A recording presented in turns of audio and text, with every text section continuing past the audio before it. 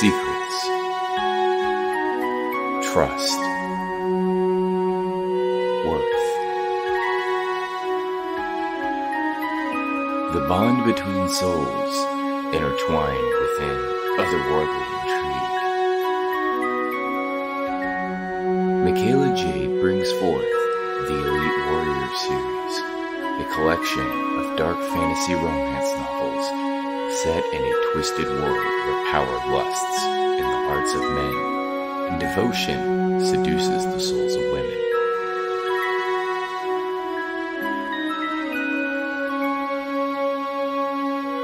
Warrior's Secret. Warrior's Trust. And Warrior's Worth. Available now at authormichaelajade.com.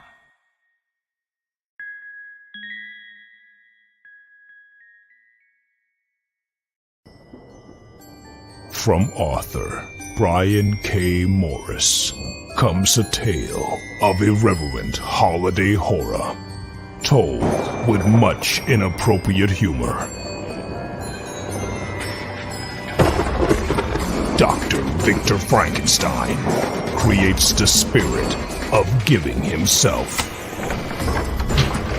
Ho, ho, ho. Santastein, or the post-holiday Prometheus. Available at Amazon.com. Get your copy today.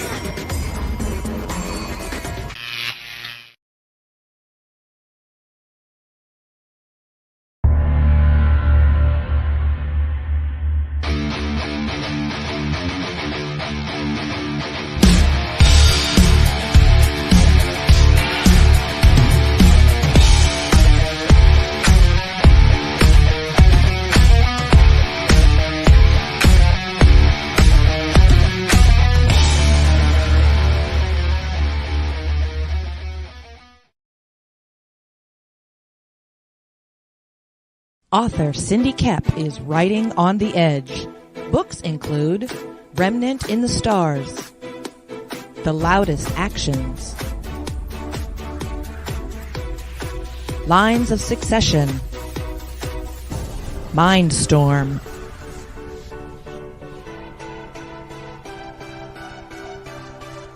Condemned Courier, the Yerushalayim series, and Animal Eye. Find author Cindy Kep at CKOEPP.com today.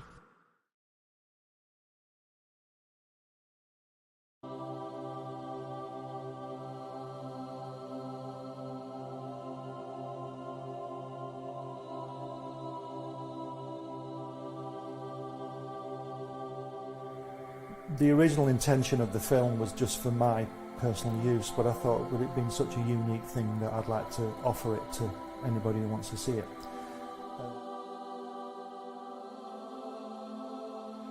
On the first visit, Jack took us into his another room, a separate room, and there were these brown parcels full of artwork piled up, and he said to me, "You draw like I do."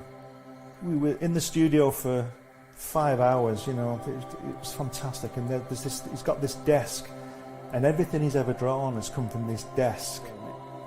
And then I would just go with the flow, and that's what this film is about. It's just a unique film of him. He says, "I beat you."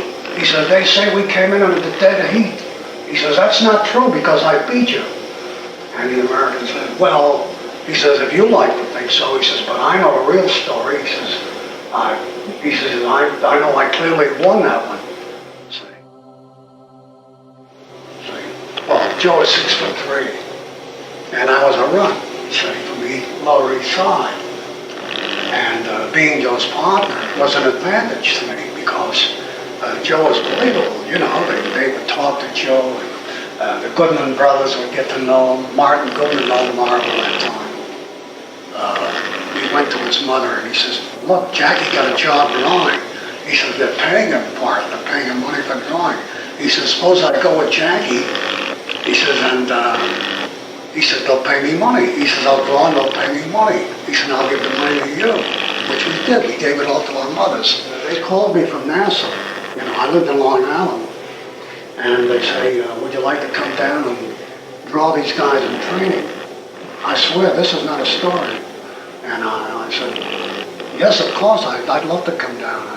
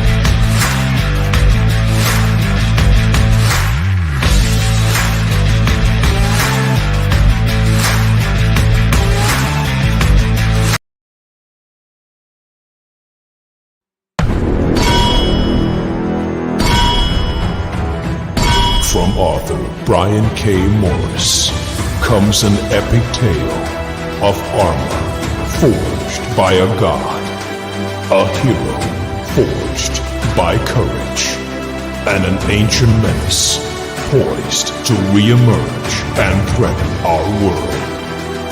Volcana, Rebirth of the Champion, is available on Amazon.com. Get your copy today.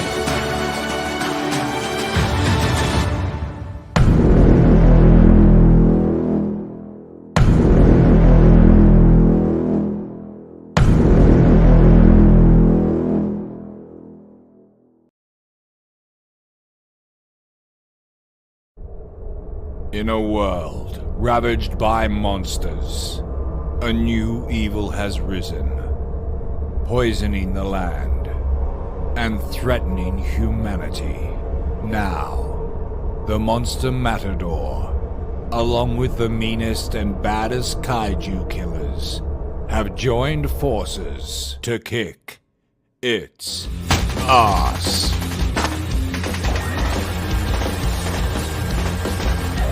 Monster Matador, Afropocalypse.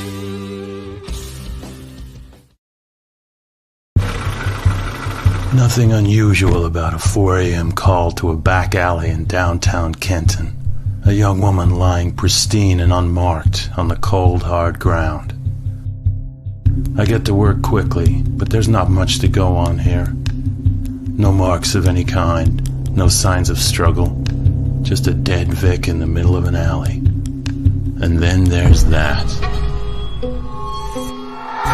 Dead body in a dumpster that looks like a grizzly bear has crawled its way out of his stomach.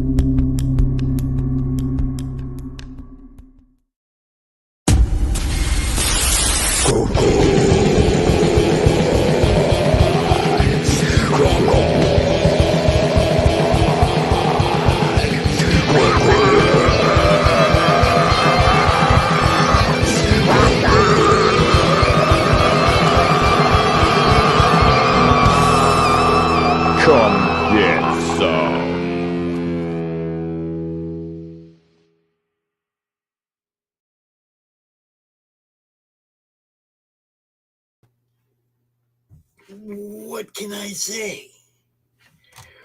What's happening, everyone? We're back again to do this some more. Oh, I didn't mean to do that. I didn't do that. There you go. I'm here.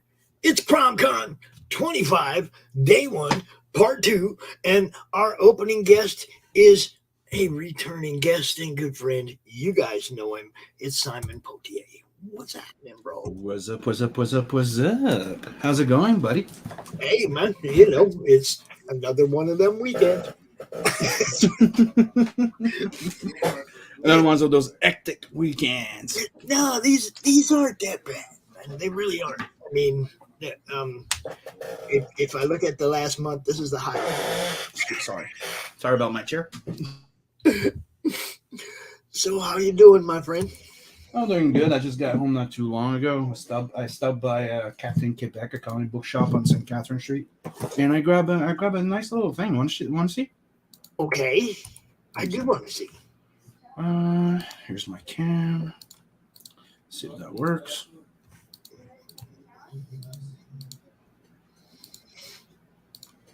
Try again. What's up? Hey, I know that dude. Hi, Alex. Hi. Oh. Yeah, I'm on stream. What's up? There you go. See how quick she disappears when I turn the camera on? And you see how mine do. Mine come up here and they get right up in the, you know, it's like. I got this by the mail. Oh, you got one of those, huh? I got one of those, yeah, and I got the poster on his way too. Did you get full service? I already got them. I already got the trade paperback and the previous issue. He sent me all 8 of them, dude. I'm like, fuck. This is what I grabbed at the store. It was 40% off, so there was I'm told that it's a rare one. It's the MySpace, the Dark Horse MySpace Behold the Devil. And it's something that adds to the actual series and the thing. So I grabbed it. It was 40% off, so I got it. I don't think I've seen that before. Yeah. It's all the short stories that were in Dark Horse MySpace collected in one. So I grabbed that since, you know, I've been buying the Grendel Tales omnibus. I have all 3 of them. No, 2 of them.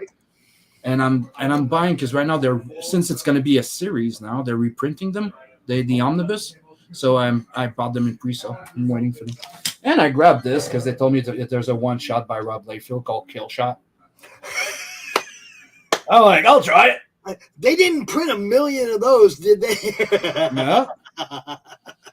That one has a chance then, bro.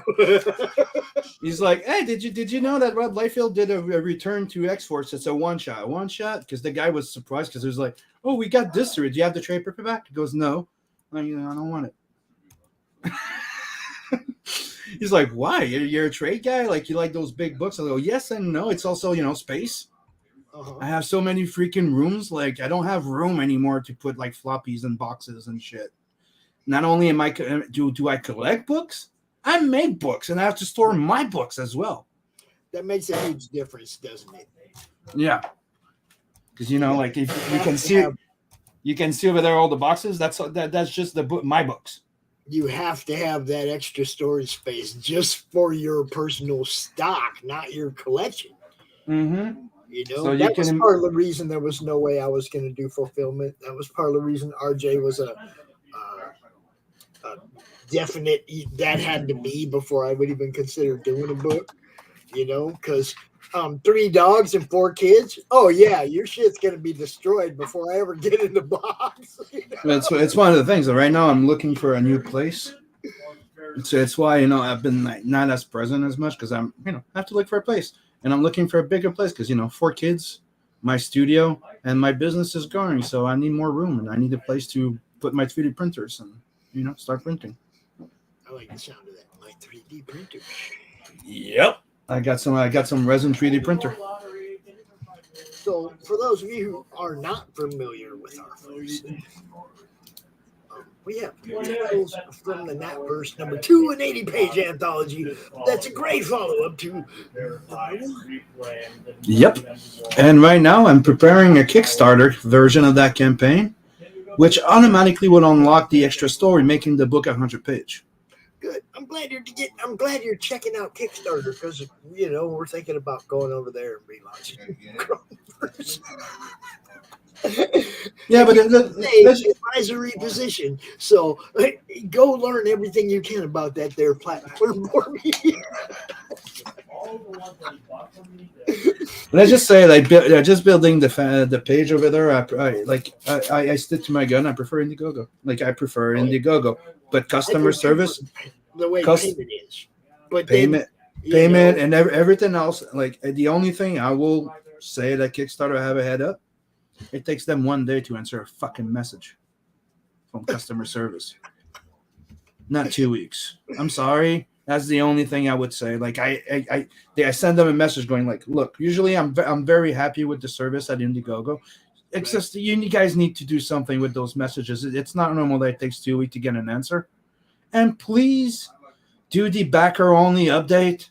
That would help a lot for people.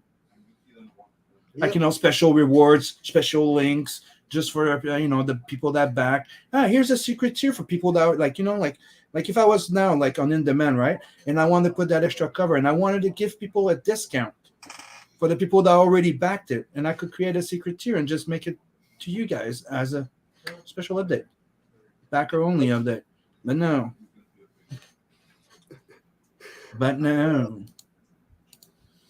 Good luck with that. Past Master then goes, good luck with that. Mm-hmm. Yeah, I don't know if he was talking about you doing it there or me doing it there, but I look at I had 49 backers on Indiegogo. Why not try the other one? I don't know. I got convinced by Tucci and the Global Frequency guy. They it's the idea. It's different people. I have people that wouldn't back that would back me on Kickstarter, but wouldn't back me on Indiegogo just because they don't trust the platform. Yep, exactly. It's stupid like that. It goes both ways. It's like that. It's the same reason why my way of thinking right now is I'd like to build everybody to bring them to my website, right? But the thing is, you need to reach out and make people discover you. Yeah. All right. So I'm going to try and knock again on Kickstarter because that's where I was from. I tried a Kickstarter before I went to Indiegogo and CG and stuff like that. Mm-hmm. And it's for me, it's any platform. And I'd prefer y'all had your own .coms and we could just promote your .coms and leave both platforms behind because 10% is ridiculous. These fuckers got rich off you guys. Rich. Mm-hmm. And thank Bassmaster Dan. It's for he replied. It's for finding me and you, for finding myself a new place. Yeah, and it got crazy. Just like in the U.S. here, all the rent went up to doubled. Rent that would usually be 1,000 is now 1,800. It's ridiculous. Yeah. But now that's it. We're shopping, and like I said, we're a big family, so I need to find a 6.5, 7.5. So it's not that easy.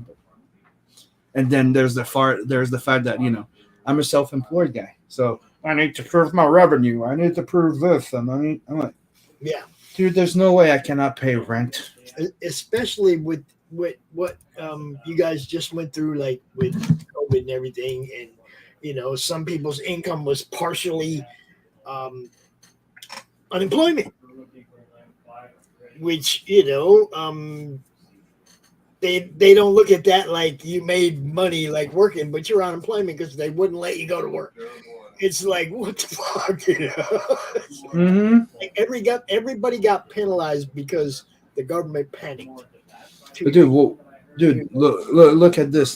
Just look at the U.S. and Canada. It's not just the U.S. Canada's the same. There's record level of fucking homelessness. There's many families and people losing their job, even if they have or don't have a job. Mm-hmm. It's horrible. It's Like right now, you go to rent an apartment and they go, I need to check your credit. I need to check this. I need to check that. Can I have your number? This? I need your income. How much are you making off your freaking taxes? How much are you getting for your child support? I'm like, you fucking serious? They want to know everything. Like, all you need to know is I can cover that fucking rent, and I have a house insurance that covers for $100,000 in case of fucking damages. That should be enough for you to go, yes, I'll rent your fucking apartment. Yeah. I make enough money to pay for that fucking rent, and I have a fucking insurance. The fuck? They want you to pay their rent too. That's the deal. You know, it's like, can you prove you can pay your rent, mine too? Because if you can't, I want to have somewhere to live. So I got to make sure you can pay your rent and mine too. It's fucking ridiculous, man. Yeah, and dude, it's like you tell them like, dude, I'm here. I'm the main earner. Sorry, I was gonna say owner, but earner. You know, I'm the one that pays the biggest part of the goddamn bills, right? I'm the head of the fucking family, technically. Then you have my bro, and then you also have my kid that's 20 that brings in a little bit of money. So, do you think we're worried about paying $1,500 a fucking month? Just give me the fucking apartment. Yeah. It's crazy, man. But now it's like, I need to vet you. I need to do this. I'm like, you know what? What it's telling me right now, it's like me right now, the apartment that I'm in, right? They don't fix nothing. The foundation's breaking. The floors are cracking. The house is warping. We have the freaking city on their case. But, they don't want to fix anything. It's kind of weird. It's kind of like, you want to make money, you don't want to be owner. There's a job to it, It's not just buying a building and renting it. You need to maintain it, Yeah, you got to maintain the fucking property. Dude. But you want to share some stuff with us? Yep, I will. Give me a sec. I'm opening it.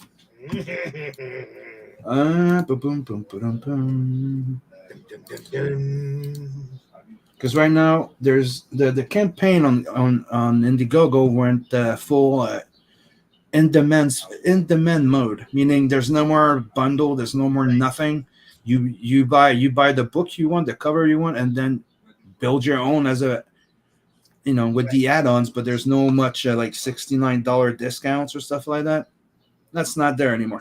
Yeah, that's gone. You had your chance. Yep. We're getting at the end of May, like I said I would, around the 28th. Bye-bye. I'm over here just like last time going, you're going to run this campaign again, right? I don't know if I'll do a second chance again, but I don't know what it is about certain times of the year, man. But I mean, I know it's bad for everybody now. So, it ain't even a certain time of the year anymore. It's like if you do a business, like luxury, okay, or what do you call it? I mean, hobbies, stuff like that. That's the first thing these people quit spending money on when there ain't no money. Yes and no. Like you always try to, you're always gonna buy your little comic book and stuff. But yeah, it's one of the first ones. You can buy your little comic book if it's affordable. But the way the money is right now, like John was just out here talking about, he go to the grocery store and he's coming home having paid twice as much.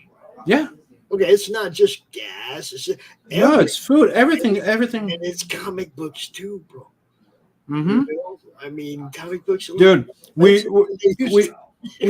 started this like 4 years ago. People were saying $25 for 80 page was 60 to 80 page was expensive back then. Now they don't have the same song anymore, do they? No, but now inflation is making it. Now it's $40. Not just that, dude. What they did is that the comic book industry, the mainstream, decided to sell their floppies for almost $10 now. They're between $5 to $7. I quit buying them books a long time ago. Yeah, no, but that's what it is right now. Like they brought the floppies up, and somebody's like $25 expensive for your book. I'm like, dude, there's 80 something page in my book. You get 4 floppies. Yeah, and there's no ads. It's all, it's all book. You get a mainstream book that says 32 pages and it's 18 pages of story and 16 pages of ads. Or, you know what I mean? It's we have that in the indie too, where people are saying like, oh, for a 60-page book and there's only 48 pages of story, but there's like fillers. But fillers is better than ads. Yeah, fillers. I mean, I'd rather see sketches, in-house ads. Yeah, I'd rather have like prints, like art, sketches, behind the scene. Like for me, okay, if our book went to print, there'd have been an ad for Critical Blast in there for RJ because he's doing the fulfillment.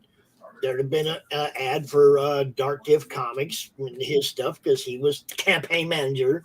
It's like there would have been a couple ads. There would have been there would have been, and still maybe when we redo it, the Harbor Farms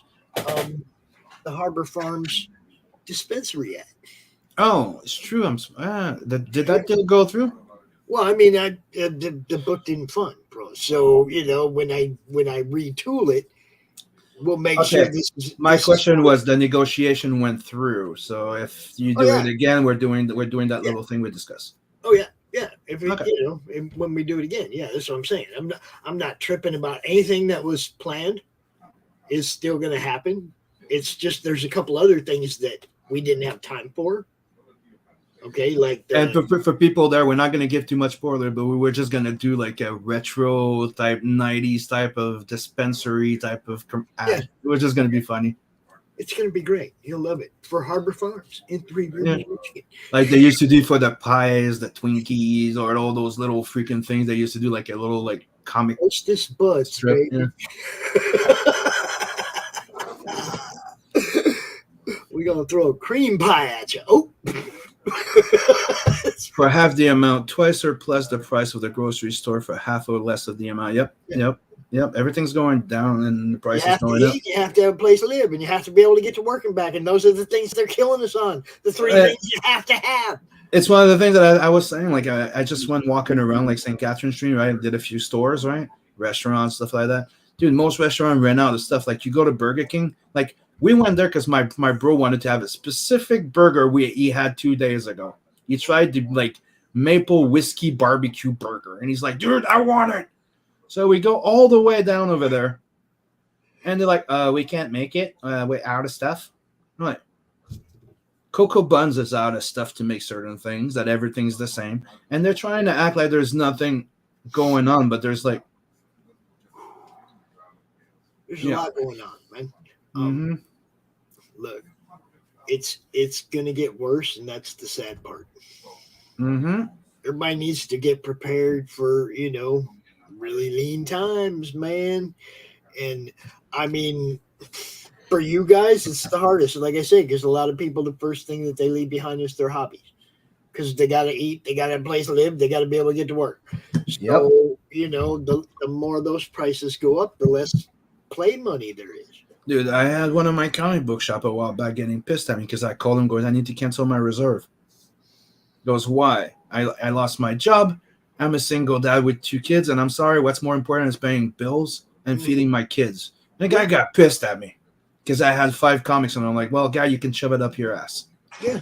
I didn't have to fucking call you or anything. I'm fucking being decent going, dude, I'm done, and I don't know if I'll be able to continue. I'd rather give you the heads up, and you're gonna cry to me because of 5 fucking floppies. And he gave me shit the next time I see him at the gun, and I told him off.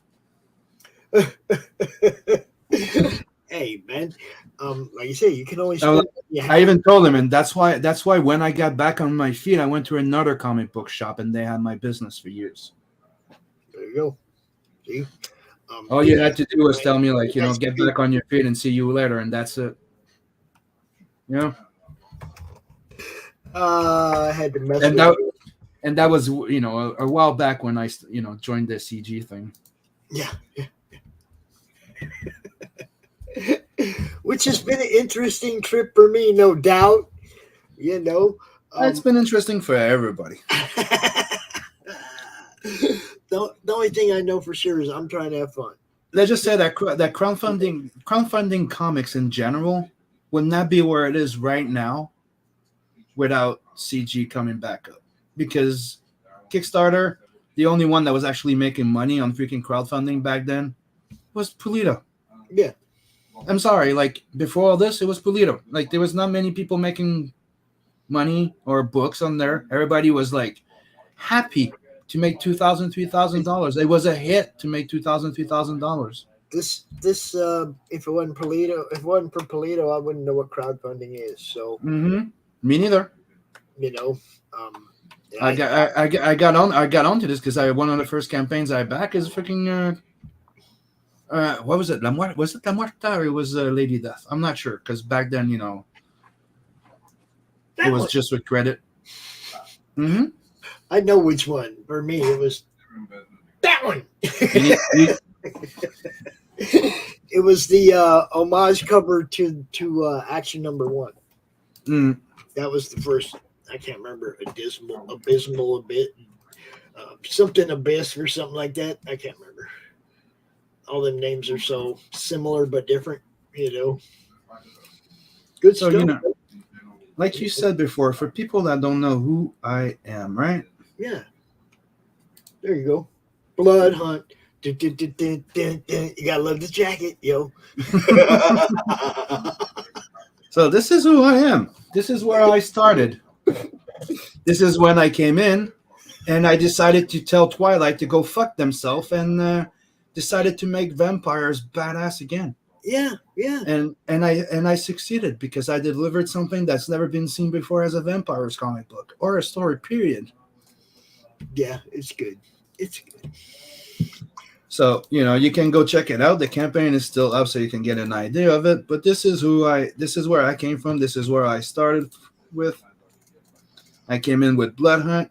But this is not my start. My start was something called the Wolf Dragon, which I will be bringing back eventually, which was technically a fanzine that I tried to crowdfund on Kickstarter in 2014. Yeah, didn't work because I came in with a diamond deal, and I was trying to get $15,000. I had Simon Bisley on board for the cover, but people didn't back it. And you know, when you're new and nobody really knows who you are, then you replan and then you learn. Right? So yeah, I did Blood Hunt in 2019, fulfilled in 2020. Then you have Tales from the Universe 1 that I've done and fulfilled. Right, Pops? Yep, I got one. And then you have Tales from the Universe 2 right now at 7,012, which we're at 7,500. We unlock that extra story, but don't worry. That's why I'm working on that little Kickstarter there, because the thing that people are maybe not heard is the thing is, Tucci told me that I keep the money and the thing so everything gets unlocked. What it told me is like, dude, what if I did a Kickstarter, right? And everything that gets unlocked on Kickstarter also gets unlocked on my Indiegogo. So there's no way that my Indiegogo backers feel that they got a raw deal. No, they got a better deal than anybody on Kickstarter.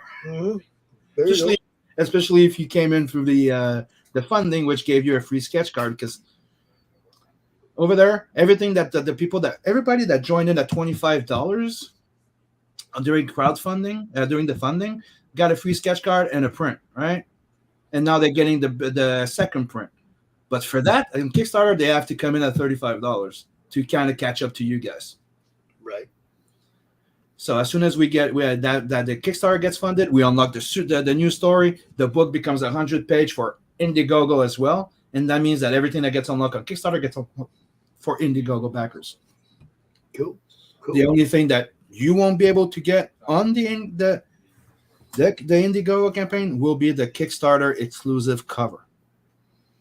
But that said, on the stretch goal, there's a print of that cover that's unlockable, a naughty version of it too. See, now what I would have done is I would have done a naughty version of that cover for the Indiegogo or for the Kickstarter exclusive, and the nice version of that cover for the Indiegogo. But the thing is, people on Indiegogo will get a print of that naughty cover for free if we unlock it, right? They both get both. I'm just saying, it's like except you're exclusive. One's naughty, one's nice, but they're each exclusive to. Well, you think I should do the naughty version of the cover as well? Why not? It's Okay, so- Silverline, dude. What? Okay, I'm gonna put it on, and for and, you know, this is what the Kickstarter looks like right now. So here you have the little intro that you all know where Nat introduces himself. Mm-hmm. You're gonna have the cover, and that's the exclusive cover. Yeah, I mean, why not? Just show them. And if you go all the way down, America, bro. I mean, Canada, bro. yeah, but I don't know. America has a problem with boobs. I don't know why. That's why I said Indiegogo for one and Kickstarter for the other. Kickstarter seems to like the bad girl books more. But you know what I was thinking of doing, because it was there, but I didn't. I took it out. But you know, if you guys tell me it's a good idea, I'll put it back on. Is I had a special like tier right here that was just getting the variant cover, the exclusive cover, plus the exclusive naughty cover. So for like $90, you could get the two versions of the cover. Mm-hmm. You like the idea? Likes naughty covers, bro. I'm just saying. Okay, so it's gonna go on. I'm gonna add it. I mean, ask anybody. Max was out here earlier with his Mary machine gun. You know, it's like they like the naughty covers over there. You get all the Karen Nicole's and all, you know, Sister Mercy, all them different books, man. It's all hotties, bro. And you got hotties, bring them. Mm-hmm. And here you have some sample of the animation I'm working on. Get out of my grotto. The naughty print, which I sent you last time. Uh-huh. And the naughty version of that one. See, there it is. See, that's how we do it. Mm-hmm. What can I do for you, Rocky? And then this is the rest of the sample of Telson and Adverse 2 for Kickstarter, which I was thinking of launching by the end of the month, but I'm working on it because I still want to. Huh? There you go. What? Ooh. What can I do for you? What do you mean? Is it time to eat or something? Or? It could be. Getting close. I got you, buddy. Just wait a little while. I got you. What? You want to say hi to Sim? Is that Rocky? Which one is that one? That's Rocky. Rocky's the talker. What's up, Rocky? See? You say hi. Raging saying, I love titties. Everybody loves titties. It's one of the things that I discuss with my girls is like, even girls like titties. It's something. Titties. It's like the nature's pillow. Look, man, we're all nurtured at the beginning of life. Yeah. Should have been. It's nature's pillow. Like anybody sees a nice pair of titties, everybody wants to go, oh. Man, how many times when you were little, did your teacher give you one of them hugs and you were just like, oh. Oh, don't get me started with teachers. I didn't have any good looking ones. Yeah. I didn't. I had some, but let's just say that so some of them are not that good looking, and they like those young kids. Yeah, I didn't have any good looking ones at all. None. Spinsters. That's. I don't know. Me, I can tell you, there was a teacher called Olga. Oh yeah. And she had great legs and double D's and shit, and she was just not pretty. But damn that. Ooh. Double D's. Oh man. Double D's. I grew up like, dude, we even had a freaking principal that came in a mini skirt with the thing and that, and I'm like, dude, I remember being a kid going like, can't have a boner. Can't fucking have a boner. Fuck. Like when the principal was hot. Yeah, too, huh? Yeah, like, dude, early fucking teenage years. Like, I was like, fuck. Zero control of that shit. I know. Look, they're all laughing at us now. Like, I remember, like, dude, seriously, waiting outside the fucking office, seeing her passing by in mini skirt, like, you could see, like, the butt cheek on the bottom, like, very, like, she was amazing, right? And you're like 12 or something. You're like, oh fuck, I can't. Come on, no. Here we go. I'll be trying to lay on my. Joe D. McFee. Yo. What do you know about big titties? Big old titties. They're comfy. Well, I'm not doing a Kickstarter for my primetime Saturday night. If you get my drift, that's not the crowdfunding campaign that I'm working on. And right now, I guess we're going to talk more about this thing on tomorrow, which is Comics Unlimited. Cool. Yeah, this is the new one that came out. Nice. That's Glenn stuff, guys. Glenn B. Fleming. Yep, Glenn B. Fleming with a little bit of yours truly. Nice. You got an article in there, huh? Yep, my third one. Nice. My third article. There you go. What is an Amazon? Yo, Joe's gonna spell it out for you right there. Do you want me to run the video before I close the page? Sure. Mm-hmm. But technically, they re-edited the video. Remember? By the way, everything's solved. They're sending me my money. So don't worry, people. Go back to project. You want everything solved.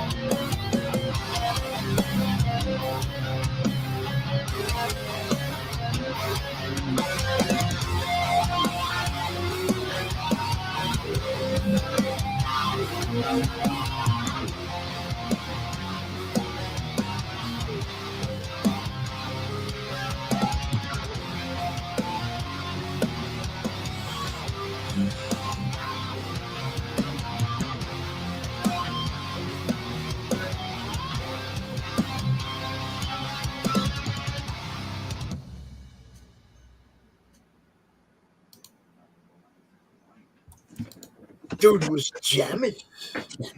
Yeah, it's an original soundtrack too. I got a guy from called hold on, what is it? Dark Cabin Studio. Guy does a lot of music on the and he does some like little tips and stuff on how to do music and samples and stuff like that. And I found the guy and I'm like, oh dude, the music's fine. How much would you charge? And he goes, tells me the money. I'm like, oh, okay. Oh, okay. Because I own all the rights. I can do whatever I want with it. I own it. So. Yeah, Morgan Quaid did our themes for the shows, the 3 of the shows that I have that are regular shows. Like Morgan Quaid did the music just for me. Lee Reese did the CRoM CoN music just for us. It's like, just got to get that Monday Madness and one for the new show offs, and then it'll all be uniform. It'll all be the same music. For all the regular weekly shows, it'll be the same music with different intros. And CRoM CoN will, of course, keep being that live heavy metal crazy CRoM CoN music that we all know and love, that Lee Reese did for us. But yeah, I want to try to keep everything we do, in house like that, done by friends of ours. That's for us, I can talk about them all the time. Look, Lee Reese did this. Look, I get to bring them up all the time. It's a bit of investment, but I think it's very worth it, to have your own little theme song, your own little music to the thing. Like if you pay attention to it, like I told the guy that what I wanted is like for it to sound like a bit metalish, but I wanted to sound more like it was like a new wave of like heavy metal movie. You know what I mean? Like say if I'm doing a new heavy metal movie, and here's the visual, and I send him some visuals. And I wanted it to sound like it says "Not the Merc" on it. And if you listen to it, it says da da da da, and I'm like, oh yeah, you're in. You could just do like not the Merc. And that was the same way I felt about the way that music sounds at the beginning of the Cromniverse video. Mm-hmm. You know, that's Madness music. That's our music now. It's gonna be on everything, you know. So Raging saying, "Oh, good. I was worried they had you over a little piece of us." Yeah, Never. We got Brad Arnie watching over there on Facebook. What's up, Brad? Brad.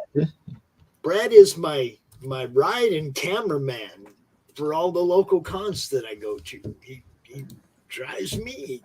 He does all the video with his camera, and then we put the stuff up afterwards. And we have fun. We hang out, you know. Cons are fun, man. Cons are fun again. You know, you get to go have fun again. So get out there. And I'm going to one tomorrow. Yeah, get out there, support these people again, just like you used to. Cons are back, yo. If anybody in the chat or watching or in the area of Montreal or Quebec tomorrow, I'm at the Festival de BD in Montréal. I'll be there tomorrow. Yep. This is how you realize that you offended somebody that cannot understand more than one language. Lo siento, the festival part, but lo siento, hermano. Everywhere else, right? Hold up. I gotta know. I gotta know. It's funny because it's only people that only speak one language that reacts that way when you talk another language. And by the way, you remember? Do you guys remember Coleman? You see him around often, Coleman? Rash. That's like Rush. Yeah, it was one of the concert shirts, and it had their little saying on the back. You know, it was like fucking. They did 3 different shirts, like in one of their tours that were just weird. Getty's was a sausage company, and on the back it says "Nobody beats my sausage." And you know, I can't remember what Alex's was, but you know, I had all 3. Ryan saying makes me want to visit Montreal. I heard it's cool. Yeah, it's pretty sweet. It's a pretty nice place. The only problem is with everything happening with with COVID and the mandates, it became very freaking harsh, especially in Quebec, like with all the rules that they were putting, and a lot of business went out. So it's still one of the nicest places to be if you come to Quebec, Canada, or Canada in general. And Brad is also an Amazonia fan. Mm-hmm. And this is Amazonia. Yep. Next issue is out. I'm still waiting for my proof prints to come in. Issue number 7 is going to hit very, very, very soon. We're crowdfunding just to get it printed. Right. It's already done, right? Oh yeah, we hit our goal and everything. We still got 23 days, so we're at the point of trying to give away free stuff now. He ain't stretch goals, trying to give away free stuff. We're already giving away 1 free variant because we hit our goal on 56 minutes into it during the launch party. So the editor Lane Haygood is doing a variant cover. We're going to give that away for free because we hit our goal within that launch party on this past Saturday. Not this Saturday, but Saturday before. Am I seeing right? You were asking for 500? Mm-hmm. Yeah, because I'm a firm believer of this. When it comes to making books, me being the creator and the publishing entity, that creative process is on me. I shouldn't have to feel like going out to people to be like, here, please give me money for I could pay this artist or pay this writer, this, that, the other. That's going to be on me.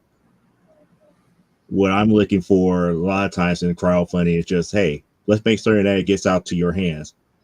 Just give me enough money to print, a good grip of books, and we'll get it out there distributed to you guys. Period. And even by hook or by crook, I'll find some type of way to get it printed.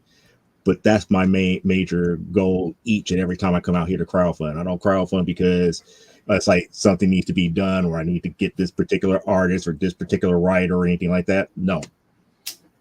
I'm just coming out here making certain that it's like, hey, I'm going to give you first opportunity here to get this book Only thing I'm asking you for is just help me to get it printed.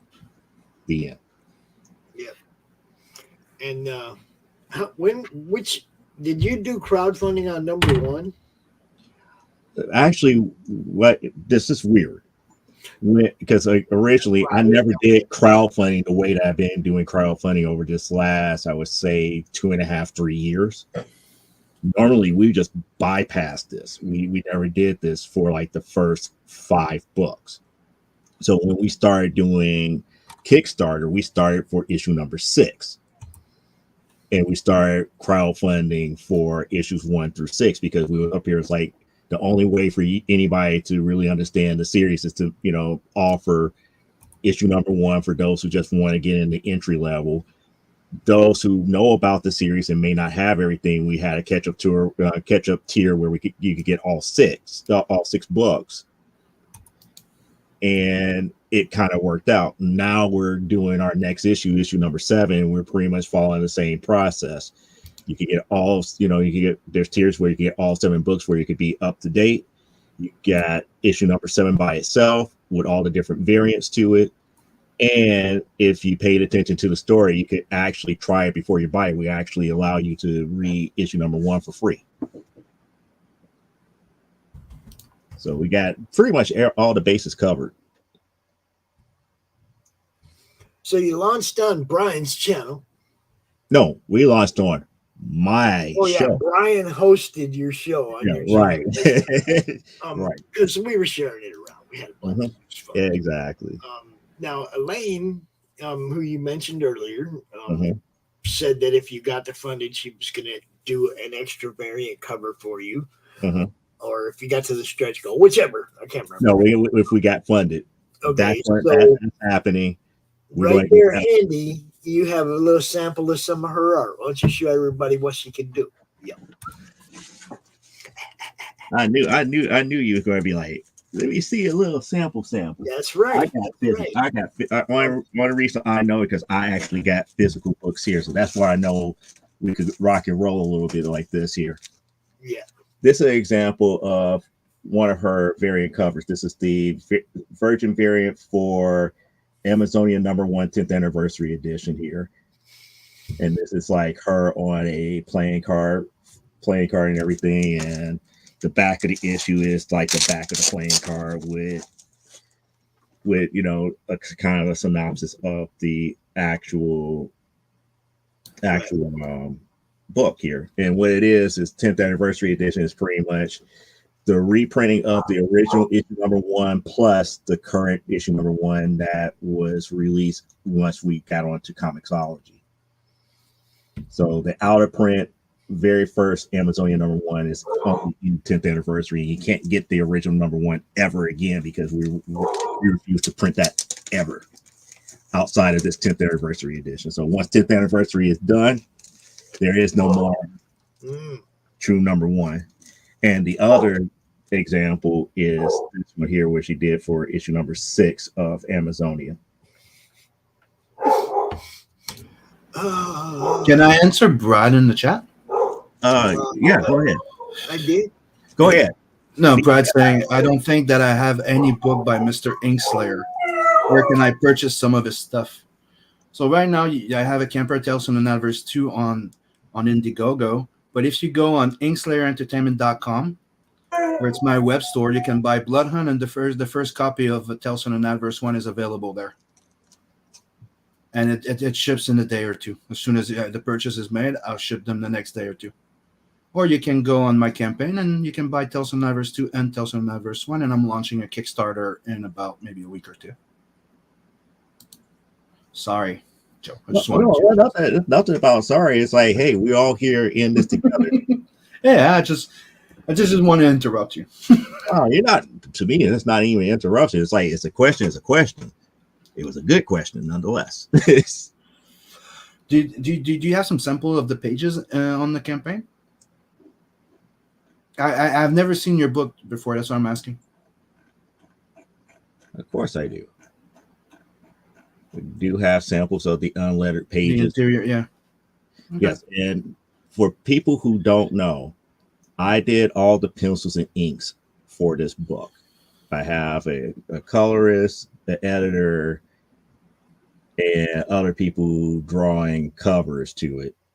But pretty much I'm the guy that you have to run and complain to if you don't like the pencils, the interiors. And I try to knock the stuff out the best way I can. So there you go here. You have to start somewhere. Yep. Are you okay, Pops? We're trying to keep the show going. Yeah, no, well, Pops is okay because with Rocky and the clan here. Mm-hmm. Everything okay, Rocky? You're okay, Rocky? What? He asked you a question. What was that? What, dude? What, dude? Oh, just a woo woo.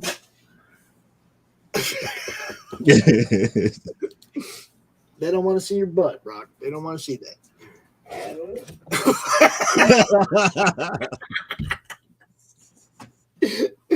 Oh man, Rocky got a lot of common sense. I can tell you that right now. Dude, he just talks shit 24/7, man. Oh, and now he's back too. What? What do you got to say?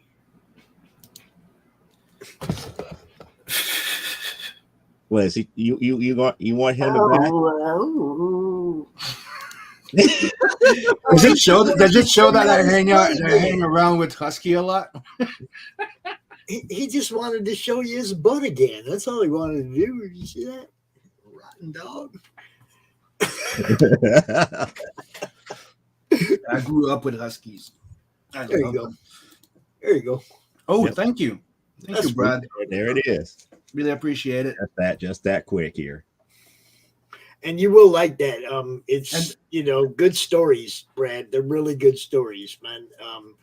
If you didn't get number 1, you can get that on that campaign too. Yes, it's in the add-on. You'll get a random cover.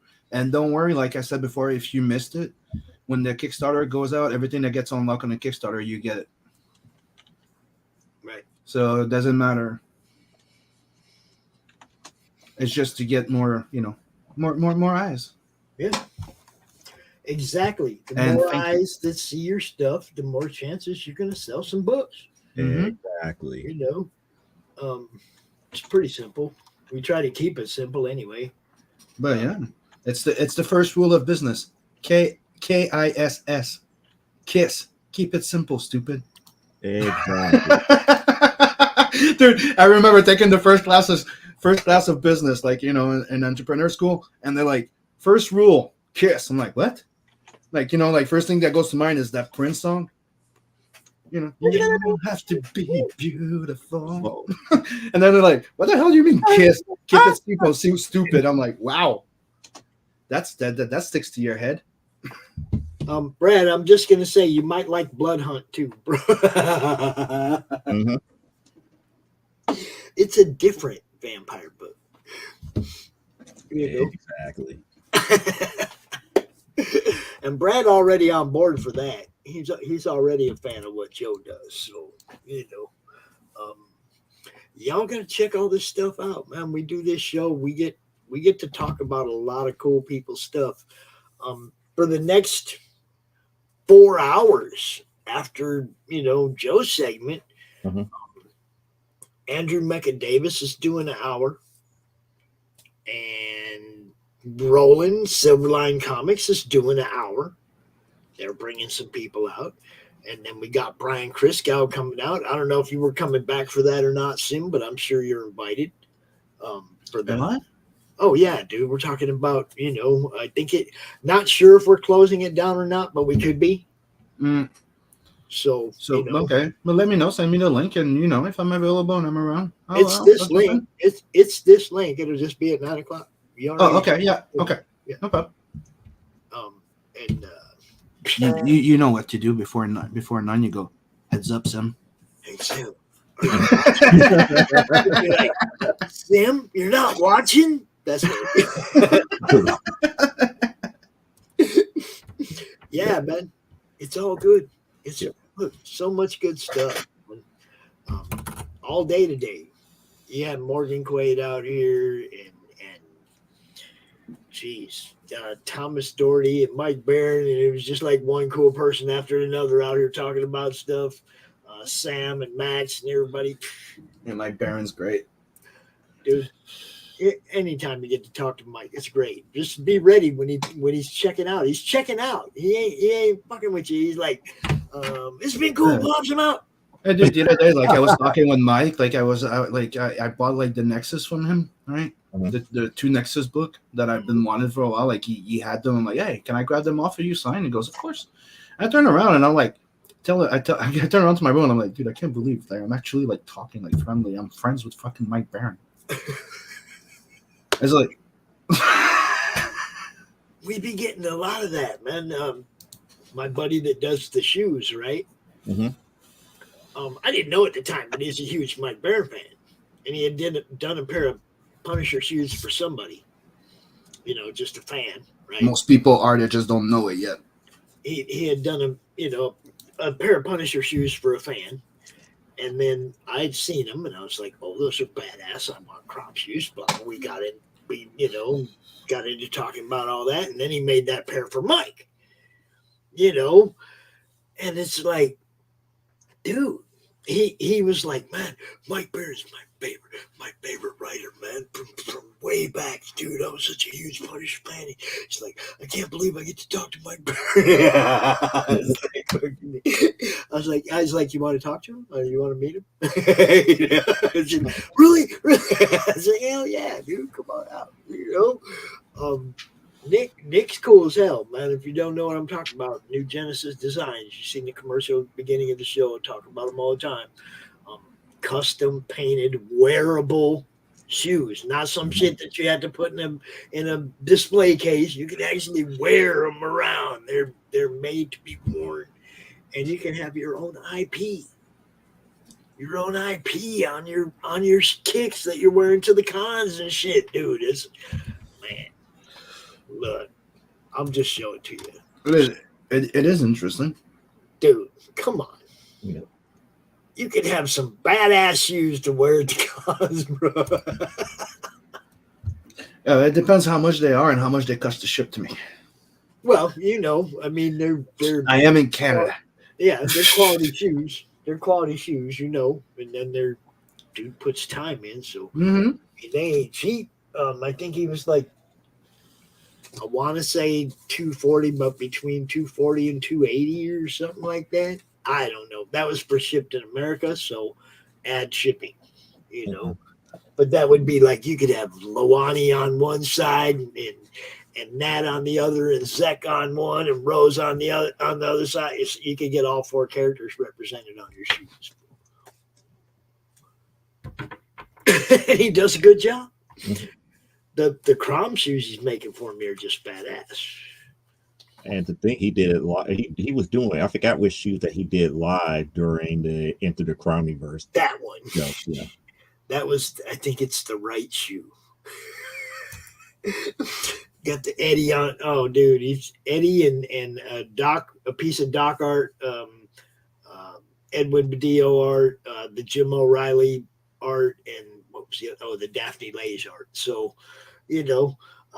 four people, cool ass Madness people on my shoe, represented on my shoes. I'm down. Fan art, you never know what can happen with it. I'm just Who did that art? Is that you too? Which one? The one that I'm seeing right there. No, that's actually Victor Wilkins. He's the one that did the second trade dress variant. Okay. That's Victor Wilkins, and then after that we got Daphne Lage and Steph Wilson. That's my cover, but I didn't try to do anything special. I tried to keep it more story based than anything else because we're introducing other characters in this issue. And if you want a hint as far as characters being released in this issue, pay attention to the advertisements that I've been posting on like Facebook and Instagram dealing with this campaign. Fair enough. What are we missing, Joe? What? What are we missing? What we're missing here is a few extra bucks where we can start unlocking more free variant issues here.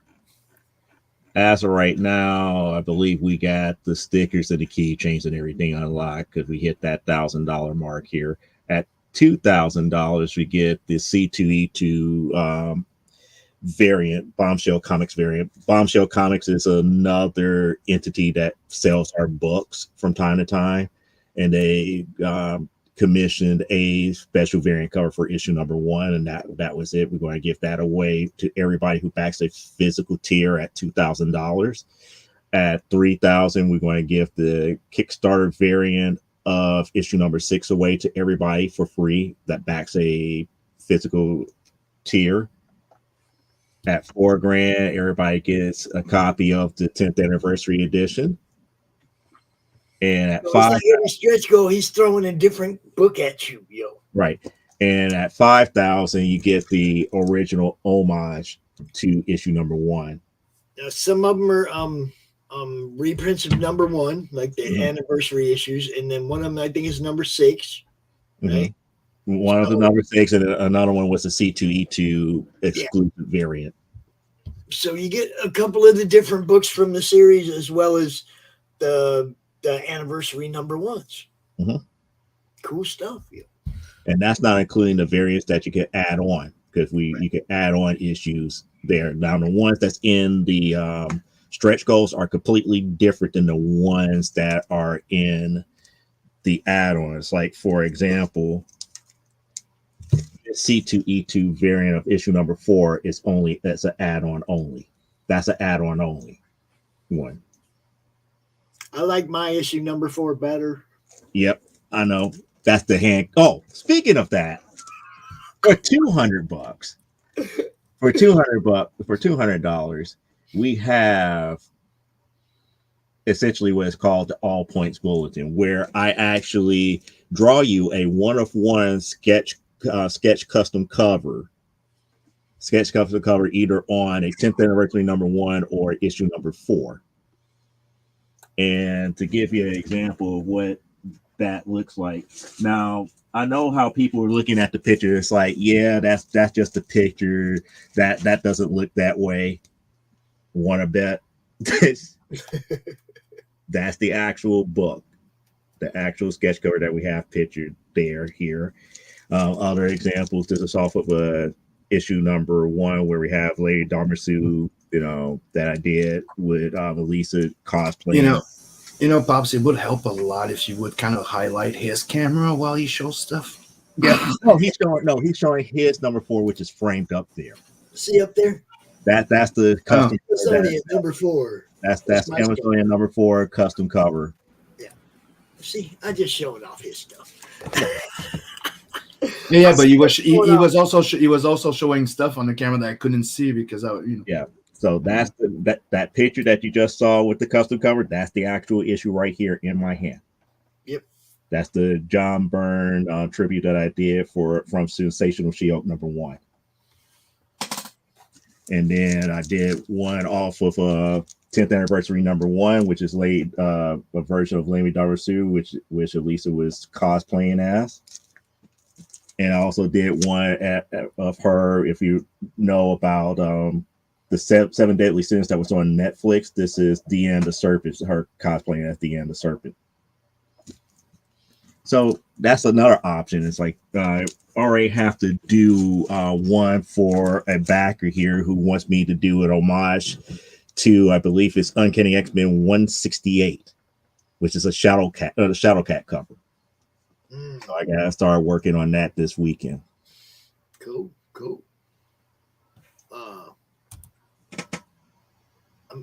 American Comics is like ripping on DC and Marvel, and that's okay.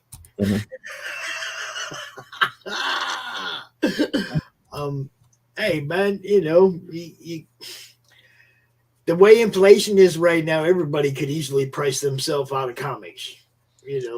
And ironically enough, I'm going to talk about that on my show later on today about how speculation and investment comics is just hurting. It's just hurting this industry as a whole here.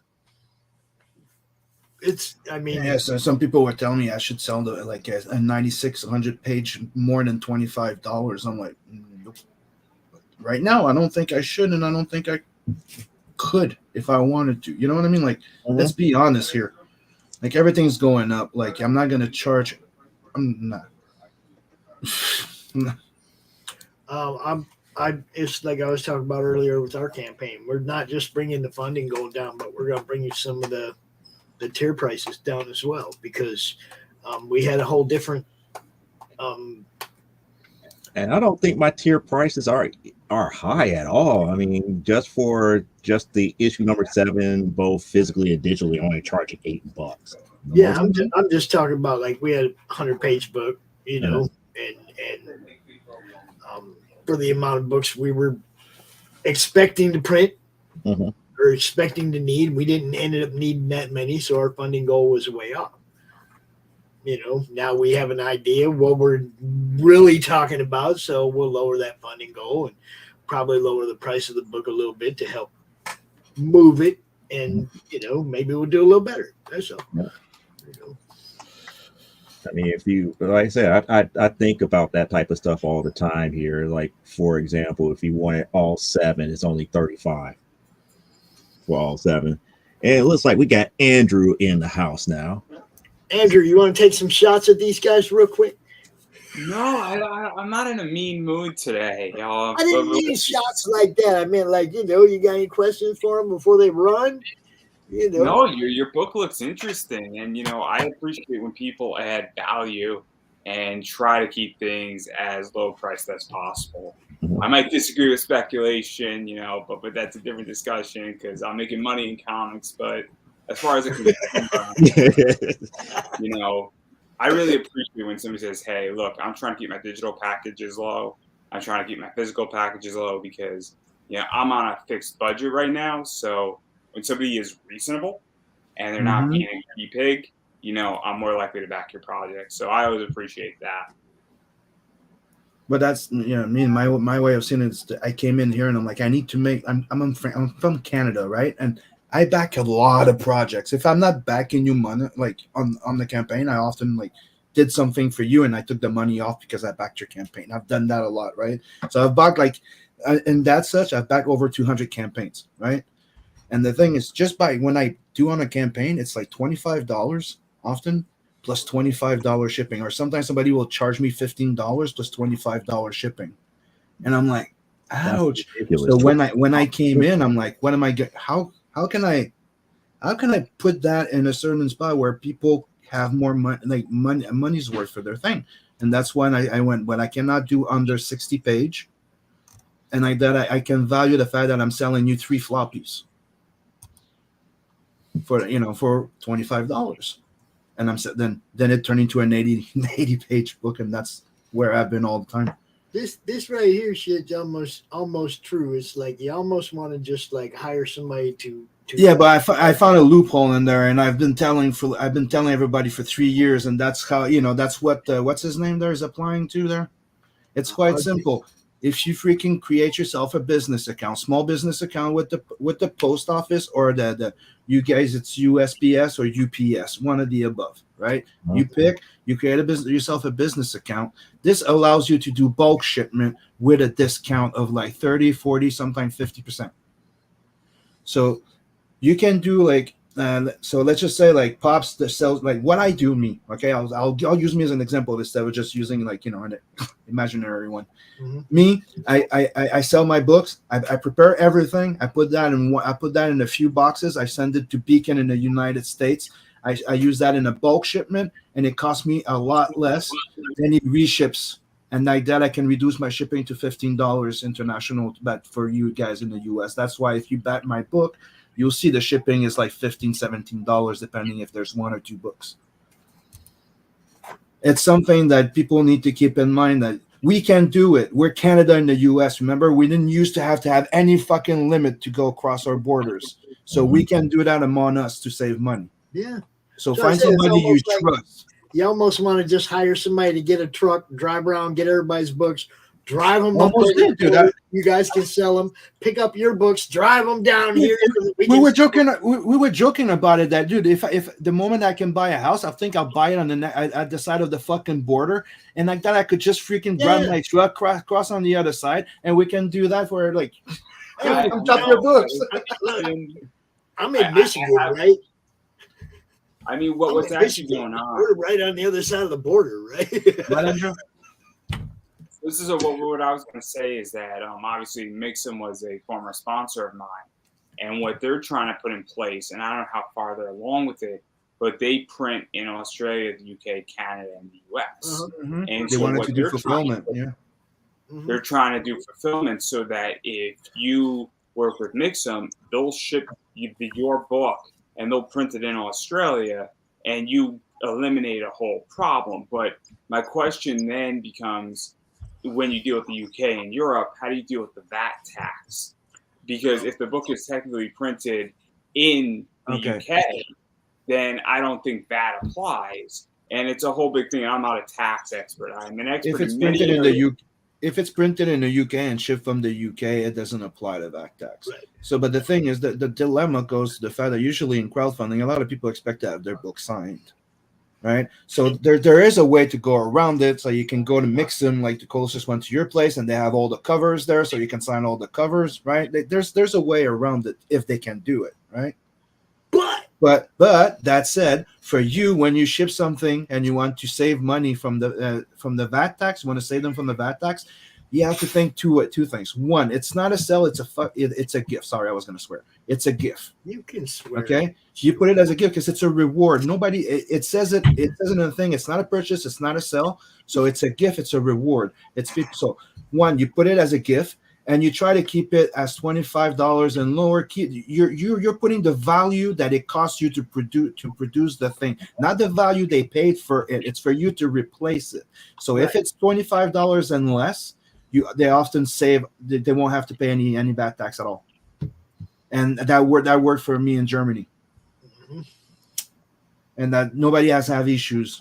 It's I don't deal with so I'm not a comic guy yet. I run an eBay business and I primarily deal with the US. And because it's just the easiest and I just don't want headaches. Shipping to Europe, shipping to Australia, shipping to Canada, it's a pain in the ass. And why would I go and make my life more difficult when I don't have to? And that's how I view things, is that I'm making good money.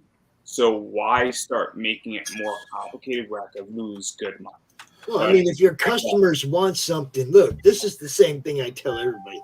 If your customers want it, doesn't matter where you're selling it, how much it costs, none of that shit matters. If they want it, they're going to get it. Yeah, dude, you have Amazon that opened their print on demand. Everything's in beta. You can go with the Kindle publishing program. There's Shopify that has an app with ludoexpress.com that where you can set up print on demand books too as well. There's a whole bunch of way of doing it. I mean, mainly it's just like I said, man. If your fans want it, look, Andrew, if you suddenly have 30 people from Canada going, "Hey, dude, we can't get your shit," you're gonna make it so they can get your shit, aren't you? I mean, you know what? Just say yes. That's the thing. I will say yes if they're willing to pay. That's what I'm saying. They're not hitting you up for you can cover shipping. They understand what's going on. Yeah. So they can't get your stuff if you don't make it available to them. And trust me, they don't get pissed at you if you save $2-3 if you find a way around it. That's why we give advice. So you don't get screwed, because sometimes the price goes up out of nowhere. Like me, I remember when I launched my campaign, it was like $18 to ship to you guys. When it was time to fulfill, it cost me $28 a pop. Ouch. $10 extra. Yeah. That's when COVID hit. It's like, well, I don't have this problem yet, and I'm perfectly happy in my eBay business in the US, because you know what it is? It's working, and I don't break what's working until it's not working. eBay, you print your own label. Yeah, they have a system where you print labels with them, right? for Yeah. shipping? I just limit myself to the U.S. It's just the easiest for me, and it's just less of a headache. And there's 350 million people in the U.S. I'm doing perfectly fine. As much as I love Canada, Canada is not the concern. I don't want to ship a book to Australia or the UK because I don't like shipping a comic book that's worth $200, and I don't like it being in a ship of a hole, for 3 weeks, because the longer it stays out in transit, the more that can happen to it. Yeah, true. And so in the continental U.S., Alaska, Hawaii, I don't even feel comfortable in Alaska, Hawaii, but it's the same price. But if I know it's just going to Pennsylvania, it's 2 days. So I don't have to worry so much because the less will go wrong. The longer it's in shipment process, the more complications where it can get damaged. And that's what I care about, because I want my customers to be happy, and I just want to keep moving forward and running business, which is why I set up the way it is, and I'm having my best year yet on eBay. So awesome. So there's some trends going on right now in your type of your type of comic. What you do, okay? Speculation, selling comics, whatnot. There's some trends going on right now. Like, I've seen some Thor books. Price kind of ridiculous lately. Talk to me about a couple of these. Let's see, what do we got here? Worthy, unworthy, not that one. The God of Thunder. I'll stop to stir this pot real quick. There's a bunch of these, right? There we go. Oh, the Scotty cover. Oh, shit. Oh, talk to me. What's it? I have that cover. Yeah, what's up with this God of Thunder #1? I seen it blowing up. I seen it blowing up. It's like, what's up?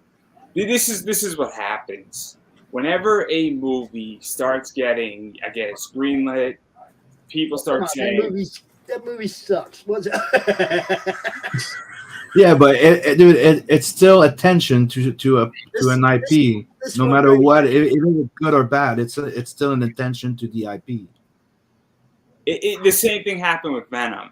So Venom 2 comes out, and this is what's even crazier. Is outside of comics a little bit. I buy and sell Pop Funkos. So the Carnage Pop Funko / Venom Pop Funko, the trailer drops. That Pop Funko went from $30 to $70 in a day and a half, and I sold mine at $65. I saw that, like, prices of Funko going up like crazy for certain things. I was. And then basically 3 weeks later, it actually normalized, and the movie came out, and then it rose $20, and then the movie sucked, and it went back down to normal prices.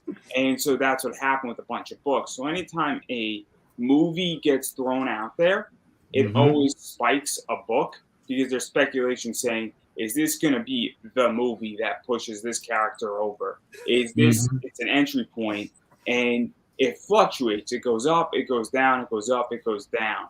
I mean, and that's one factor that determines value is speculation, because I guess, Lady Thor, Jane Foster, I want to say, I think is her name. That is correct. Is she going to be like the new face? Where is the movie going to do like $6 billion? And Marvel's going to be like, holy smokes, this is the future, guys. And maybe it will. I don't know. But that's kind of what happens sometimes, and then everybody gets and jumps into it. And then when more people jump into it, it creates an upward spiral. And then people realize saying, wait, I just spent over $200 on a book that I should have waited till the market got soft on this. 4 months out, and then you buy the book at a low price, and then it rises back up slowly. And I've done that with books before, and I buy and trade books all the time. So, like, I sold X-Men 171, and now that's a soft book, and I'm gearing up to buy it back in the next 3 to 4 months at a much lower valuation, a little bit more than what I bought it for, but a lot less than what I sold it for about a year ago. And so that's kind of what happens. But yeah, I could go through a whole speculation chart, all that fun stuff. I love talking about this. And like I said, it's like we're of different opinions. Me being a creator and a collector, and looking at the trends, because it's like if I start selling some of the stuff that I have, I'm up here. It's like, yeah, this does not look good unless I catch it on the high point here. Oh, me, I just bought the omnibus and I don't want to look at them anymore.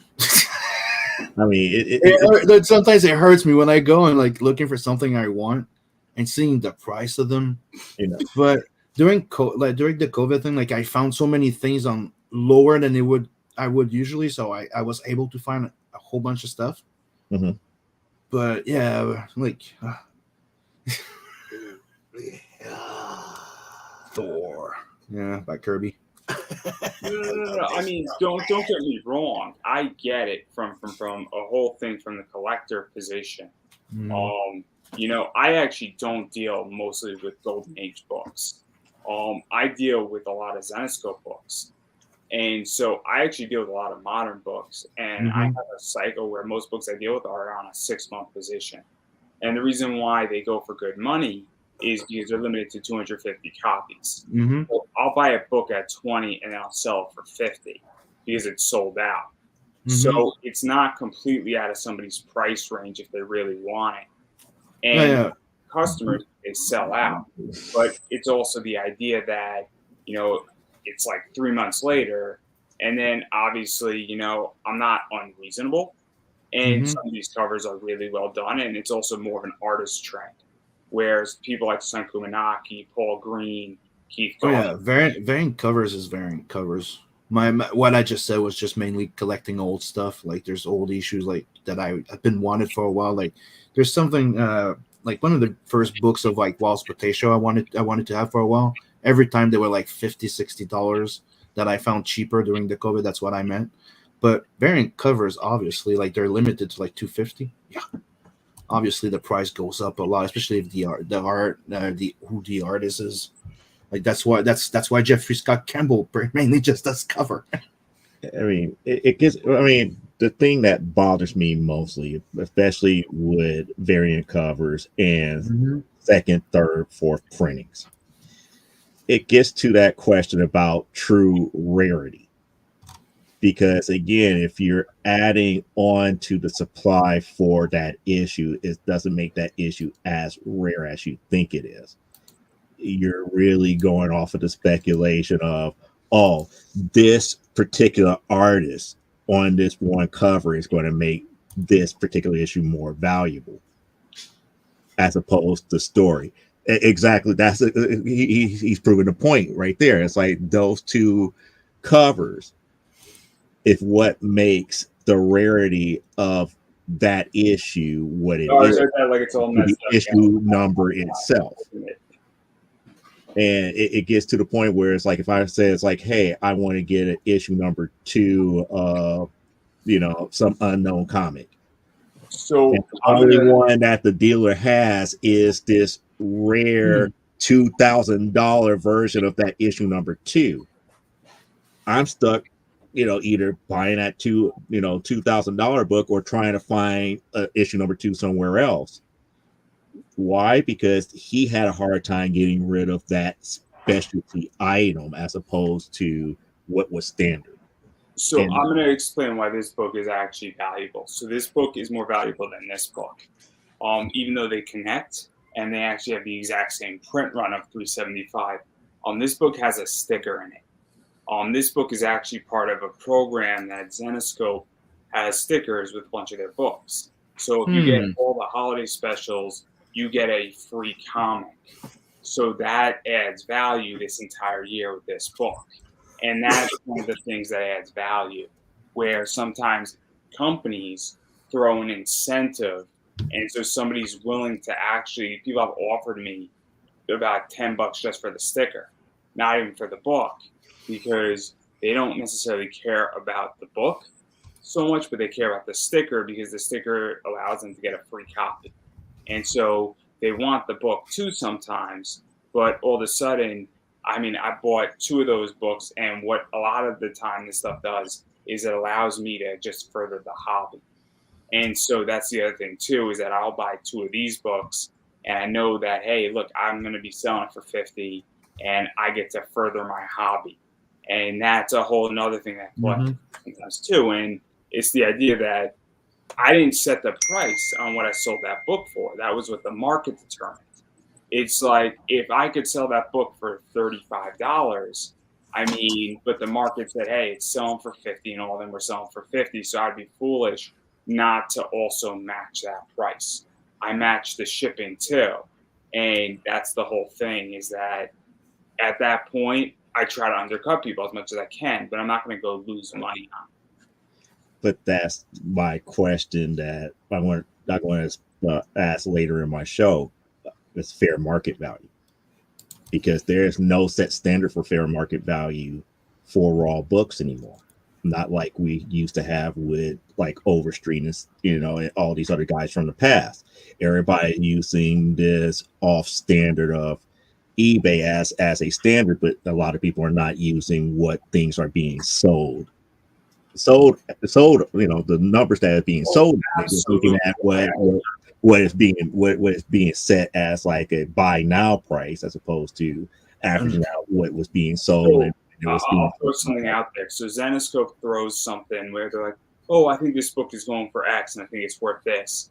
And you could say what a book is worth. I mean, that is very subjective. It's not objective. But I mean, I sold this book just recently, my second copy of this. And he's gone.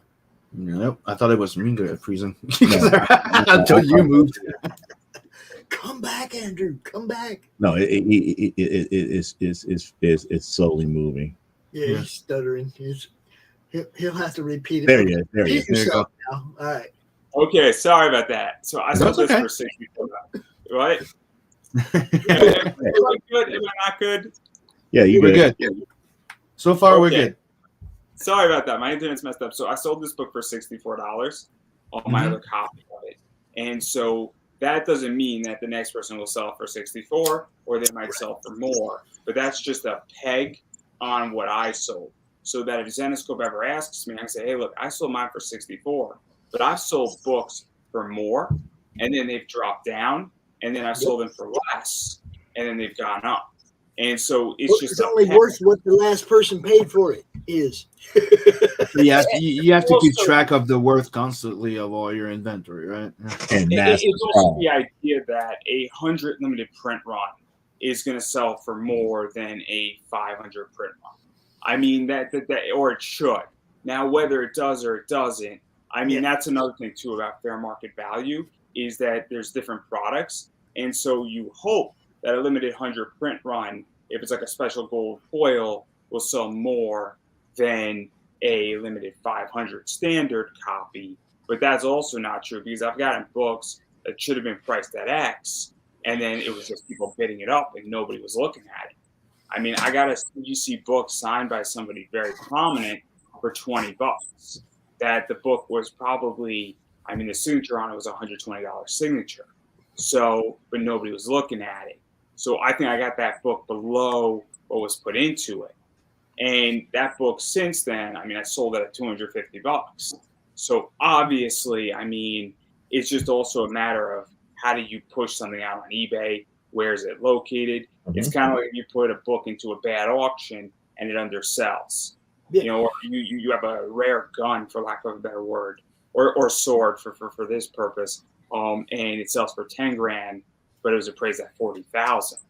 But then you put it into the right auction and then it goes for $80,000. I mean, that's kind of also, I think, a thing. So it's very complicated, but I have an idea of what something's worth or what I'm trying to get out of it. And I'm usually on the money with it.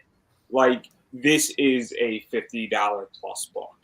At a certain point, there's a price that you're willing to make with, instead of just keeping track of all the time as well.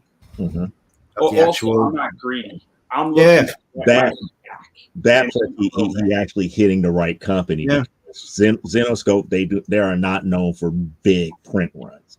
It'd be very rare that Zenoscope does a print run in 1,000, like a 1,000 print run. It's very rare that they do that. So that's the reason why they're have their value skyrocket a lot faster than other books. Because all their books, like, or just the variant covers you're talking about that they don't all their books, all their books. Huh? They have done, I think, 7 1,000 copy variant books in there. Okay. Well, So that makes those books go for $5. They're just like $5. So it's like technically 7,000 copies, but with seven variant covers. I'm sorry, I'm just trying to think like right now you're getting to the thing that I was going to discuss on my show. It's like if you want just that issue number 1, there's technically 7,000 of them there. Yeah. But yet, if you want an artist, you're now looking at 250. Yeah, but that is kind of smart. It is smart. It's very smart. And I don't blame the hustle. I have to say, I enjoy also hearing from like people that sell books on the eBay, right? Like there's a few people doing it, and it's starting to sound like it's might be a great place. Like it's a great place to like trade, like deal books, like sell books. I'm wondering if it's also a good place for maybe us to sell our books there, like opening our own store and selling our stuff there. Well, because I was checking into it, and they have their own shipping stuff that like Shopify have, where you just print the label with them, and you have a technically discount their eBay price, and you just ship. Yeah, no, I love it, and obviously this is Mark from Lesser Known. Hey, Mark. I thought I was still backstage. I was just like off in my own universe. And then, all of a sudden, I'm on the show. Hey. Welcome going, to guys? CRoM CoN, my friend. This is, it's kind of, this thing flows. Okay, sometimes it goes strictly by this guy's got 30, this guy's got 30. Andrew picked up an hour. And I'm totally cool with this. Yeah, he came in and he just like got right into conversation with our 2 previous guests. So there's you're here. Hang out. Awesome. Thanks for having me. Welcome to the show. I'm very cool with my hour being used however it's supposed to be used, and I'm very relaxed on it because it's all good. But yeah, no. I mean, I just like making money in comics, and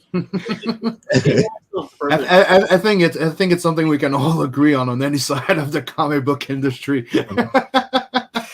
I can say that I've thought about like speculation on certain indie books. Okay, like Ed Gein. Now Brad knows. Brad's in the chat. Lucifer Storm's Ed Gein Demon Hunter. Okay. I told Brad get the retailer tier of that. I want 5 of those. You're gonna want 5 of those because this book's gonna be badass, right?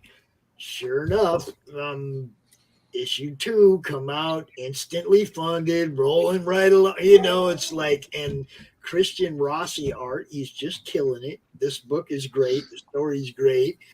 I had to get 5 copies of that because I know 10 years from now, people are going to be wishing that they had gotten on board this book in the beginning. I mean, I just know it. It's good stuff. I mean, there's Easter eggs hidden in Easter eggs in this book. It really makes you study every panel. Christian Rossi art it's amazing. But I want to know a little bit about Lesser Known Comics. That's a great name for this whole atmosphere right here. It's like this is what we're trying to do is get eyes on people. So great name. I like it. Tell us about yourself. Yeah. Put a little dog in. I'll be right back. Accidental founder of an indie comic book company. So I was trying to start my own project. I was working with 3 different guys. Actually 2 guys, 1 gal, to get some concept art done. Fell in love with all 3 artists and was like, okay, well, I guess we're working on 3 books now. And we posted a bunch of stuff on, Instagram as we started going along, and other indie creators started saying, hey, can I make a book with you too? And because I'm dumb and new to the scene, it took like 6 months before like my wife came into my office. She's like, who the hell are all these people on the Zoom call? Like, is you talking to? Like, are you making books with all of them? And I was just like, surprise, so so here we are, a little bit more than a year later. So, I wish I remembered the trolls' names, it's like the specific ones that because we got once you start growing, then the trolls come in. They're like, you guys won't last a year. And I was like, yes, we got you beat by 2 months. So that's how you have to take it. Yeah. That's great. I love to hear success stories. That's what it's all about. That's why I do this. I want you guys all to succeed, man. It's why I like that old saying, where it's like, there's somebody holding their breath for you to fail. Make sure they choke. Yeah. I love that. That gave me goosebumps, man. Okay, Pops, I gotta run here. So yeah, I'll see you guys on tomorrow. I'll be back on tomorrow with Texas Dave and everybody else. All right, John. All right. So to even go further into this, because Mark, you have a Kickstarter going on right now. Yeah. Tank McGregor, and I always forget the other component of that book. I think Good Night, and something. Good Night and Death Wish. Do you have it up ready to share or something? So we can share with us a screen or give us a link so we can pull it up there. Yeah, absolutely. So, oh god, so here we the go. nice part is that we got so we got all the proofs back and everything. So, oh, look at that. Oh, who's there this? We go again. The other one has arrived. Nice. Oh, that's awesome.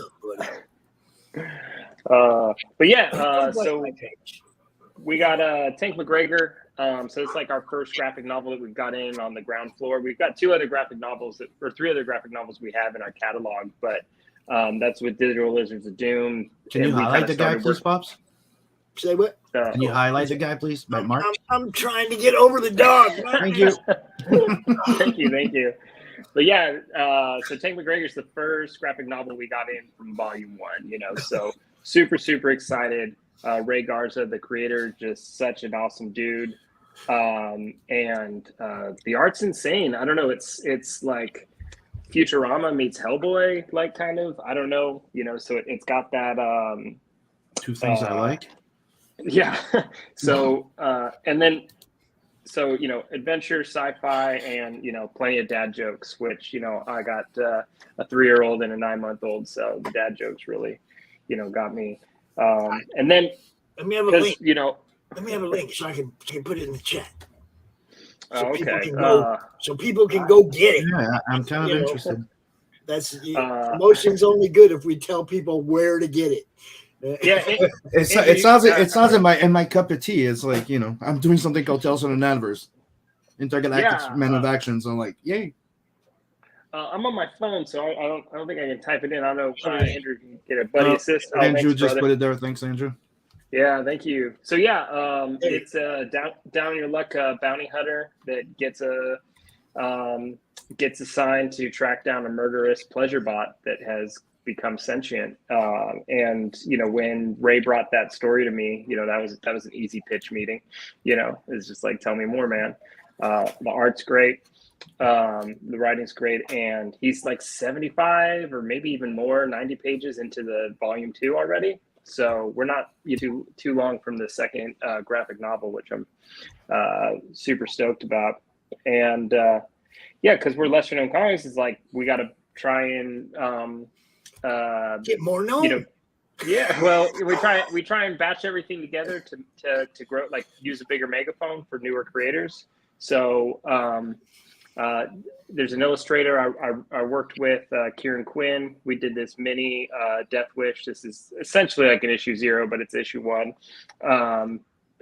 So just like a quick lead into a series we're working on. And then Franco Luna, one of our other illustrators, did this one all by himself. It's black and white, no words, and it's the creepiest book, or at least the last page is the creepiest thing we've ever seen. So it'll definitely scare the crap out of you. So how long is this trailer? Minute maybe. Yeah, a minute. Couldn't be more than a minute, 15 seconds or so. Okay, Just play it, Pops. Just play I'm it. gonna play it, and then I'm gonna go feed the dogs real fast. So if I'm Do not it. in time, Andrew, act like it's your hour, bro. Yeah, right. Okay.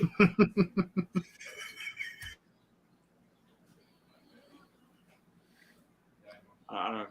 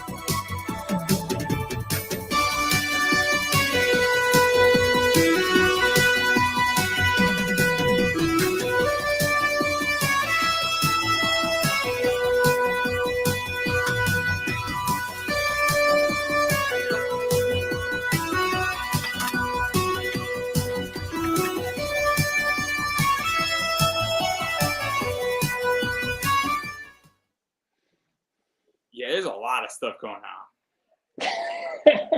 Yeah, dude, and I gotta say, like, so yeah, Ray Garza has just been so good for like the team, because creators that like show up and just like want to put in work, because he was like, so for the Digital Lizards of Doom release, he like stepped up and did a variant cover, and it's gorgeous. And then for this one, he's like, oh, you need me to make a video? Like, I do film stuff. Like, well, I'm gonna make this video for you guys.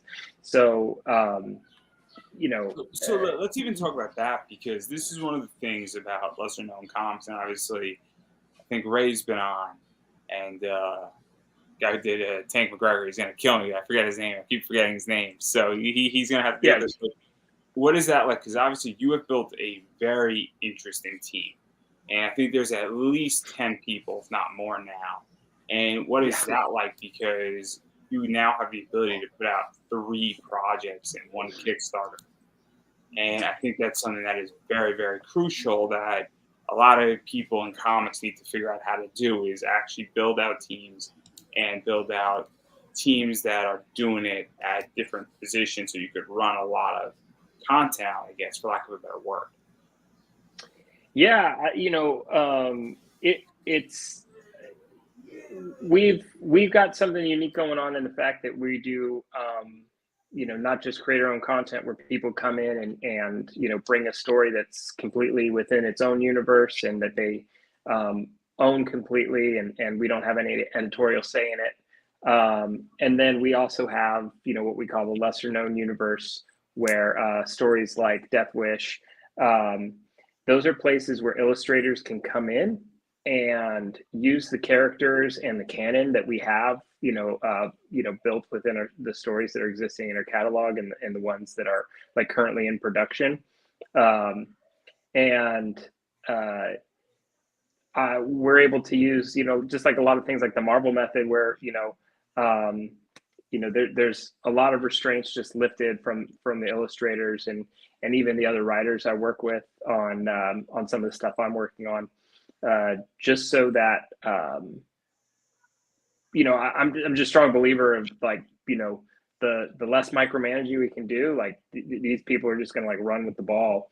I spent 17 plus years in the military, and that was like one of the things that like took I took away from it. It's like, if you same thing with like soldiers and stuff, that I like just like get the F out of their way, and like they'll go over and they'll go do the things that they need to do.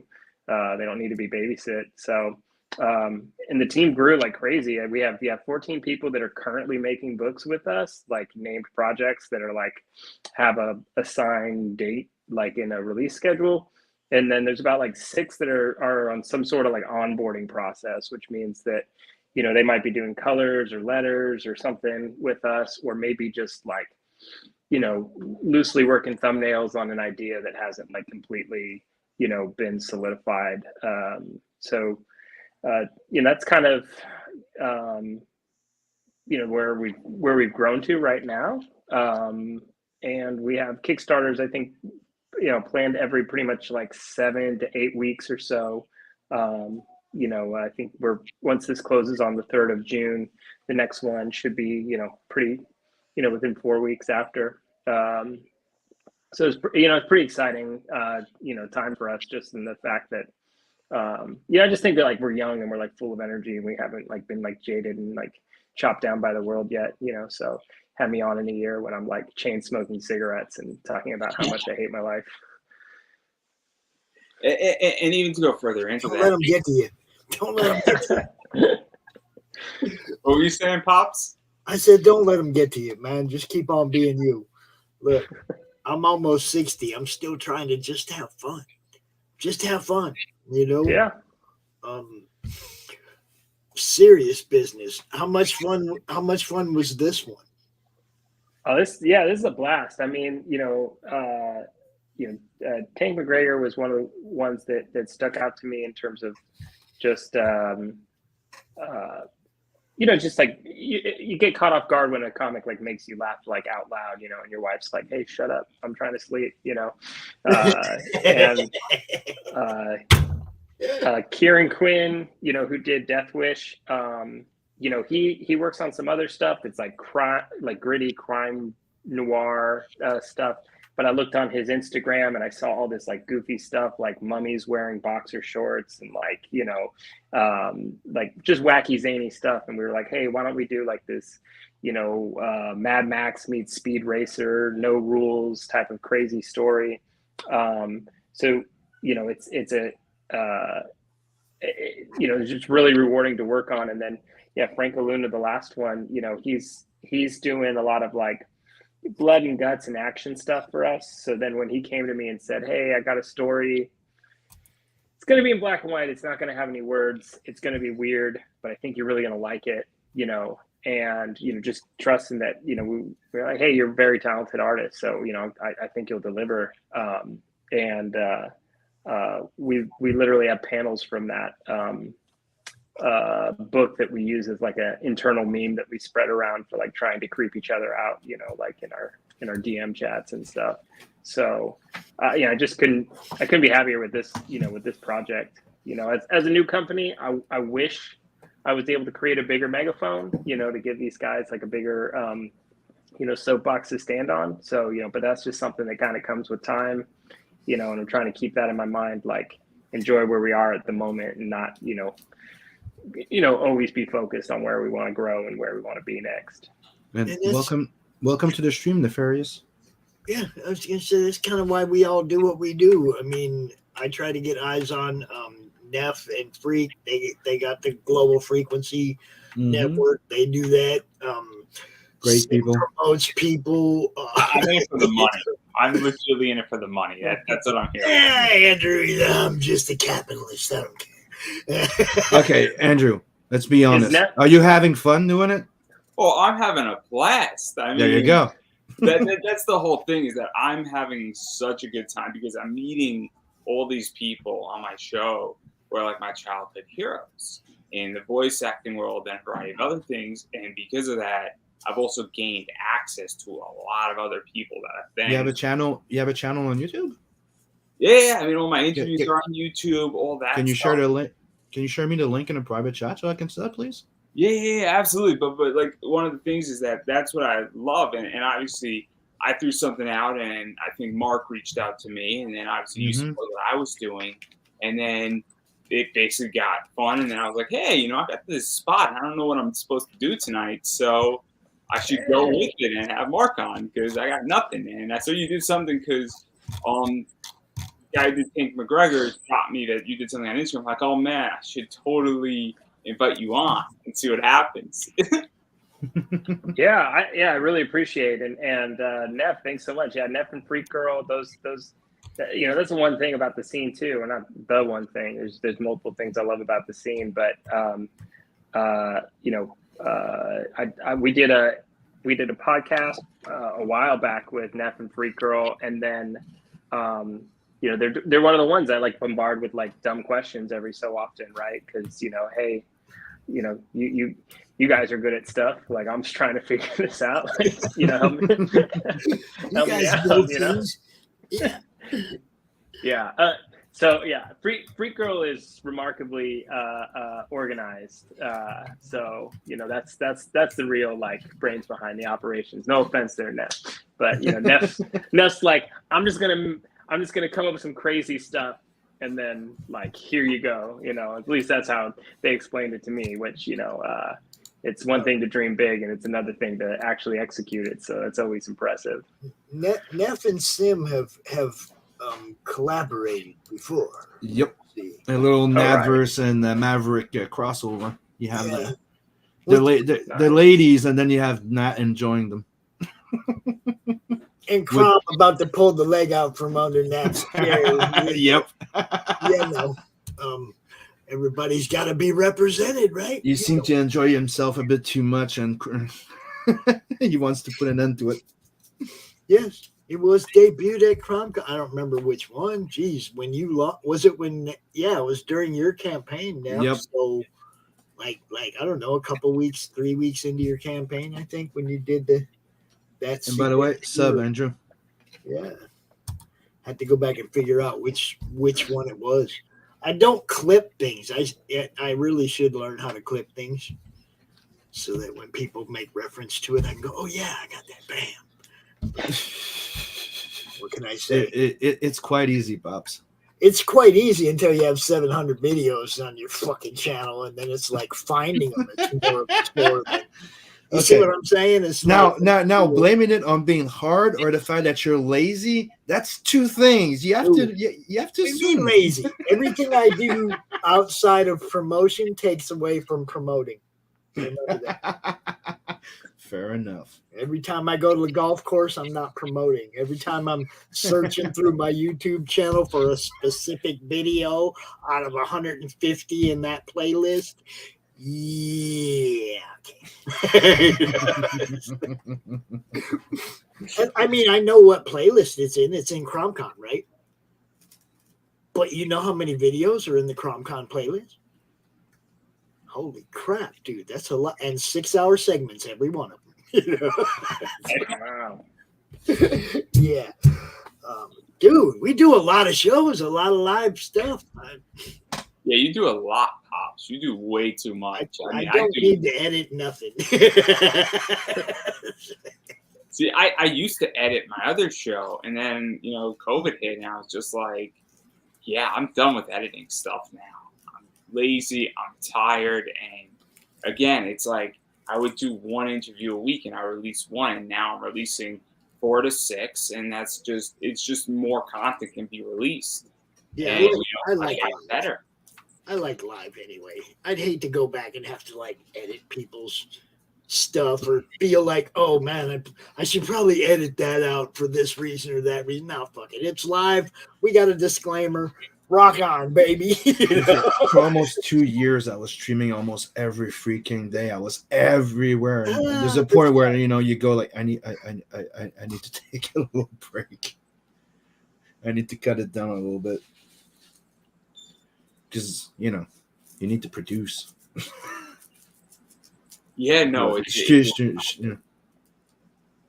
This guy thinks we don't golf with CRoM golf balls. Oh, yes, we do. Oh, yeah. Look at that. Yes, we do. We golf with CRoM golf balls. That's how I mark my golf ball. That one's used, obviously. But, yeah. CRoM, baby. That's how we do it. Go smack that little green dude all over the course, man. You know what's up. It's all about having fun, man. Mm-hmm. Is it real snot? I am so sorry, Mark. I am just so sorry. No, you're good. You're good. I love it, man. You did not know what to come into. This is what happens. Some things I am trigger ready for. You see that? CRoM uses snot for that all day hold. That's what I need. I got this thing in my hair because, like, I decided to grow my hair out, and it's like that awkward length where it's just not. It's not long and it's not short yet, so I need some CRoM snot. Would be Oh man, be you have to rocking. get that from Doc Blalock. That's his creation. Okay, it's not thing. Yeah, CRoM brings out the best in people, obviously, as you can tell. Oh, it's fantastic. It's absolutely fantastic. Yeah. I can't remember. I don't. Yeah, I think we backed it in use Indiegogo or Kickstarter because I know we get the emails. So, ours was on Indiegogo. Yep. And yeah. Neff, you got your refund, I hope. Yeah, it didn't fund this time, but we had. Bummer. Well, I mean, it wasn't that. It's like I thought we'd need a lot more books than we did, and because it had to be funded through crowdfunding, I don't have like a bank account I can fall back on in case we can't cover this or that. And we thought we'd need a lot more books than what the actual backing turned out to be. So we're just going to lower the funding goal and probably lower the price of the book a little bit because Anthony said he had priced it out more for a profit, and we weren't really trying to do that. We were trying to promote everybody's IP, get these books out in people's hands. Technically trying to get the minimum printing. Yeah, we weren't trying to price it out of people's hands. We were trying to get it in people's hands. So, we're going to retool it. It'll probably be a little bit less for the book. And Neff, you still get first shot at that art, bro. I'm just letting you know. I'll give you first shot at the art. So I have a question actually for everybody else in this because I don't have a comic. I haven't produced a comic. I obviously crowdfunded my podcast, and it wasn't even for this season. It was actually for next season. So I'm in this for another season, and I'm covered. And the goal for me is to raise as much money as humanly possible so I can stay in as long as possible. God forbid a sponsor leaves, and my sponsor did leave, and I'll find another one at another point. But what is this like? Because when you launch a Kickstarter, what should the first issue accomplish, or your first book accomplish? Should it be getting fans?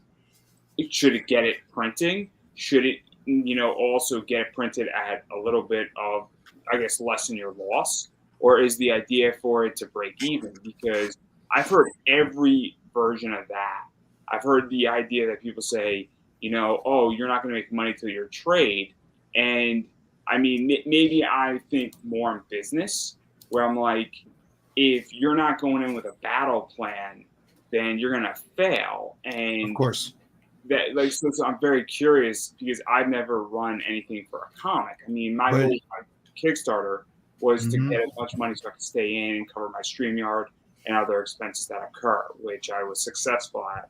And, obviously I asked for money to some degree, but, here and there, again, to cover expenses that occur and make sure I can stay in for as long as humanly possible. I will make sure, Neff, plenty of time ahead of time so you can jump on and grab that art when we put it back up. You should get first shot at it because you did pledge on it the first time around. So, I got you. My opinion on this would be like, obviously you need to go in with a battle plan. You need to have a plan that stretches up to more than a year. Like it's like any business plan. You go into a 3 to 5 year program, or when you want to get good to something, you have to plan at least 5 to 10 years of like when you want to do arts, you want to get good at it. Well, you put yourself 5 to 10 years of like, I'm going to draw every freaking day, right? It's the same principle. You have to go in. So now, depending on, I have the advantage that I draw my own stuff. So I don't have the same, I can draw and maybe reduce the price of it, how much I make off of it, take a hit on my personal like income on the book because in the end, I'm going to make a little bit of profit on the campaign. We all want to make money, that's for sure. But the idea is to at least break even would be like everybody's motto of like not losing their shit. If that makes sense. Yeah. Get the book done, get it printed. So technically you don't just want the money to get printed, but you hope to at least make the enough money to fulfill the people that backed your book, and at least 1,000, 2,000 extra for you to go like, okay, it's not a loss, so I can keep building. That's why, you know, I've always said, like, usually on a campaign, $5,000 says that you're okay. $10,000 says, okay, I can keep doing this. 15 and up, you're like, we're in business. There you go. You know, does that like elaborate, like some, you know, kind of like globals it a bit? So we're down to like 5 minutes. I want you all to have a good opportunity to tell everybody where they can find you before we start the Silverline hour. And we do have a Silverline hour lined up for you. So, Mark. Can I? Oh, Sim, what? I just want to show you this. Oh. Scotsman sent me the final colors with the logo free. Ooh. Of the cover of Planet 69. Very nice. Very nice. Nice.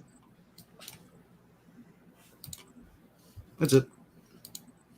You know what's up. Simon, tell everybody where they can find you, bro.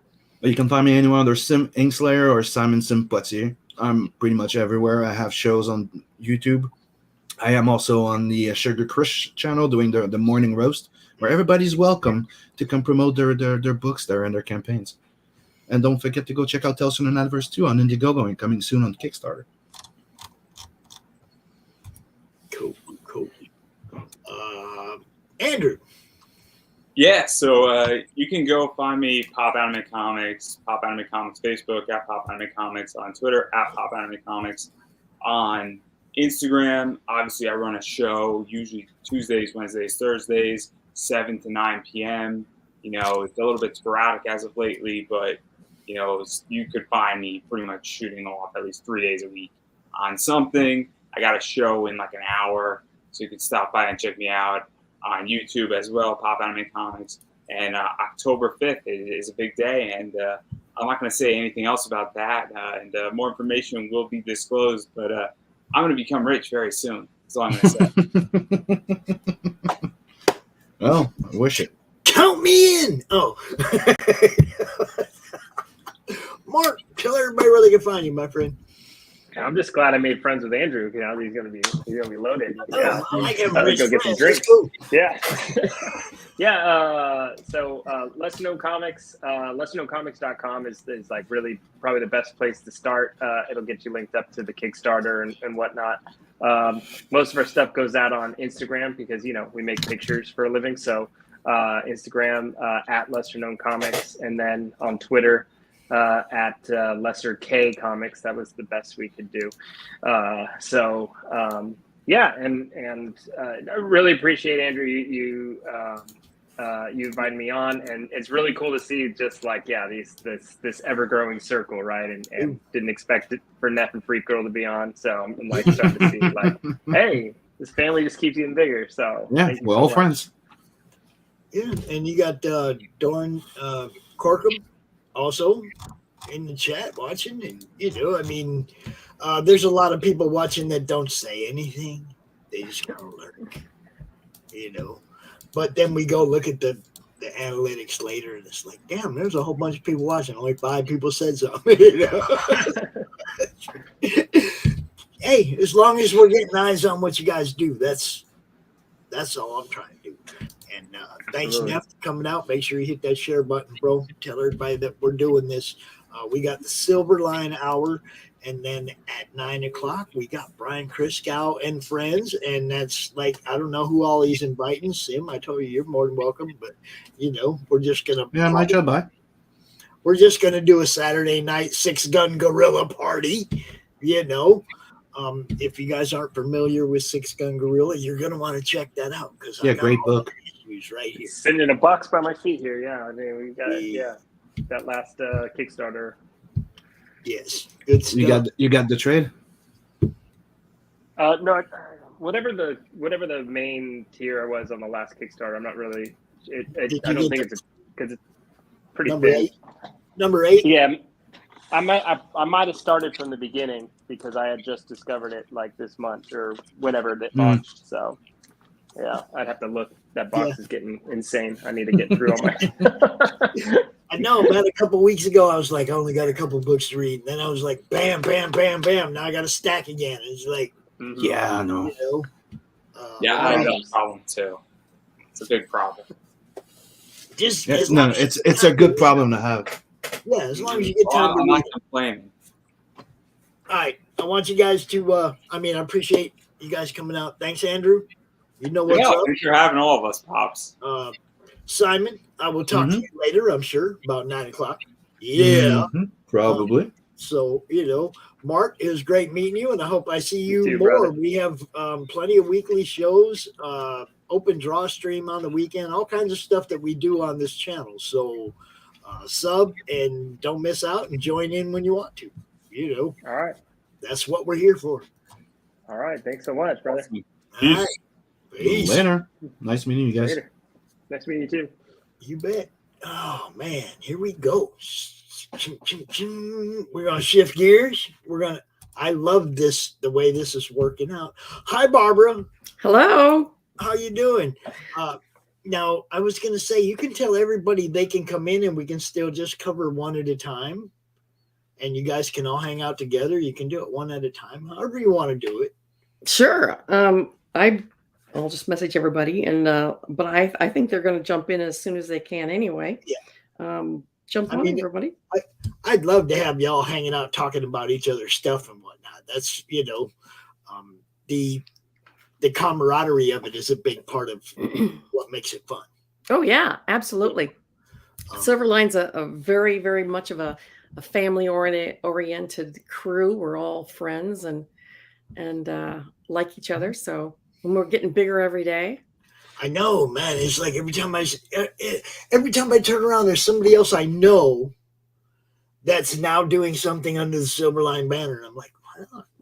I like seeing it really started like 3 or 4 years ago. I don't remember how long it's been now, but it started with Roland wanting to bring back Cat and Mouse, which he did very successfully back in the 90s. Yep. And he brought Dean Zachary on board to do the pencils and myself to do the inks.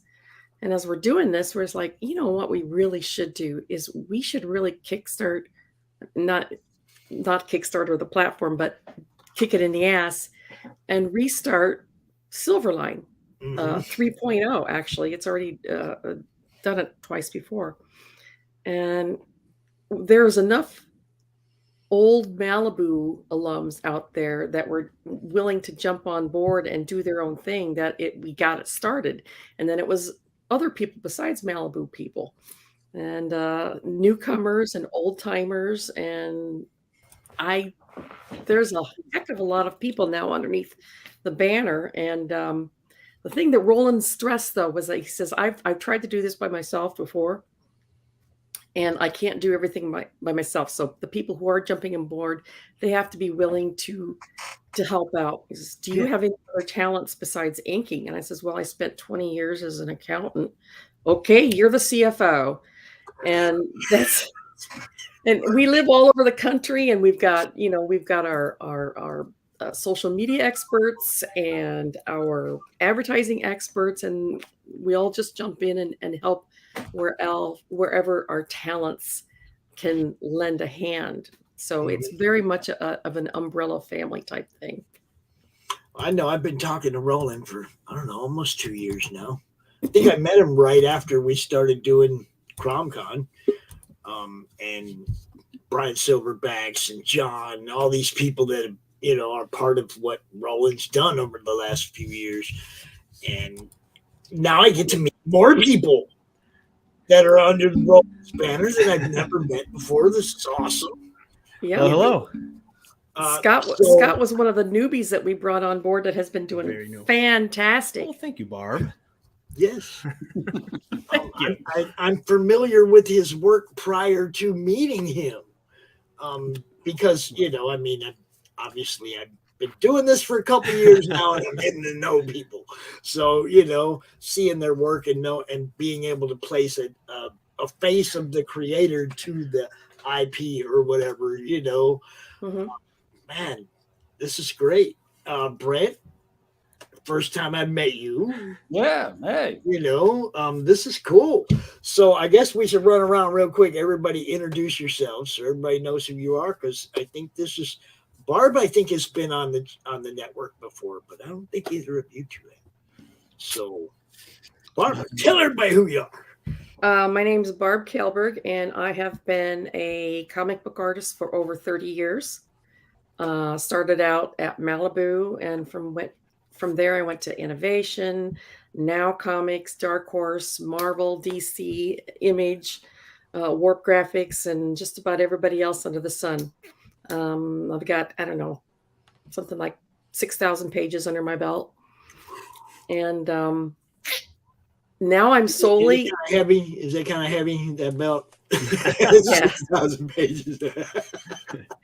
Now I'm solely Silverline, because not only do I have 3 books I'm working on for them, I've expanded my repertoire, and I'm into coloring as well now, but I have my own book, which is an award winner. And as I mentioned earlier, I also handle the books for Silverline. So they keep me more than busy. We'll save the noob for last. Brent, what's up? How you doing? I'm okay. How are you? I'm going in another CRoM CoN, man. This is the 25th time I've done this. I'm having fun. You know it. That's, you know. So tell us who you are, man. All right. I am Brent Larson. I am a screenwriter based out of Orlando, and that's where I am now. I write, I've created and written 2 books for Silverline. One is Kalis, and the other, and Kalis, we have wrapped up a 4-issue arc, and we're hopefully going to be releasing the 5th issue pretty soon. And Cape Town, which the 1st issue is getting pretty close to being ready to drop here in the next few weeks, hopefully. So, yay! I'm looking forward to that one. Yeah. I can remember promoting Kalis, but I think Roland was on the show talking about it. I don't think I'd met you before. So yeah, I think you're right. This is cool. Yeah. You know, and this new guy now, what's up with the new guy? Because I love the background. This one? Both of them, all 3 of them. Well, this is the poster that's got a whole bunch of Silverline characters in it. My characters were too late to join this party, so hopefully they'll make another one soon. A little bit of pirate action here. This is from compliments to my co-author, co-creator, and best buddy Rory. So he's got the pirate thing going on. And then this guy, I can't ever get there. This is Dean Zachary's the cover. This was the Kickstarter cover that I got made into a banner. Got a very action-oriented. Gorgeous. I love it. Felix, there's Steam Patriots up there, and yeah, just so if Roland's watching it, does say Silverline down there too. So when I'm at a convention, you know, they know where it's coming from. So, and then this is a chart of Cape May, New Jersey, which I like charts. So I'm really interested in the steampunk Revolutionary War book. What's up with that? So yeah, Steam Patriots was the brainchild of me and Rory. We're literally underway on a boat. We're both Coast Guard veterans, and we got this idea of steampunk needs an origin, because it's always 1800s Victorian England, you know, and it's always established. So we said, well, let's back it up a few years, and we got to give it an origin story. So we said, who better than Benjamin Franklin? And so it's not real history, everybody out there. It's not real history.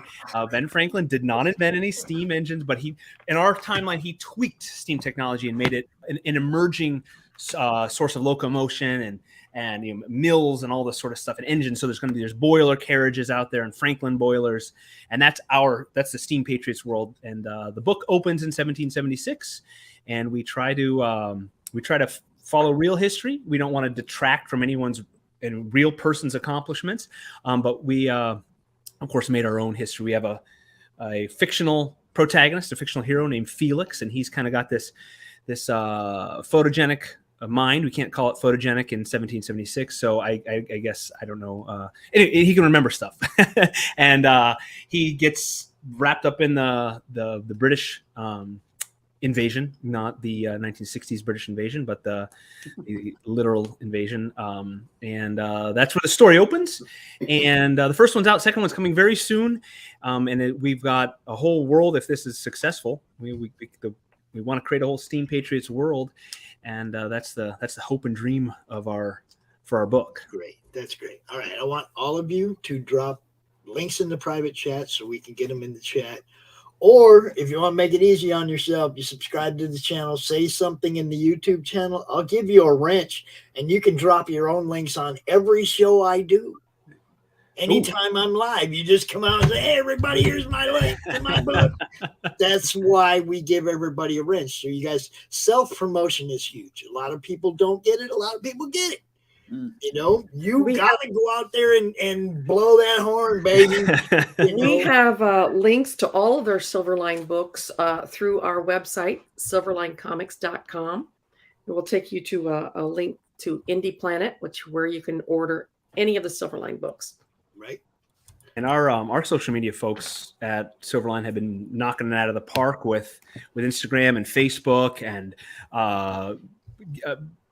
promoting everybody's appearances at conventions and so forth, and co-promotion too, which is awesome. I love Roland really beats that drum about like promoting you, Pops, and promoting other titles that are happening, because in the indie world, that's what people need, and we're all in this together. And I think the Silverline family has been fantastic about getting the word out there, and birthdays and news that from our creators. It's fun, and Roland just had a Silverline baby. He had a the first Silverline baby. Yes. Yeah.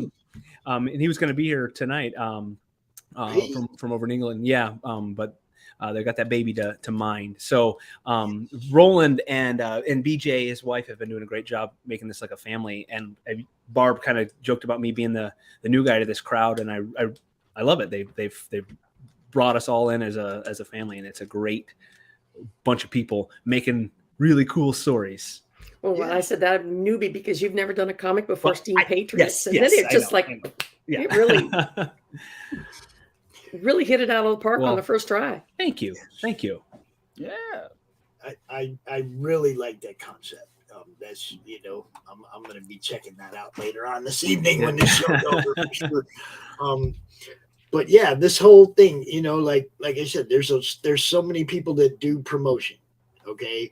Because for me, okay, I don't know what you guys know about how I got started doing this, but when Emerald City went down in 2020, I had this little comic-related madness group on Facebook. There was like 400 or 500 people in it, but there was some cool people: Brian Polito, Greg Horn, Monty Moore. There was some, creators and fans, and when everything went down, I sent Brian a message, and I was like, man, what are you gonna do? Because I know he had a big thing planned for Emerald City. They had all these covers, and he had this huge thing, and it was like, what are you gonna do? He said, we're gonna ship everything back home because it hadn't made it into the building yet.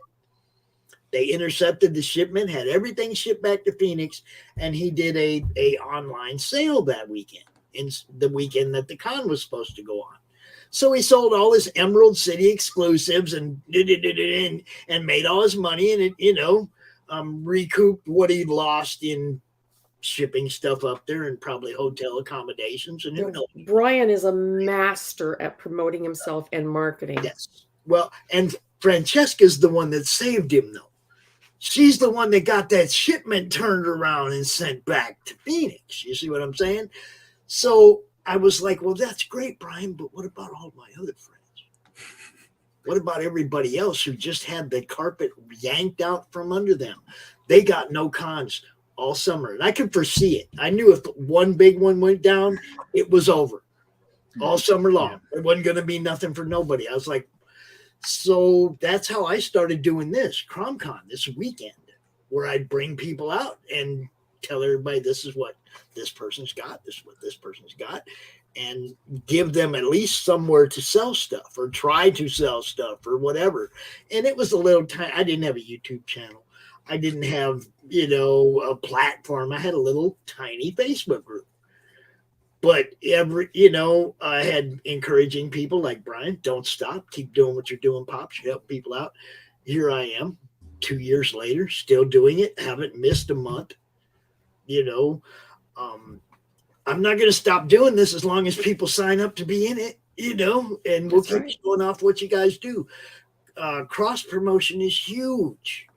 If you're talking about him and he's talking about her, and I'm talking about you guys as a group, and then Andrew's talking about you, and Neff's talking about you, and you see what I'm saying? It's like Brian K. Morris, that rising tide thing. Everybody needs to come up together. So that's right. I'm out here and I promote anybody that signs up. You want to come out here and be part of it. And then we have the Monday Madness. We got the weekly shows and the open draw streams and all that. But it all started because of Emerald City going down. This was never a plan. Pop's never planned to come out here and do any of this. I had a little Facebook group. I was happy going, hey, you guys, look what I got today. Yee! That was what we used to do in the Madness. That was that was my thing. That's good madness. Show off like what they got at the comic store or whatever crowdfunder they got. They'd come out and do a little short video. Look what I got. That's how the madness started. Sometimes that's the best way to do it. Well, sometimes the best things come out of desperation, the mother of invention. That's what I mean. It was just our little fun group. But when the bad things shut everything down, it was like, okay, now I have a purpose. Obviously, building this, starting this group, there was a reason for it. This was the reason. We changed it a little bit, made it more of a. And the other thing, there's so many groups that say you can't promote. Don't spam our group. You can't do that in our group. Don't come out here and tell everybody about your book in our group. Dude, that was the reason I made a group. So you guys could come out and talk about your stuff. But then, COVID kind of made it so that that's really what the group turned into. Yeah. And what the whole platform turned into was a promotional thing for you guys, and it'll be here as long as you guys need me. I'm just letting you know. I got a grandson wants to take over. So. Forever. I got a couple of those myself. I see Pops. You got. I see my Facebook feed. You guys are always pinging stuff and chatting and interacting with folks that comment on your page and just blasting names out there. It's a really awesome job. And you're right. There's a lot of groups that people they'll chime in. I don't know if I can do this, but can I mention my, and they get deleted or people say, don't do that. But that's what you're all about. And it's awesome. Shout it from the mountaintops. Let's get these comics up. How else stories. Are you going to get eyes on your stuff if everybody's keeping you under their thumb? How are you going to? Come on, we're trying to sell books here, man. Yeah. Yep. And self promotion is huge, and that's what I tell everybody. You come to the Madness at least once a day. You come to the Madness, you drop your link there. The feed moves pretty fast. Yeah. Nobody's scrolling back 3-4 days to find out what you posted. Post it every day because it's scrolling by, and I tell everybody that. And the more people that do that, the more the group grows. It's crazy. But whenever people are actually promoting themselves and we get a good week of people slamming their links, the group grows. The fans find out about the group. I don't go out and talk about the Madness that much. As far as like join this group, it's the best kept secret on Facebook. People find it. It doesn't find you. You find it. And that's the great thing about it. Yeah. That way I know it's comic people. You see, I don't go, hey man, when we get to 2,500 people, we're going to give away all this cool stuff. And then you get a bunch of people join the group that don't care about comics. Right. They just want the free stuff. Yeah. You can get some cool stuff being part of the Madness, but it's not a requirement to join. You know what I mean? Or anything like that. I'm trying to have a good time. I want everybody to have fun. So far, so Barbara, good. Yeah. So Barbara, yes, I want to hear about your latest big thing. My thing is my own book, Divinity. It won the best new independent book of 2020. Yeah, there it is right there. And you see how that I just made overlays. All those pictures you sent me. Yeah, I know. I was busily sending him photos. I've learned rather than share the Facebook page, just make overlay. Just pop all this stuff right up on the page. You know what I mean? We can still talk That's around right. it. It's right there in the middle. Divinity is about a young girl who has the ability to heal, and she has to go on the run with her older brother when mysterious things start to happen. Her parents are killed, and her older brother, Zach, has to come home from the Marines to take care of her. He gets a hardship discharge. This was never in his plans. He wanted to be a career Marine. So at the beginning, he's kind of angry and bitter that he has to give up his dreams to look after an 11-year-old sister that he barely knows. I mean, she was like 5 when he went off to the Marines. So he's not only a little bit frustrated and bitter about giving up his dreams, but he's also very suspicious about how their parents died. And then we see in issue number 1, there, we see in issue number 1 that he starts to get very suspicious, and people don't want him to find out the truth. So that was actually done by Kevin West. He's awesome, isn't he? I love that you got the stickers on the bottom of the skateboard. That's so little Easter eggs there for everybody. I love it. I love it. And at the very last of issue 1, we see that there are bad guys bursting into the house with guns to try to take Vinny.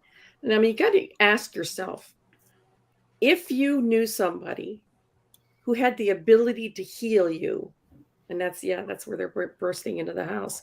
If you knew somebody that had the ability to heal, wouldn't you want to get your hands on them? I mean, if you have a loved one with a disease that's going to kill them. Oh yeah. And this is where this whole thing came from. It came to me in a dream shortly after my brother was diagnosed with cancer. And the whole thing just popped into my head, fully realized.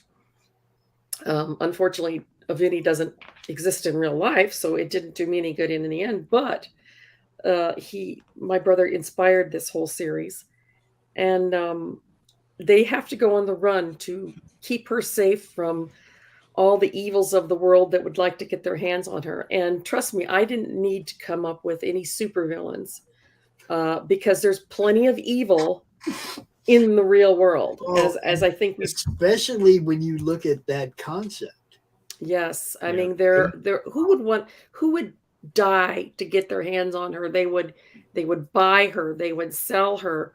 There would be cabals that would want to get their hands on her, drug lords.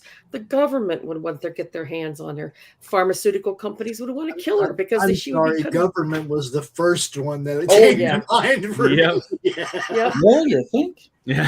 Think tanks would want to dissect her brain. You know, there would be bad guys would want to sell her services if they could control her, like pimp her out, basically, to the highest bidder. I mean, what rich billionaire? I mean, with all your billions, you're still not going to be able to find a cure for cancer, but you could certainly pay for it if you could get a hold of somebody who could heal you. I mean, the possibilities are endless. And my idea was to take Zach and Vinny on the road and have an overarching theme. Kind of, I don't know if you remember the old television show, The Fugitive. Oh yes. Yes, where there was always a bad guy after him, but he had adventures along the way in every episode.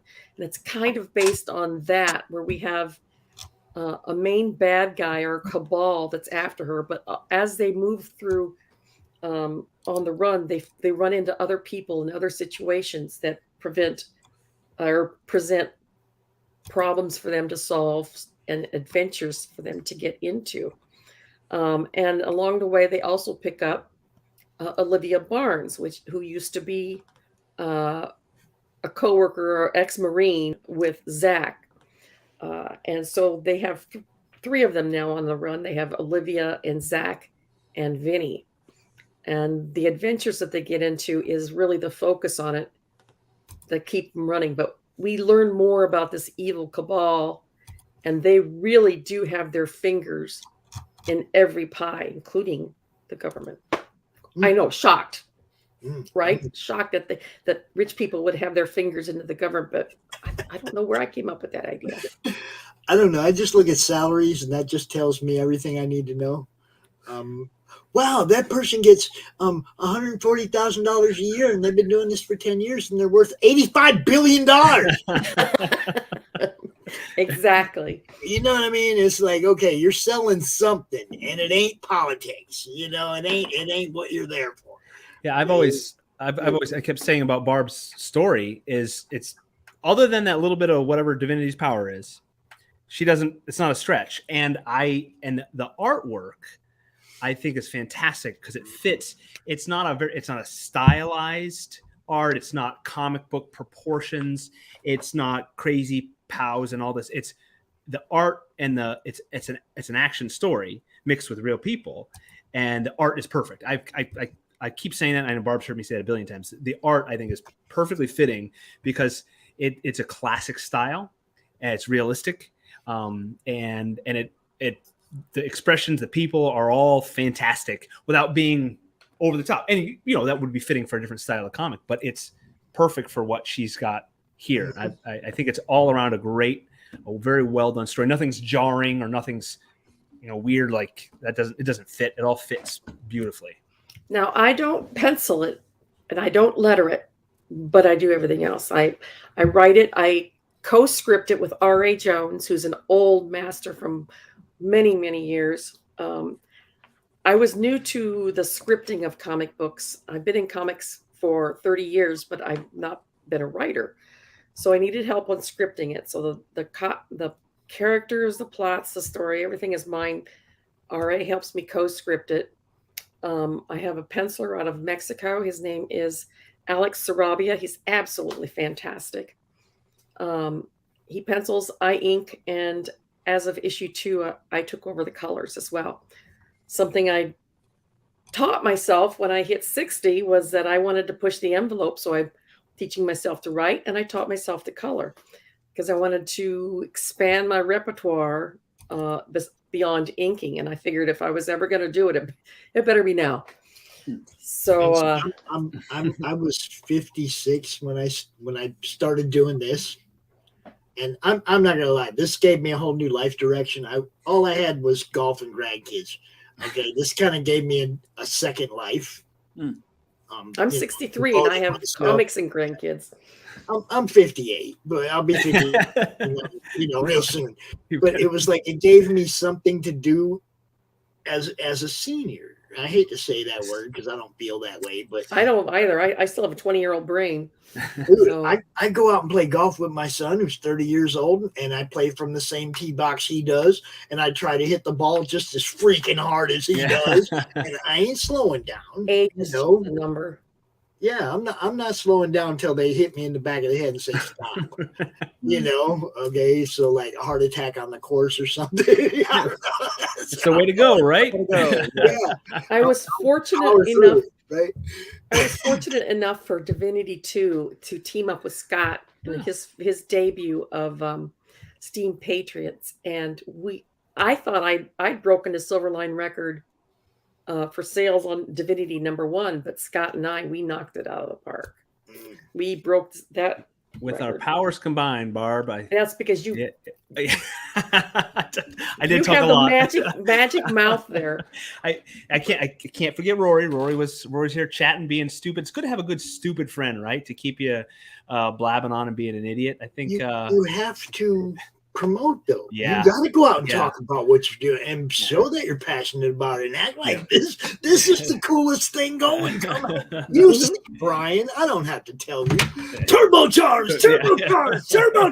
What did it the last hours before the end of the Kickstarter, how many hours did you continuously talk? I think I talked for 4 hours before the Sunday night Silverline show, and then I hung on for another 2. It was my marathon. I was Yeah, it was 6 Jerry, hours straight. Jerry Lewis. Wow. Yeah, I do that 6 hours straight thing 4 times. A monologue. Yeah. 4 He hours. monologued I it. want to talk about.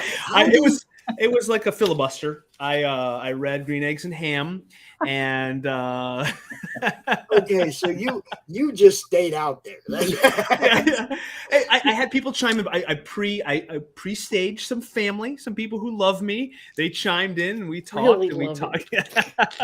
I've got some true fans that have supported me through all this. And the story, I came up with it. We came up with it over a decade ago, and so it's gone through iterations. It was originally going to be. I wrote it as a novel for the National Novel Writing Month, NaNoWriMo, which is really cool. And I recommend that to any writer if they want to get a story done. Maybe not necessarily a comic book. We'll be right back. Keep talking. Okay, so National Novel Writing Month, and I got about a 50,000 word, really not great rough draft done of the story. And so that sat around for a while, and I had somebody interested in turning it into a series of novellas, and that didn't pan out. They started a Kickstarter campaign and didn't quite get the traction it needed, and so then it came back to me and sat on the shelf for a long time.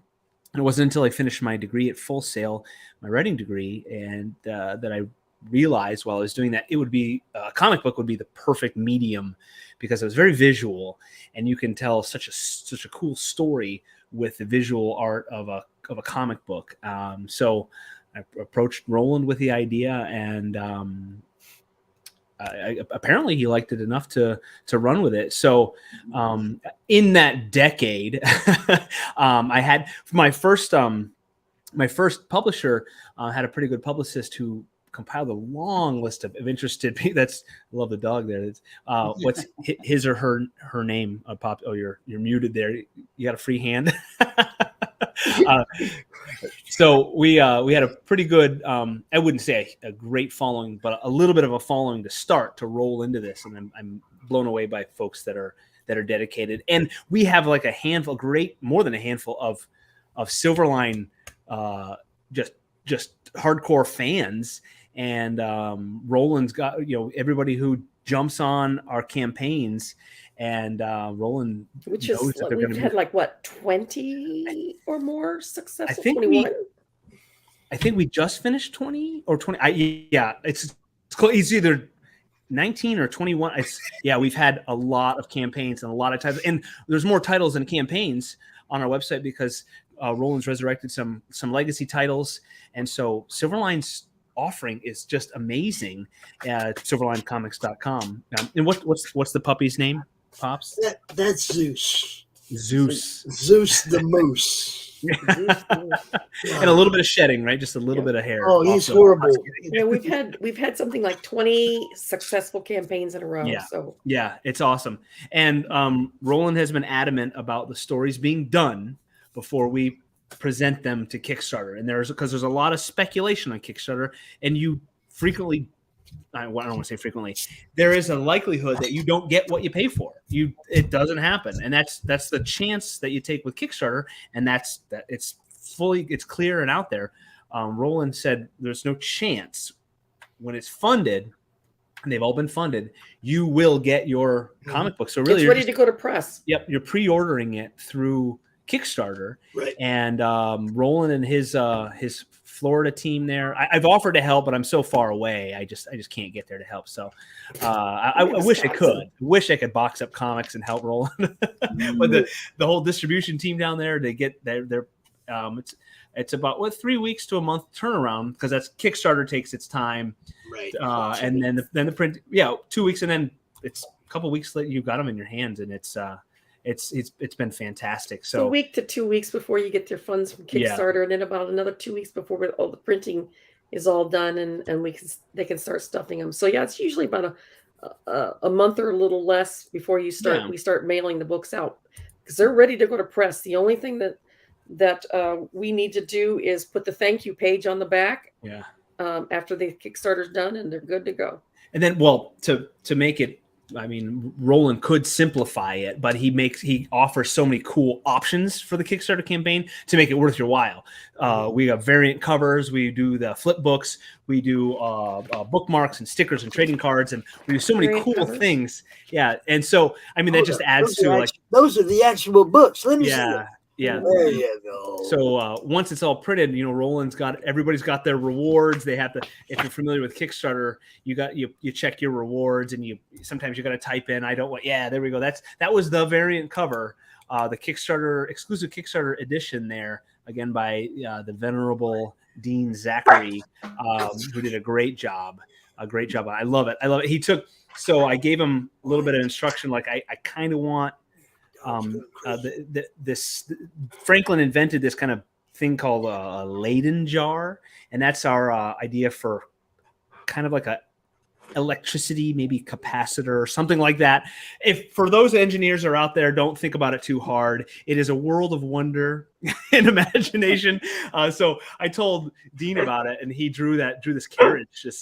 I'm taking the skin tight breeches. Well, myself, yeah, and Felix was thinking, don't get it about 8 miles an hour. Yes, about 8. Yeah, he's going to travel through town. The flux capacitor is somewhere. But yeah, Dean did make our hero. This is maybe Felix, maybe a few years from now, because Felix right now is a wiry teenager, and this hero maybe down the road. When Felix has been working out and kicking. He's grown up nice.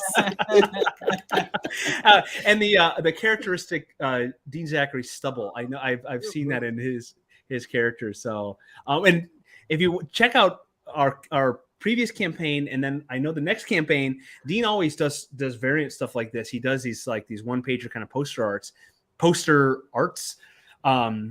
and it's awesome. Dean's stuff is so cool, and we have and here, this is to try to bring in a little bit of a fan interaction somewhere in the storyline, and this is teaser. This is exclusive to folks watching the show here.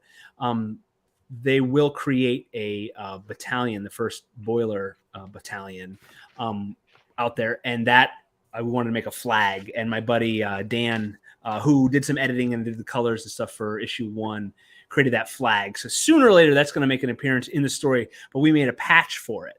And Vapor Virtutis is probably a poor Latin of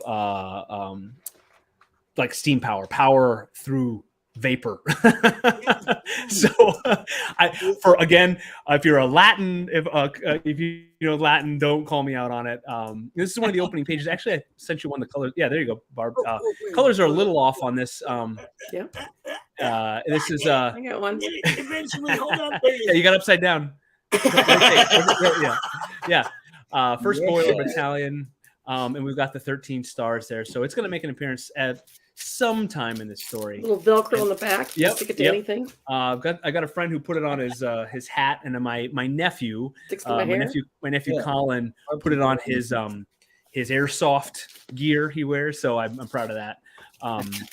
And that other image was so the story opens for our history buffs in August of 1776, and that is after that's when the British first came ashore after they were kind of repelled from Boston months earlier, and they came back, and so that's that scene. They're all coming ashore, and it's really part of the story. Part of the reason I wanted to do this story is because I love history, and if reading our fictional story gets people interested in real history, that's awesome. I love it. I want people to find out, okay, Battle of Long Island, what happened, who was there, and the history is so cool just to find out about George Washington and the Americans they did really horribly for a long, long time. It did not go well for a long time, and then there were these little victories.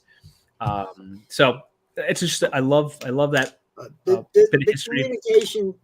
communication lines between the British soldiers and their government was. Oh goodness, it's amazing. Anything happened. Like you hear these stories of like a letter reaching just sent them off to war. We can't tell them to come home. We don't know if they need reinforcements. They're going to go to the king, and 3 months later he says, "Wait, retreat." I don't understand it. Even just messages within the continent, within the this letter goes off, and they find Major such and such off in the swamp. And how does he get this? Yeah, and letters to Congress. We need money, and they say a month later, no, you can't have money. And so we need food. Send food. Send beer. No, sorry. And then way on the other end of the spectrum of history, we have this guy. Yes, right there. It's like acting at your own name, Barb. You. Oh, yeah.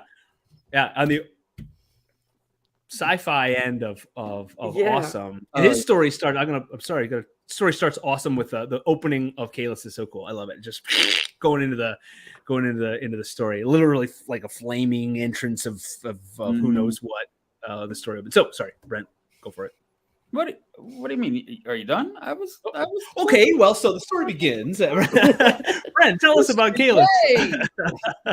Yeah. You're just sitting there so quietly listening to us rattle on. He does that. I love learning about history. And because he was so patient, I got a surprise for him. Oh. We're going to actually show his. Oh, boy. There we go. Boy. All right, there you go. He sent me the right link, yo. You see what I'm saying? Yeah. What is this? Where I start talking about it? Yeah, go for it. All right, here I go. Promotion. Remember? Yeah. See, promotion is the thing I'm so bad at. I'm like, buy my comic, or if you don't wanna, that's also. I'll buy it for you. It's great. It's that is where people like me come in, Brent. If you don't really want to promote it, you just show me that I need to be interested in it. I will. Yeah. Okay. I can roll with that. All right. So Kalis is the story. It's actually, I would say it's kind of a government conspiracy / kind of superhero book. It's about the CIA's secret space program in the 60s, where they actually send up an astronaut to investigate a mysterious rift in space, and he disappears. And nobody knows what happened to him until yesterday, when he comes back to Earth, falling right out of the sky in his lunar lander, which is on fire, which Scott was talking about, and crash lands in Arizona. And he crawls out without a scratch and starts on his quest, which is to get back from where he came. And the gist of the story, which I'm kind of telling it in a series of flashbacks and also the present, is he has to face off against a government that wants to forget him. People who actually, there's a terrorist plot going on that somehow is connected with him, which becomes gradually, we understand more and more. And also there's a secret group that's trying to keep him from going back to space. So we actually, and I have this with me, pretty excited about. The first trade came out. It was a few months ago, but anyway, this collects the first 4 issues. But very nice. Yeah, it's really cool, and the art is great. I'm a writer because I can't do art. I can do very little except write in, but I have a couple of Argentinians working on this, and they are great. And they can art, damn it. They can art. Fantastic, yeah. Man, I don't know what it is about the equator, but if you live south of it and you know how to hold a pencil, Yeah. damn. Yeah. I can't draw, but I can talk about things a lot, and so that's what I do. And it's been really exciting. We've had Kickstarters for all of them, and they've done well. And I've got the story plotted out for several more issues, and it's actually going somewhere, which I hope I get to the end of it. But I like story. Well, I like stories that go on for a long time. I'm going to be honest. I want my stories to outlive me. Well, at the rate I'm going, that could happen. Well, see, I love reading cool stuff. Okay, it doesn't matter if it's comics or whatever. I like reading cool stuff, and I'm afraid whenever somebody ends something, I'm like, no. What about this character? Bring this guy up to the front. Do something with him, right? I'm like, don't end that universe. I'm invested in that universe now. I've been loving what you've been doing for a couple decades. Don't quit. Yeah. Don't stop, please. After I die, I don't give a shit. But don't stop while I'm still alive. I want to read that. Yeah, I get invested in characters that I find relatable to me, and that's one thing that I'm hoping that I can do with Divinity, because I find the characters relatable. I hope that other people find the characters relatable. You've got a 26-year-old Marine with an 11-year-old girl, and if you have had children, obviously, since you're a grandparent, I don't know if you've had little girls. I got one Iron Man.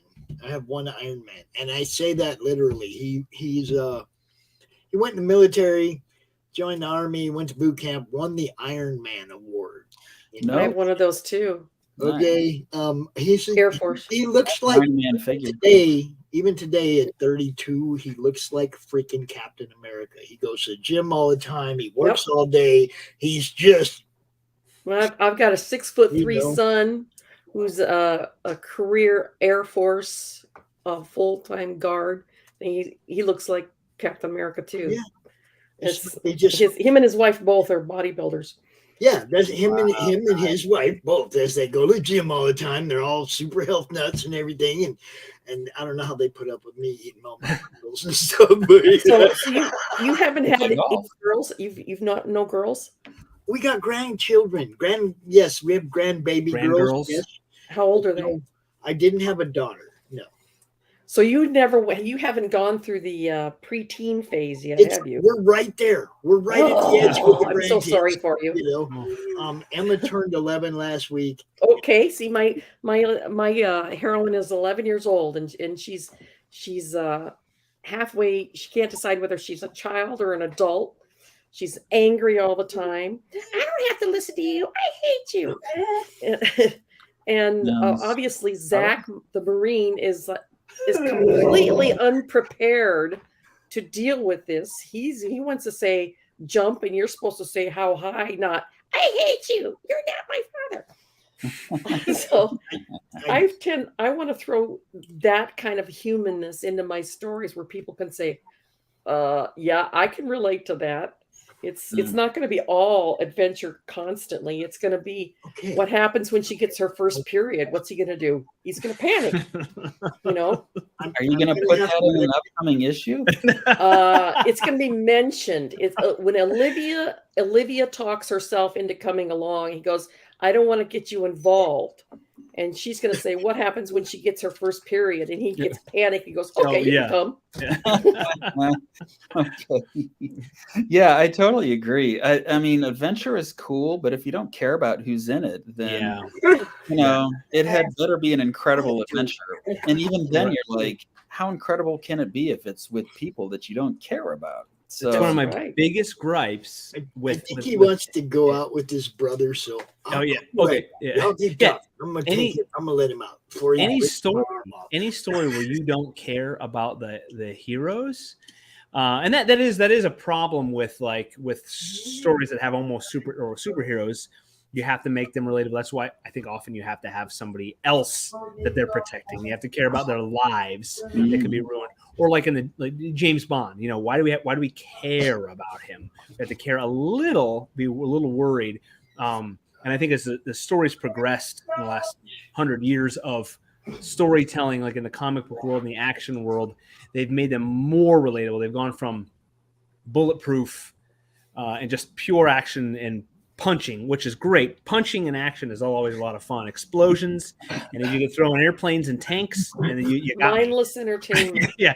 But to have that story that continues, which I reference NCIS a lot, and that's been on for 1,000 years on television. But it's the characters. The plot is really no different, really, from any other procedural cop show. it's not that different. You care about the characters and you care about their lives. Yeah, you have to be invested. And when you don't care from the get-go, I give up. I give up on comic books or movies or books that if the characters aren't either. That's what really got me into comics in the first place. I mean, I read them when I was a teenager and then kind of got away from them. And then I found ElfQuest and I was just like sucked back in, you know, because I got so invested into these characters. And then I was actually so invested that I wanted to do it. And it was that propelled me into becoming a pro. And actually the Peonies were the ones that kind of helped me get started. And I ended up working for them at some point. I was a mythology nerd, and I was at the supermarket with Mom back in the days of the spinner rack. Oh yes. And Defenders 10 was right here, you know, like eye level, and there's Thor and Hulk on the cover of Defenders 10, and I'm like, that's Thor. Hold up, what's going on here? And I became a comic fan that day. That day. Yeah. And that book happened to be a mess. It was a messed up book too, because it was the end of that crossover between the Avengers and the Defenders. That's why Thor and Hulk were duking, right? Yeah. So there was like 7 issues before that, a couple from Defenders, a couple from Avengers, and you had to go back in time to find these books. They didn't have comic book stores back then. You went from drugstore to supermarket, from one spinner rack to the next, looking in the back, hoping that Avengers 115's back there somewhere, because that's where the story started. And you didn't have a place to just go get back issues. Yeah, for me, there was a comic book store here in Madison that's about a 45-minute drive away. I'd call every week. Is the next issue in? No, it's not in. Next week, is the issue in? No, it's not in. You know, and finally, when it would come in, I'll be there in 45 minutes. And I'd jump in the car and I'd run down there and get it.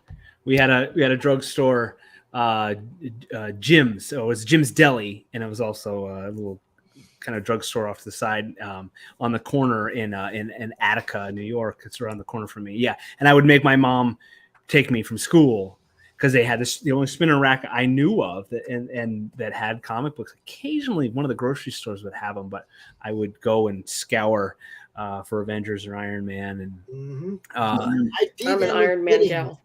I did end up getting that whole story. I think it was 5 books of Avengers and 4 books of Defenders that covered that whole storyline. I think that was the first real crossover where they took like a team and put it in another book, and then that team in this book, it was back and forth for like 3 months. I think the storyline went on. I did successfully score all those books and get to read that whole story, which, you know, I mean, that had, like I said, that had.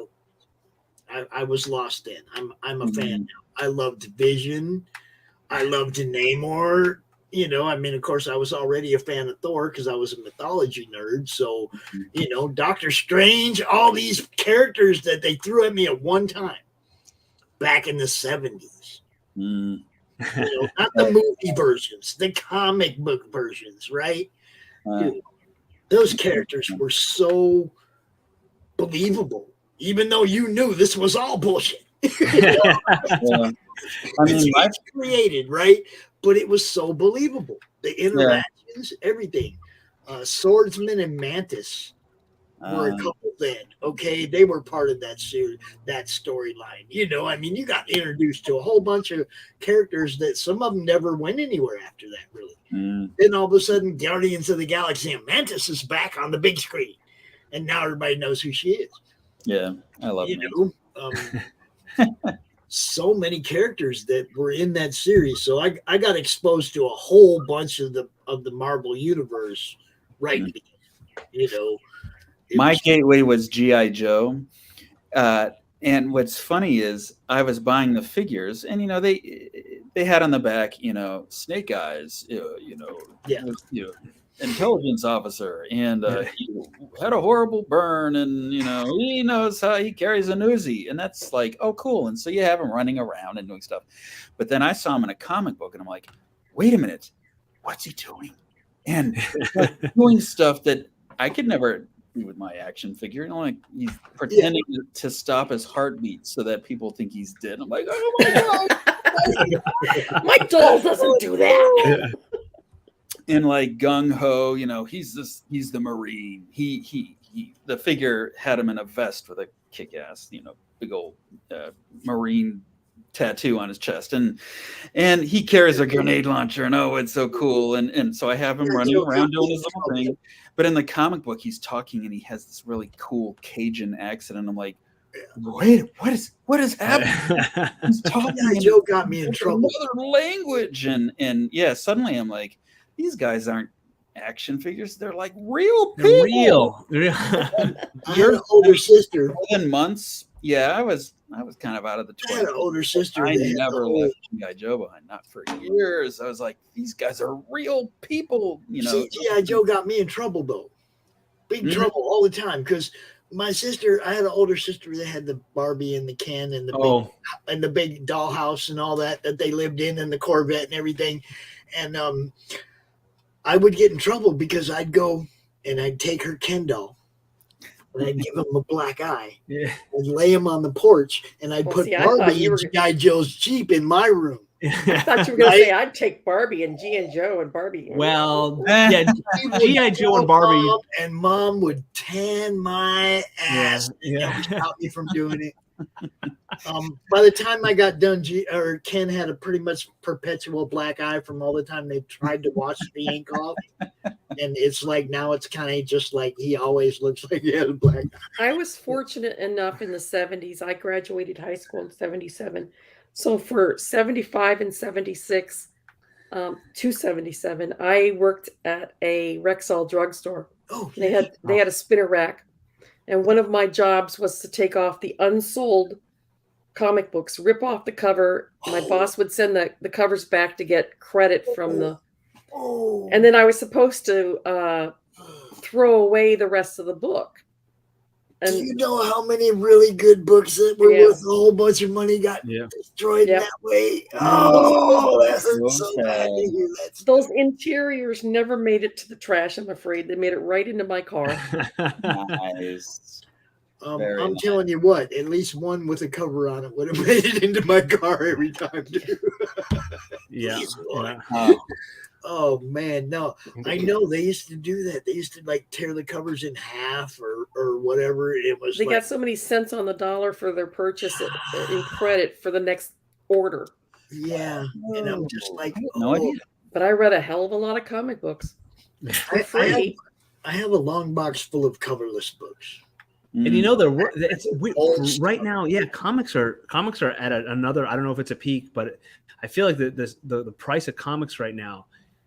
I don't know how long this is sustainable. Even coverless comics, they're crazy right now. Again, like everything, they have sports cards and everything collectible ebbs and flows and has its highs. But comics they've been riding this high for a while. I think everybody's afraid that they're about to stop printing them on paper at all, and everything on paper is worth something. And it's like, this is not true. Look at our money.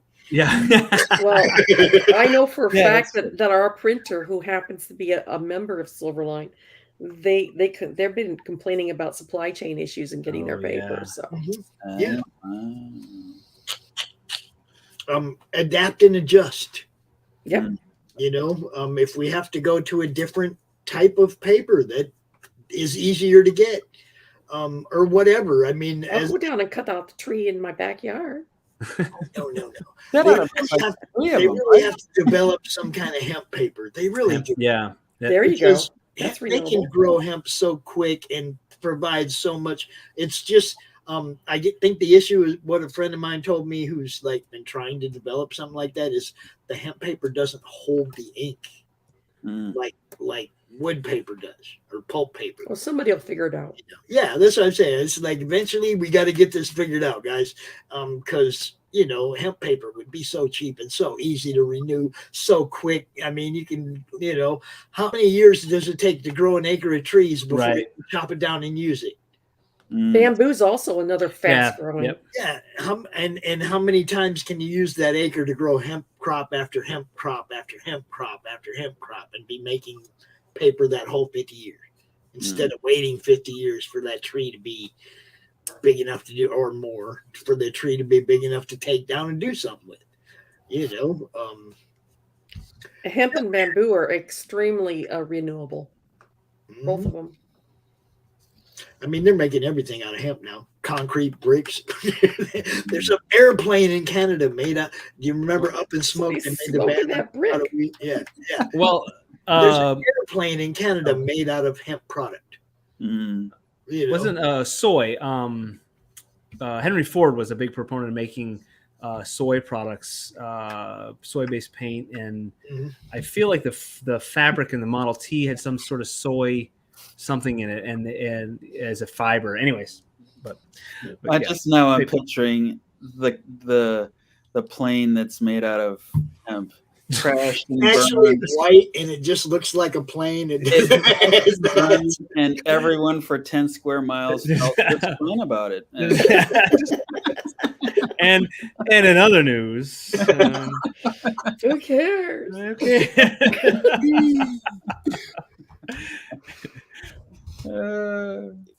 Good stuff. Hey, I want to thank you guys for coming out. Roland has pretty much reserved this spot for you every month. So anybody who's active on your team out of the whole bunch, you can come out with as many as you need.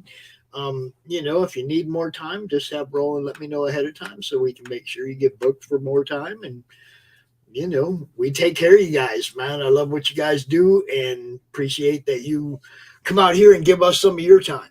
Pops, Well, can I? thank you for having Thank us. you. Can I? Next weekend is the Three Rivers Comic Con in Pittsburgh. I'm going to be there. Roland's going to be there. Rory's going to be there. I think we might have another Silverliner as well. We're going to have a booth. So, number 3 riverscomiccon.com. They got an amazing lineup of folks, and it's comics and not celebrities. So that's hilarious. That ever since I heard of Three Rivers Comic Con, I laugh because I live in Three Rivers, Michigan, and we don't have no goddamn comic. No, this is the Ohio, the Monongahela, and the other one. I don't know, Pittsburgh. Yeah. Pittsburgh. So I'm going to be there. If anybody's in the area, I'm driving down from Buffalo to Pittsburgh to You'll have a probably great see time. you'll probably see some of our friends. Sim's partner Chris from the Morning Roast. Okay. I think he goes to that one. Eric Hodson, the Dread Dinosaur Man, he goes to that one. Quite a few people that we hang out with. Awesome. Tell them to come by the Silverline booth. We'll be there. We'll be having a great make time. mine Silverline. Make mine Silverline. Yeah, Barb. Good job. Thanks, Pops. Yeah, Thanks you a guys lot. all have a great night. I appreciate you coming out. We're about to do a little Brian Christgau 6-gun Goriila. I don't know if he's closing the campaign for sure or not, but we're going to talk about it because, Awesome. it's about time to shut it down. So, Thank you, sir. You guys have a great night. Have a good night. Bye, Bob. That was great. Nice meeting all them.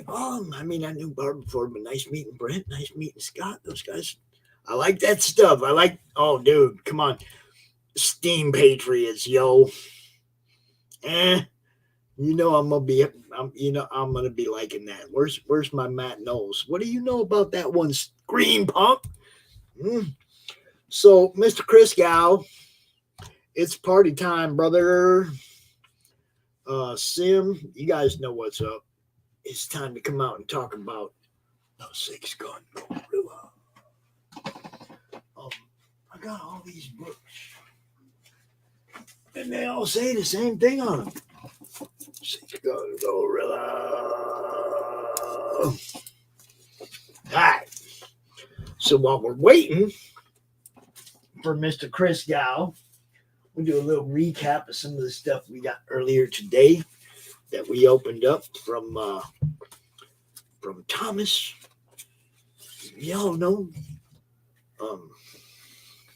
Committed Comics, Thomas Doherty. I won these on Don Chin's show the other day. What he sent me was Java 1, 2, and 3, which is like Coffee Wars, from what I understand. A steampunk coffee. Like coffee's in high demand and there ain't much of it. And people are killing each other over it. Kind of funny. And then a book called Threads. And the interesting thing about these is when I opened them up, they were inside this this little, right? They were inside this, so it looked like one book in the bag and board. It looked like he had sent me one book. I was like, oh, that's cool. And then when I pulled it out of the bag and board, all this stuff fell out. We had prints and 4 floppies, and I was like, oh, right on. He gets it. He understood. He sent me floppies. You know what's up. So, Thomas, thank you so much. We got the girl who cosplayed the Jabba character. A little shot at that one coffee shop. You know what's up. And yeah, coffee is serious business, yo. Because if there ain't enough of it, people gonna freak out and start shooting each other. At least that's what I get from it. So yeah, Brian Christgau, where are you? Oh crap! Also on the Silverline, website, look for Brent's other book called Cape Town, and we will cover that next month. But Brent, anytime you want to come out this month, like for Monday Madness or anything, and you want to do like 30 minutes just focusing on Cape Town, let me know, man. I got you. That's what we do. Mr. Christgau, what's happening? Doggies, what's up, everybody? What's up, Pops? How are you doing, brother, man? Dude, I don't know if you're watching. I had Zeus over here biting my arm earlier and shit. Oh, no. He wanted to go out and play with Rocky. Yeah. Yeah. And that's forbidden for the time being because I let him go. It's like they seem to be doing okay right now. As long as they're not around Luna, the instigator. Oh, shit. Yeah. I think they're okay. But I think that's what the whole problem is like Rocky's very protective of Luna. Oh. You know? I mean, we've all heard him whine when she goes into heat and how freaking lunatic he becomes when she goes into heat. So, you know, she's not heat right now. Ain't Estrus Cycles a bitch? Could you imagine if human women went through that shit? No, it's bad enough the way it is. I know. Like PMS isn't tough enough. Oh man. So I told Sim to come back out. I don't know if you invited anybody. Pedro is recovering from or dealing with the coof. Oh, the Rona. Yeah. Oh my God. Oh, that's why he didn't show up last night. Poor guy. So everybody send Pedro your love, yo. You know. Yeah, definitely.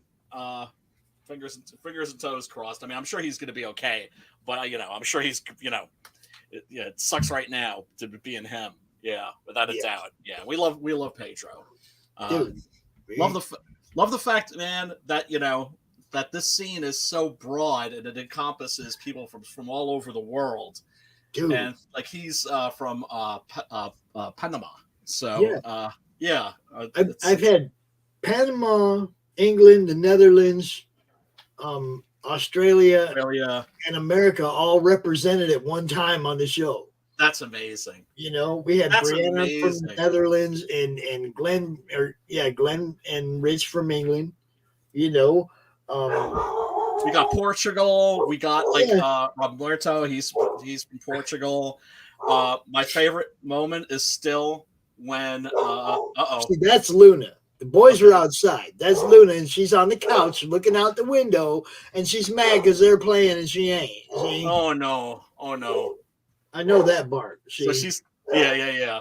Well, I mean that's funny. It's because you spend so much time with animals that you learn to read them a lot more closely. Like they could even just give you a look sometimes, and you know exactly what's up.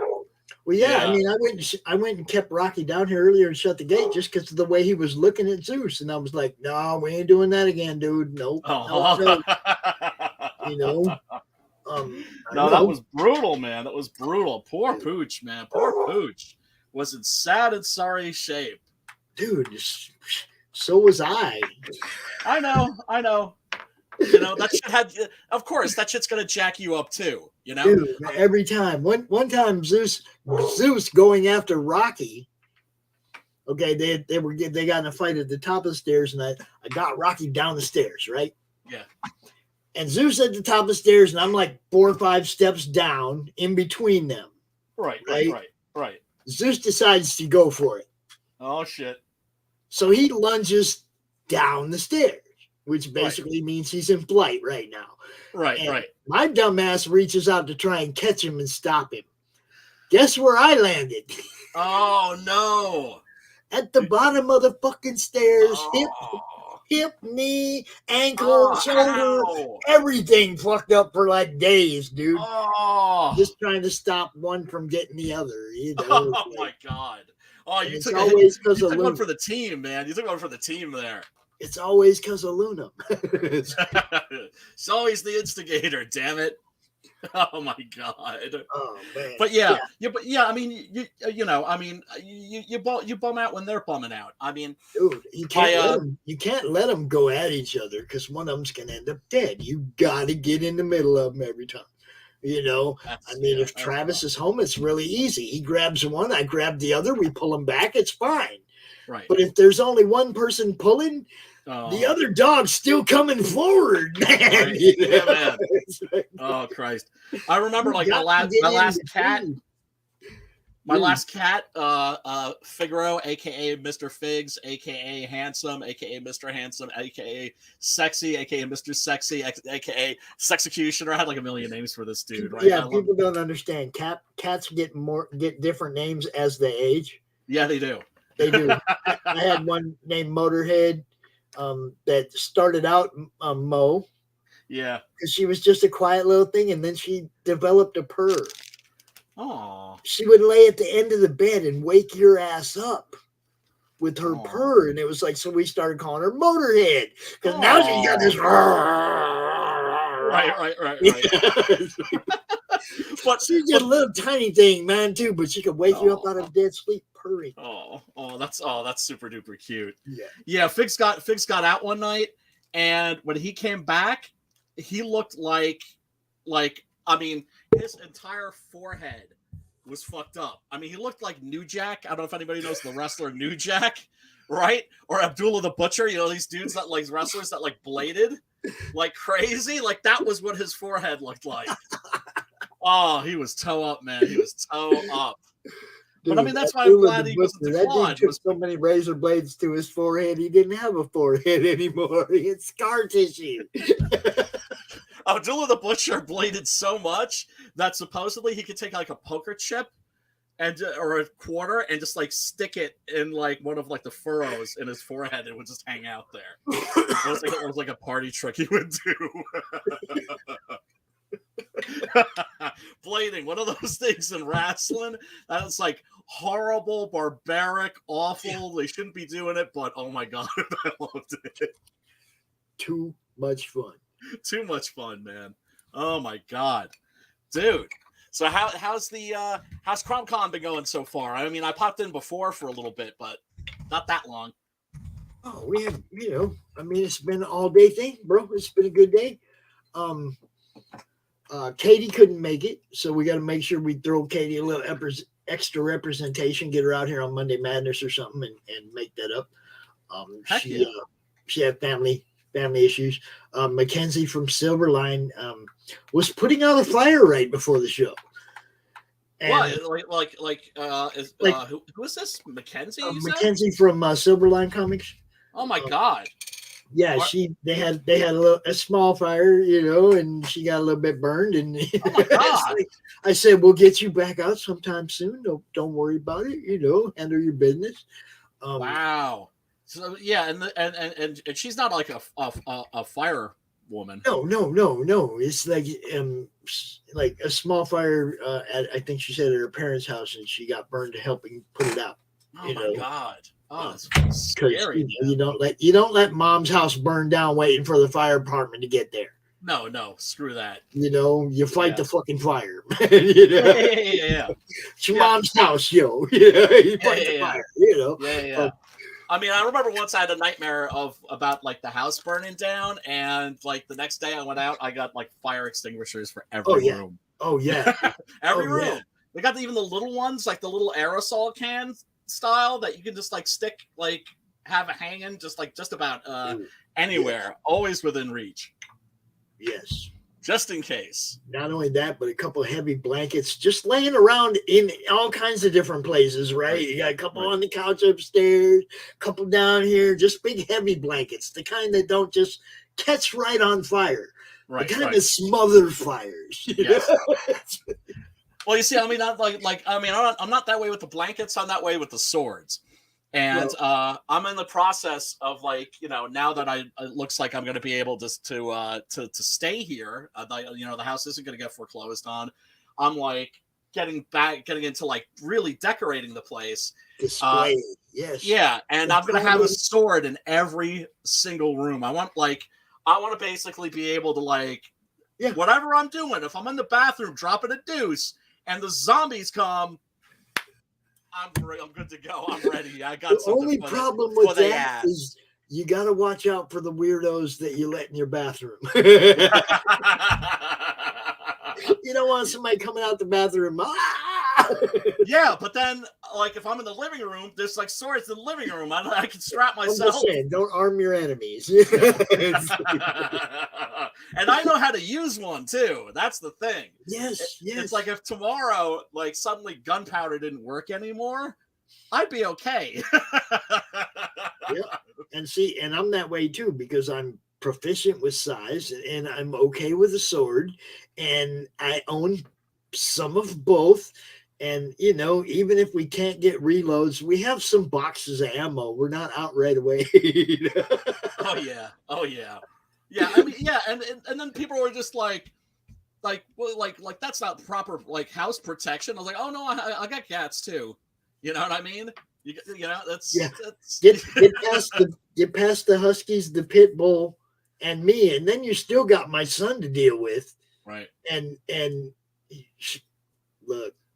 And I mean, you just don't want no part of that. I'm just saying, that kid was Iron Man, and he won the Iron Man award in boot camp, dude. Right. I remember you telling me that. That dude, he just ain't nobody you want to mess with. He wanted to be a UFC fighter, and then when he started a family, he didn't, couldn't do the road thing. But that's what he wanted to do.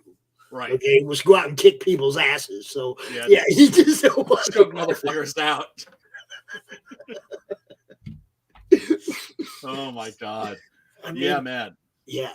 Crazy. It's never a bad idea to learn how to defend yourself, folks. No. And I told and it's getting to that point where the kids are old enough now to start thinking about, real discipline. Not, parental discipline, but discipline of mind. Self-discipline. Discipline. Yeah. Which is one of the greatest gifts that you can give yourself. And I'm not the most disciplined person by any stretch of the imagination. And I'm in no position to be lecturing anybody. But, meditating every day, practicing every day, whatever it is that you're doing. Lately I've been doing a lot of Tai Chi because my housemate is like a master. Have you ever seen David Carradine's Tai Chi video? Yeah, he was high. Dude, I love it. I love it. He's stoned as fuck. He's he goes into the five animals kung fu, and he's like the snake, the crane, the tiger. It's yeah, I know all that shit. He is stoned as hell, though. You look at him in that video. He is just baked, and he's like, my energy ball. He's got his energy ball, and he's throwing it out here, and he's bringing it back, and I'm going to move it over this way. Did you notice also that he's not really the instructor in that? He's more like the host. Yeah. Right? Because that motherfucker doesn't know Tai Chi. That dude didn't know any martial arts. He was a dancer, though.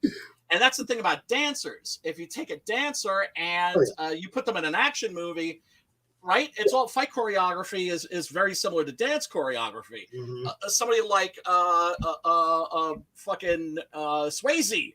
The Roadhouse, one of the best movies ever. Going to say Swayze. Swayze. With the eagle talon, man, rip your fucking throat right the fuck out. I knew you were gonna say Swayze because of the dancing. I knew it. Yeah. But I mean, so it's Michelle Yeoh also. Yo, Michelle Yeoh, right? Still looks great. Also, not a martial artist, dancer. Yep. So let's say they could pull that shit off. But David Carradine, in terms of being like a real martial artist, no, he had no. and the thing is he was great in the Kung Fu series. Mm-hmm. But how much more awesome would that have been if that had been Bruce Lee? But now think about this though too. Had that been Bruce Lee, we'd have never got Enter the Dragon. We'd have never got the him and Chuck in the Coliseum. That stuff would have been different. Okay, if he'd have done that series, that stuff would have been later. It would have been different. Yeah, and also there was Dragon is look the art of fighting without fighting. Yes. Oh, you're gonna have to show me this. Okay, we can go over there on that beach, right? Go ahead, get in the boat, you dumb fuck. Basic bitch. Yeah, it was great. Yeah, fantastic, man. Yeah, no, I love Bruce Lee. Those classic fucking scenes from that movie, man. I know. Don't look at the finger, or you miss all that heavenly glory. Yeah, man. Yeah, I mean, I'm a huge Bruce Lee fan, and always have been. And I remember there was like a magazine special that came out, right? Like one of these magazines, it's like $10 because it's like nice and thick. Right.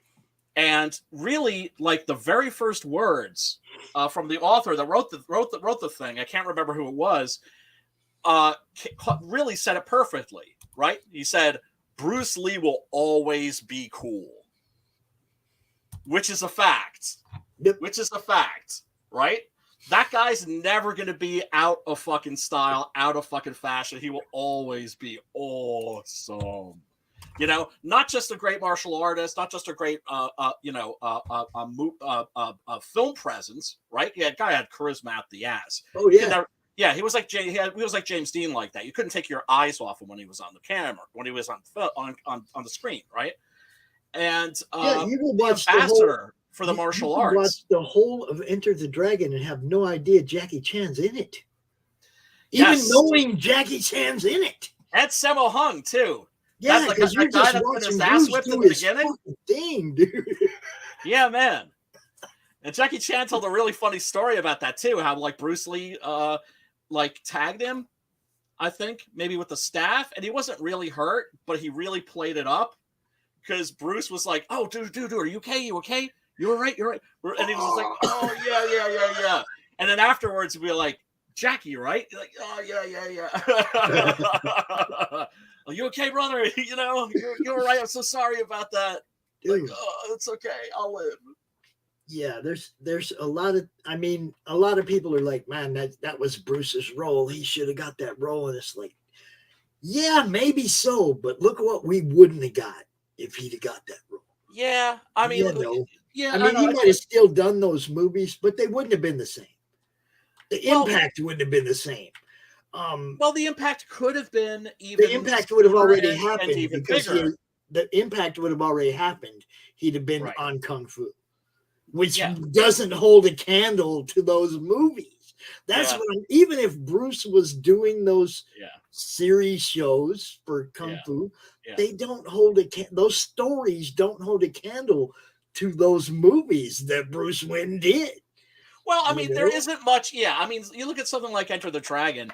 I remember a writer once saying that it's the perfect Bruce Lee movie because if Bruce Lee's not in it, you don't have a movie. Right? That's what I say. You don't even notice any. You notice John Saxon, okay? Because he has that same charismatic, standout personality. So you get him, right?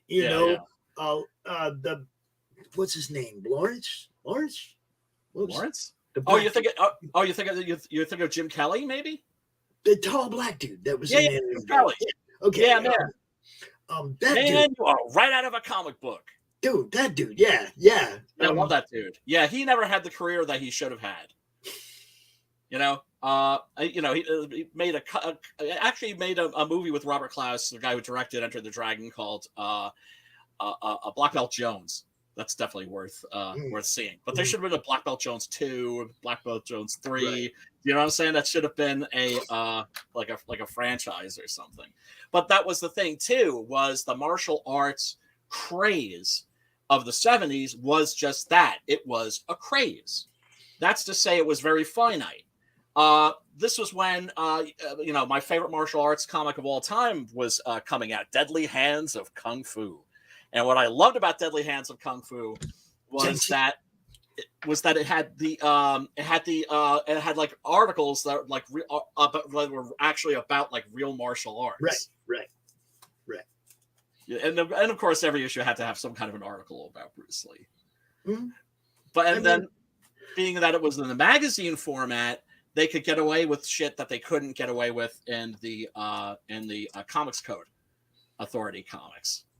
So like Iron Fist was like a more badass character. Go ahead and take it to the next level. Had there been no Bruce Lee, who would have been the guy that brought martial arts to the big screen, to the West? Could anybody have brought it to the level that Bruce did in the 70s? No fucking way. No fucking way. No. That's why he's the best. That's why he is the legacy, he's the ambassador, is the legend.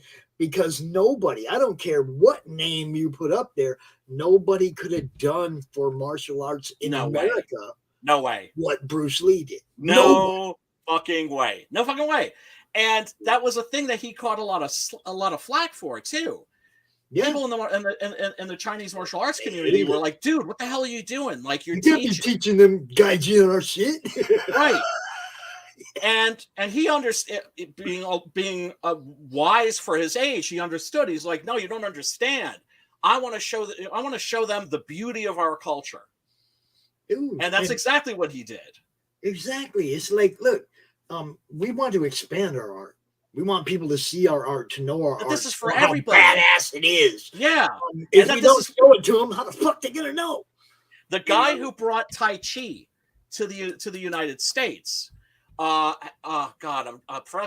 Professor Chang, he had tuberculosis, and somebody recommended that he do Tai Chi, and he actually cured his tuberculosis with Tai Chi.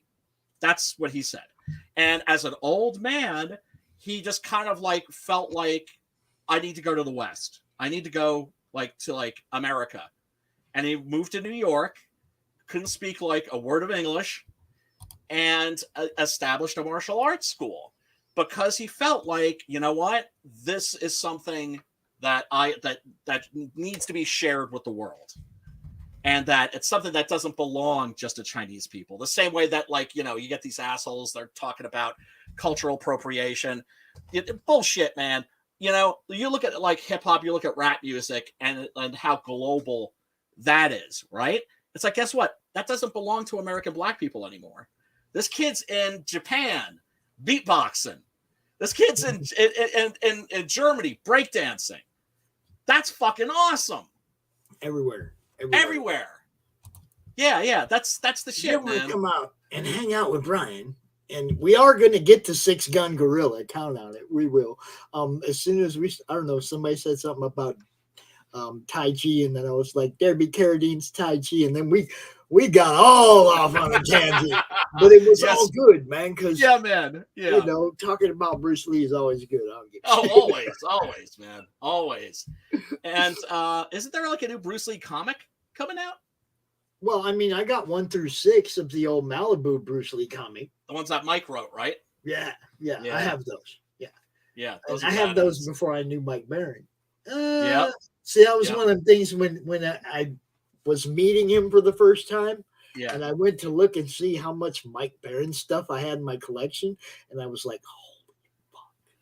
He's over the place. Yeah. He's in that filing cabinet and that filing cabinet and that filing cabinet and that box and that box and that box. And over here, he's in a couple of these boxes. And it's like, yeah. Yeah, and that's like one of the reasons why I was like, aside from the fact that he's a Six Gun Gorilla fan and that he just said like the nicest things about my book. That totally aside, that's what really pissed me off about the way that he was treated by these cancel culture fools, because it's just he got some serious Streisand effect out of that. He did. He did. I wish I could get that kind of. I know, me too. I'm thinking about dropping a dime on my own ass, right? Right? Start like mailing these social justice warriors like pictures and going, look how racist this comic is. And see, here's what I'll tell you though. When I first heard that Reddit was canceling Mike Barron over Florida Man because of his association to Chris Braley. Yeah, that was bullshit. Okay. And the thing is they canceled. That's when I went apeshit crazy against cancel culture and have stood against it ever since, because you can't do it by association. You can only do it by criminal intent or criminal action. Okay. Yeah. That's the only thing you can really cancel people for committing crimes against other humans, whatever. Yeah. You know what I mean? It's like shit that you actually did yourself, or and, if there was and you that have to let the judge in the case. But there is no but as we know You that see? they don't believe in due process. Yeah, see, that's what I was getting at. You have to let innocent until proven guilty be right what it is, what it's supposed to be. That's what our country, our justice system is built on. Yeah. You don't cancel people just because. People who deserve to be canceled, they're going to cancel themselves. They're going to go out and do something that people are going to hate or whatever, and then you're not going to see them anymore. Okay. There's going to be people that are falsely accused, and those are going to be people that keep on fighting and just keep doing what they're doing. And, they're not going to be deterred by cancel culture people, Right. But here's the thing, right? Like, I'm banned on Reddit too. I can't advertise my comics on there, right? But there's a difference between canceling me and canceling Mike. Well, see, do you know what I'm saying? Also there's also this other thing, though. I don't cancel Reddit. I don't go out and tell people don't use Reddit, don't do this, don't do that. But do I ever talk about Reddit other than to say they suck for canceling people? Yeah. That's the only promotion they get from me. Yes. Do you see what I'm saying? Yeah, yeah. And at the same time, they're not getting from us what they could. Of course. But they don't care about that. They don't care. So we don't care about them. You see what I'm saying? Yeah. No, it's definitely not. Sweet. And we used that cancellation thing against Mike Barron. We used that. Yes. And got him all kinds of support. So, I mean, that, But to me, it's so much worse. It's so much worse when you do it to like one of the OGs. It's so much worse when you do it to like one of the icons. Come on, that dude wrote Punisher. What, dude? Nexus, hello, Badger. Right? Yeah, I mean, and like you said, did so much other stuff too.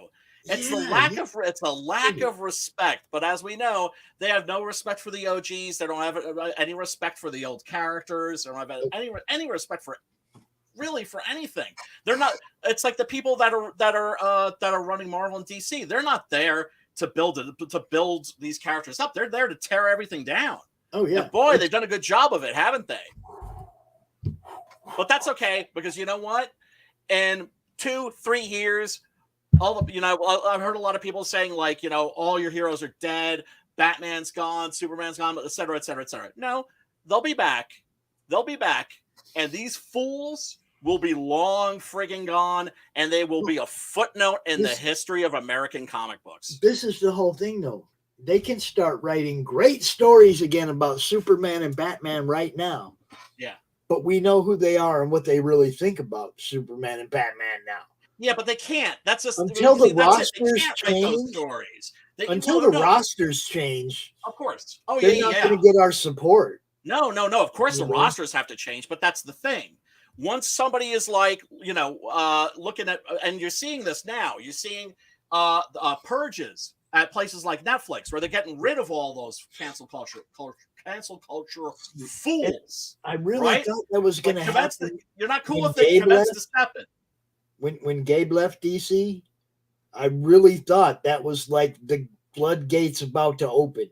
I really felt that because he went public and he was like, no, this shit's wrong. They're fucking everything up and everybody needs to know it, and he detailed a whole bunch of in-house racism, all kinds of shit that was going on in DC when he was there, on top of the fact that they never got a raise the whole time he was there, and blah, blah, blah. And now they're destroying the character that he drew. Yeah, it's heinous. It's heinous. Yes. But you know what? Like I said, these fools will be gone, and you're going to get real writers back. You're going to get but are they going to be passionate able to get them back? Are they going to get people like Gabe to come back to DC when they realize the error of their way? I don't know. I think maybe, but that's going to take some time. And right? Some money. That's going to take some time because Some those wounds are still marketing. very fresh. They're going to have to do some proper marketing. They're going to have to reboot a franchise, not a character. A franchise. Yeah. They're going to have to reboot the whole freaking thing. And come on, we already know people are getting ill about reboots. Yes. We're tired of that shit, Now, maybe if you're taking it back to the way it's supposed to be, you might get some play. But then you better be really doing that and not just saying so and doing the bait and switch. Oh, we're going to give you the real Superman back. And then you get there and, he's giving Lex Luthor the tongue. He's giving Lex Luthor the tongue. Boobs or whatever. Yeah, man. Yeah, it's. But that's the thing. It's like I remember in the early 2000s, Grant Morrison said. Now a lot of people, I'm sure, remember this. That the American comic book industry was in even sadder shape at the end of the 2000s because of the speculator market suddenly disappearing. Because they stopped making comic books for the readers. Right. So they were selling 2 million copies of X-Men. It didn't mean that there were 2 million copies being read. That didn't mean they had 2 million readers. Right? That just meant that you had like a few thousand people that were buying like 20 copies. And not only that, but you had Diamond forcing people to buy this many books if you want to get the exclusive.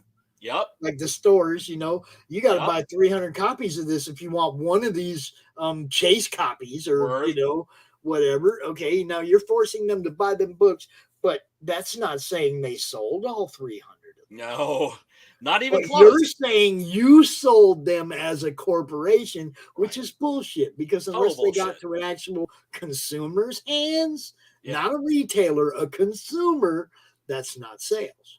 Right. Yeah.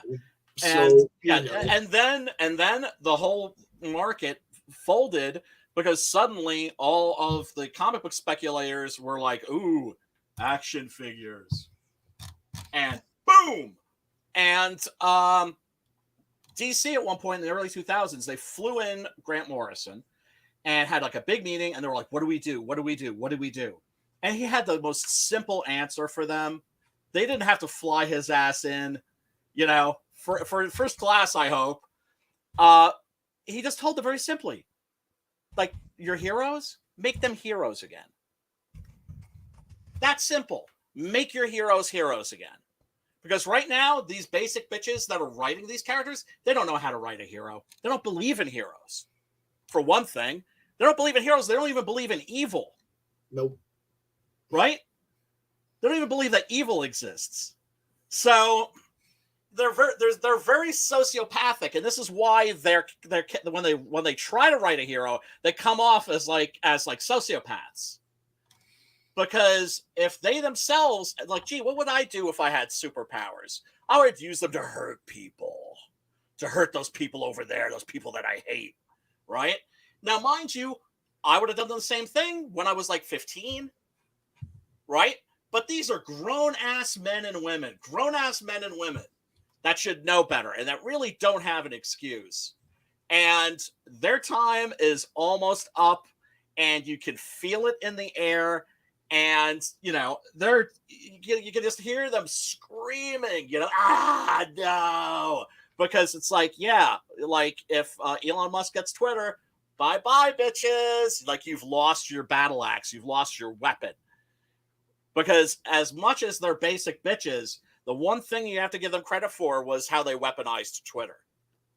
But you know, that's also because it was something that was basically kind of ground that was ceded to them. It's not like they're great thinkers or strategists or anything like that. And characters like these Batman, Spider-Man, Superman, Wonder Woman, all these characters, they'll come back because those characters are great Jungian archetypes and they will survive. As much as these motherfuckers have tried to destroy them, that's okay. Those characters are like weeds. They're a lot tougher, than some people give them credit for. There's a reason why they've been around for like 75 years. And why they'll still be around most likely 75 years from now. Right. Because there's something so pure and iconic about them. And people are always going to need stories. And people are always going to need, characters that inspire you. And, I like a lot of comics that aren't superhero comics. I don't write superhero comics. I have no ambition to write superhero comics. That doesn't mean I don't read them. Because there's something about superheroes and the comic book medium that just kind of, I don't know. It's like you can't There's even. Some people that are really good about writing them. Really good at writing them. Yeah. Like Mike Barron. Look, he took a regular guy, right? Yeah. Like the Punisher. He took a regular guy who just had some, serious training and got pissed off. Yeah. And Mike humanized the threat. Yeah. He's like, this is why dude's this way. Yeah. And this is the way he's going to be. And everybody loved it. Yeah. For about 30 years. Yeah. Yeah. And now they're like changing his logo. And it's just like, oh my God. You basic bitches, man. What are you doing, you fools? Yeah. I mean, he wasn't even a superhero, right? He didn't have superpowers, but he would interact with the superheroes in New York, Spider-Man and everybody, Yeah, he started out as he started out as a Spider-Man villain. The Captain America Punisher graphic novel. Yeah. It's one of my favorite one-shots, dude, because Cap has to fucking deal with why the Punisher does what he does, and he has to either accept it and turn his head the other way or do something about it. And it's like, Punisher, go ahead, do something. Chuck Dixon, another one of the greats. He was going to do imagine this. This was going to happen. This was in the works, okay? Check this shit out. He was planning on doing a Dirty Harry Batman crossover. And so what was the story going to be? It was going to be like Batman and Dirty Harry running into each other and being like, I think I can hang with this guy. But then something happens and they have to go after the villain. And Dirty Harry's like, guess what? I'm not arresting this fool. I'm not arresting him. And Batman's like, oh, hell no. And that's how they come into conflict. All they have to do is hang out at the bar for a little while and be like, yeah, you go ahead. Do you. But it didn't. But unfortunately, it didn't happen because Clint Eastwood has this very peculiar stipulation where he doesn't want his likeness used in comic books. I don't know why. And he was somebody that loved Frank Frazetta. Now hold up, because I know plenty of times where people have used poses of Clint in their westerns. Yep. Okay, where even to the point of the poncho and the cigar, all right? I mean, I know a lot of people that have used the classic High Plains drifter pose and all that. Okay. Fuck yeah. It might not be Clint, but goddamn it, it's Clint, What was really sweet was I wish I could remember the name of the artist, but he was somebody that was really great at doing likenesses, and he did a Jonah Hex cover. And so you see, the side of Jonah Hex's face that's all burnt and scarred and fucked up, right? Right. The side that's all pristine, it was Clint Eastwood. Yeah. I was like, But you see, that's the thing too. The Man with No Name. That's a character that doesn't belong to him. It doesn't belong to anybody. That's part of that belongs to the world now. That's what do you call it? urban legend. Mm-hmm. He's modern urban mythology. Legend, Not an urban legend. Urban legend is more like cryptids and that sort of thing.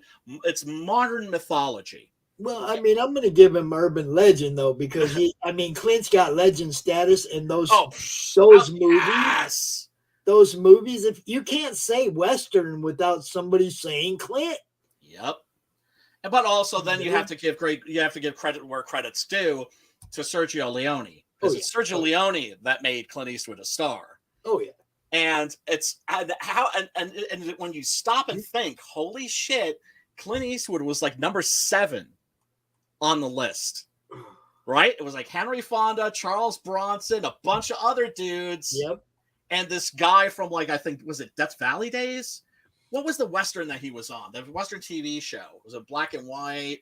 He was on an episode of Mr. Ed, I think, as a He was on Rifleman once, I think, as a youngster. I think he might have been on Rawhide. I think you're right. Yeah. And so he was like a TV actor, and instant icon status. Yeah. Instant icon status thanks to Leone. And holy shit, man. And then it was everything. War movies, detective movies. I mean, Dirty Harry, everything. But man. Legend and an icon. And still going. It's still and God bless him. Still going strong. Still going strong. I posted a picture of him not that long ago. I was like, you might be cool, but you'll never be clean. Clint Eastwood cool. Sitting in the airport, sipping a Patron cool. Like, just waiting for his plane. He's got a little bottle of Patron. He's like, got a straw in it. That's because real cool is effortless. If you have to try to be cool, you're not cool. You're just acting cool. Exactly. That dude's fucking cool.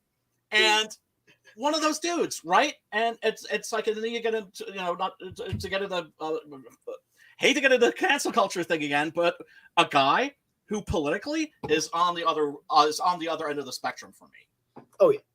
But do I give a fuck? No. Right? Same thing with like John Wayne or Kurt Russell. Politically, I'm nowhere near those cats. But I'm a huge fan of all of those dudes. Have you noticed lately that you're getting a lot closer to them, though? Yeah, man. When you and I met, I'd say the same thing. We're polar opposites. They moved. Well, look, it's like we really have a lot of the same thoughts about the way things should be. So we're not that far apart. Right. Well, that's because the Democratic Party is making us closer. Well, that's because right. It's like I didn't move. No. Right.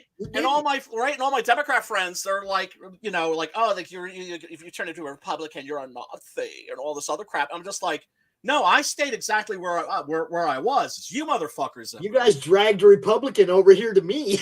Yes. Yeah. It's like y'all are like the pro-war, pro-censorship party now. Dude, I was a young liberal. Yeah. Legalize weed, free speech, blah, blah, blah. Guess who I still fucking am? Yeah. Yep. Yeah. It's like, it's not, yeah. And the thing is like, the other thing we have in common is that we're old school, right? I'm a very old school kind of a guy. And being old school has nothing to do with being old. Nope. Right? It has nothing to do with your age. Nope. It has to do with mindset, and it has to do with things that you learned when you were a kid. And I didn't have good male role models. So who were my role models? Gregory Peck, Jimmy Stewart, Captain America, Spider-Man, Batman, Superman, Bruce Lee, all those cats, man. Right? And they were the ones that kind of showed me the way of like how to be a man, because it is really true. The saying that you can't be a man unless you see a man.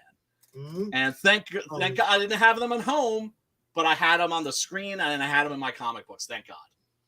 And for me, it's like it was all the characters with a code. With a code of honor. Those were the ones that were my favorite. Okay. Yep, me too. Always. Those were always the ones, and they didn't have to be heroes. It didn't matter what they were. If they had a code of honor that they, would rather die than cross that line. Okay. Those are my heroes. The ones that stood up for their principles all the way up until Bruce and Sundance. Butch and Sundance. I mean, till you come out the building firing away, knowing this is your last stand. But you never lay down. You never lay down. That's a hero to me. Yeah. And I always say you don't have to be religious to be a good person. You don't even have to believe in God, but you have to have a code. And these motherfuckers that we were bitching about, they don't have a code. It's funny because my mom is very churchy. She's, over 80 and still sings in church choir and shit. Okay. Right. Very churchy. Right. Yeah. And she knows I'm not. Okay. That doesn't mean I don't have my own set of beliefs, but I don't believe that you have to have a temple to do that in. No. I don't believe in all the commercialism around religion. Right. Let me put it that way. Okay? All the accoutrements. Yeah, it's not supposed to be about profit, yo. The bells and the whistles. Some of these preachers need to understand it ain't supposed to be about profit. Jesus would be turning your table over. Oh my God, he would be smacking the shit out of them. You see what I'm saying? So I'm not a fan of religion per se, especially monetized religion. Yep. So for me, mom gets it, okay, because I explained it to her when I was 10. Yeah. Brian, this is what happened. Yeah. We went, the pastor of the church, and I loved him and his family. They were great people. I loved them. They invited us to their house for a barbecue one weekend. Yeah. Okay. My mom lived in a 2-bedroom apartment with 4 kids. Right. Okay. Yeah. They had a fucking mansion. They had a boat. They had Cadillacs and Suburbans and swimming pools and movie stars. And it was like, I was like, Mom, why do we give this guy money every week? We're broke. We ain't got shit. Okay. We don't got all this stuff. Why do you give this guy money every week? The next week in church, she gave all of us kids our little envelope to put in the collection plate. And I looked right at her and passed that plate right on by. I didn't put a fucking penny in that thing because I was like, that guy they should be giving us money. Yeah, well, they should be helping us. Hey, look, Jesus warned us about false prophets. Yes. It was like, get ready because these motherfuckers are coming. And that was my big eye opener at 10 years old. Yeah. The monetization of religion and how they might get up there and preach a great game about helping people, but look, we were probably the poorest family in the congregation. The church was like almost in Scottsdale over there in rich Phoenix, right? And the whole congregation was pretty well-to-do people.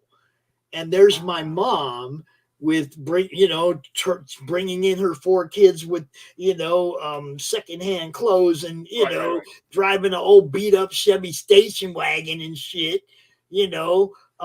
By far the worst car in the lot. Right. Without even everybody be like, oh, that must have broke down outside. Somebody sticking out like a sword. It up in here, right? It didn't even belong there. Okay.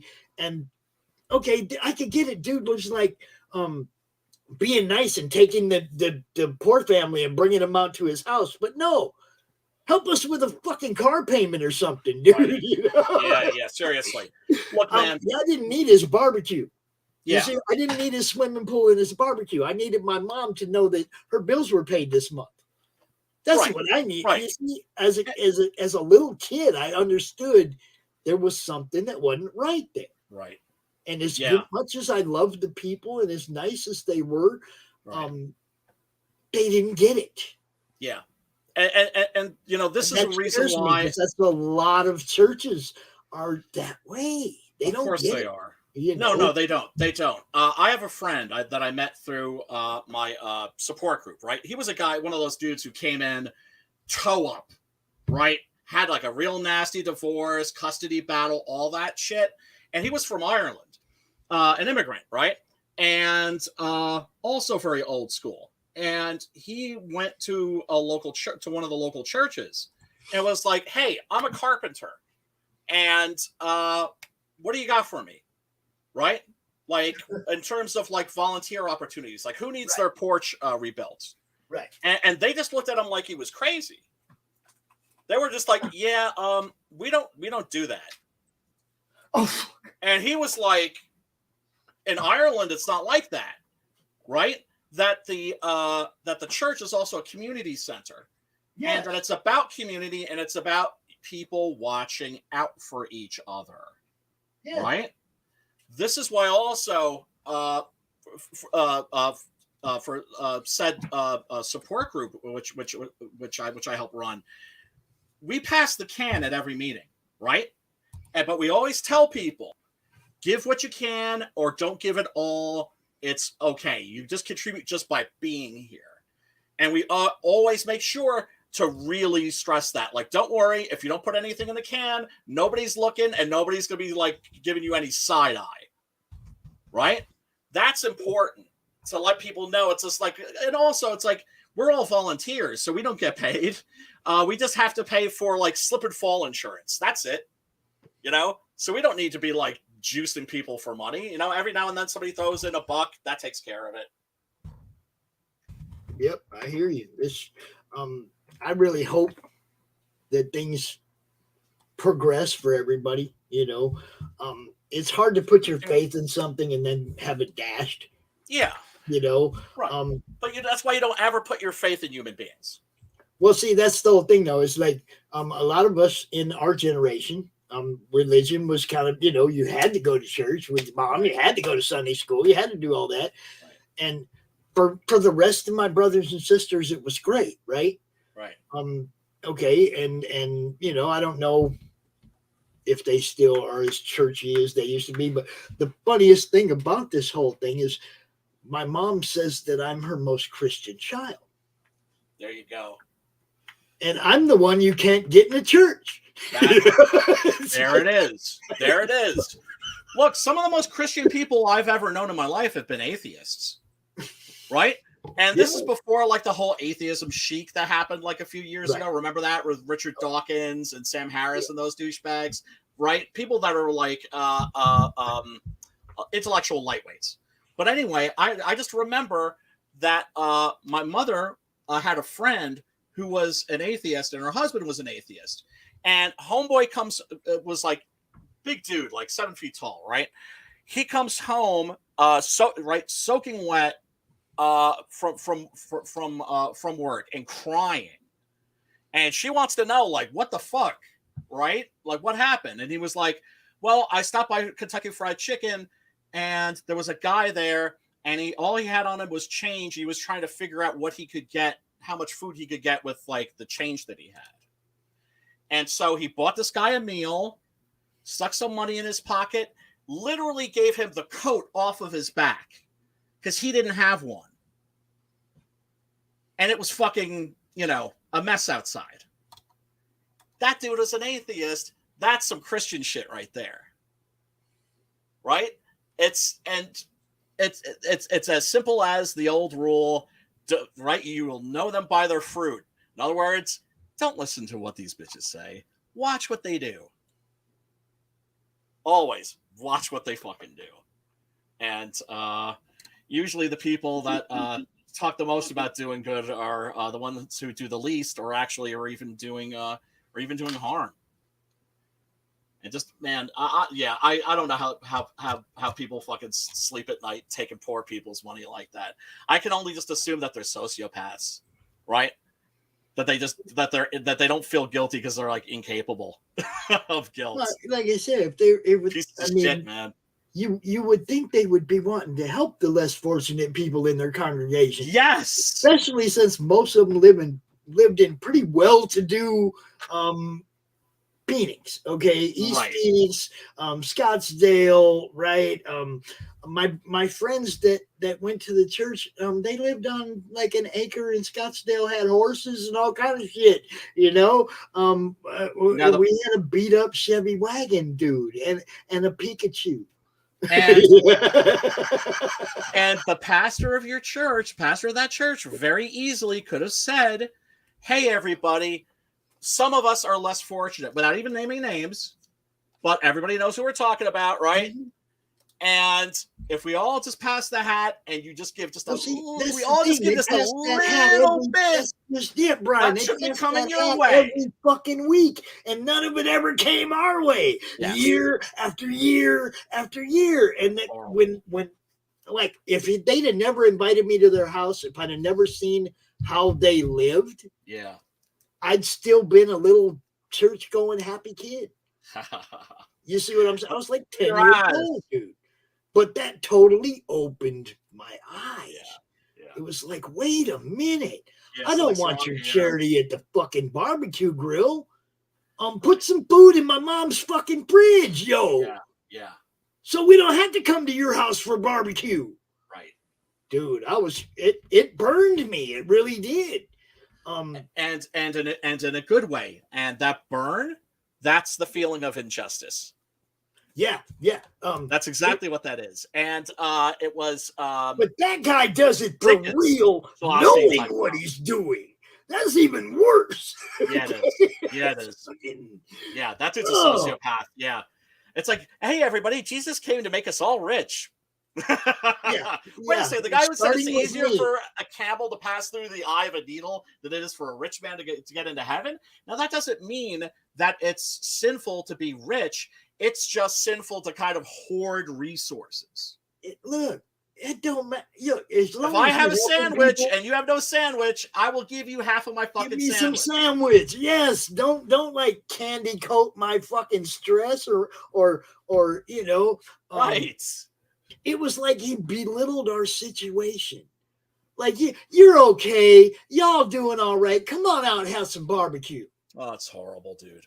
That's horrible. And to me, it was like not only insulting, but you're supposed to be the Lord's messenger, the purveyor of hope and health God to your congregation. And it's like 4 kids in one fucking bedroom over here, 2 girls and 2 boys. Fucking ashamed of themselves. They should be fucking ashamed. They should be fucking ashamed of themselves. Yeah, dude. Horrible. When the people from my support group, we're there for each other. When shit goes sideways, when my whole world collapsed, when my mom, I had to quit my job to take care of my mother because she had Alzheimer's, right?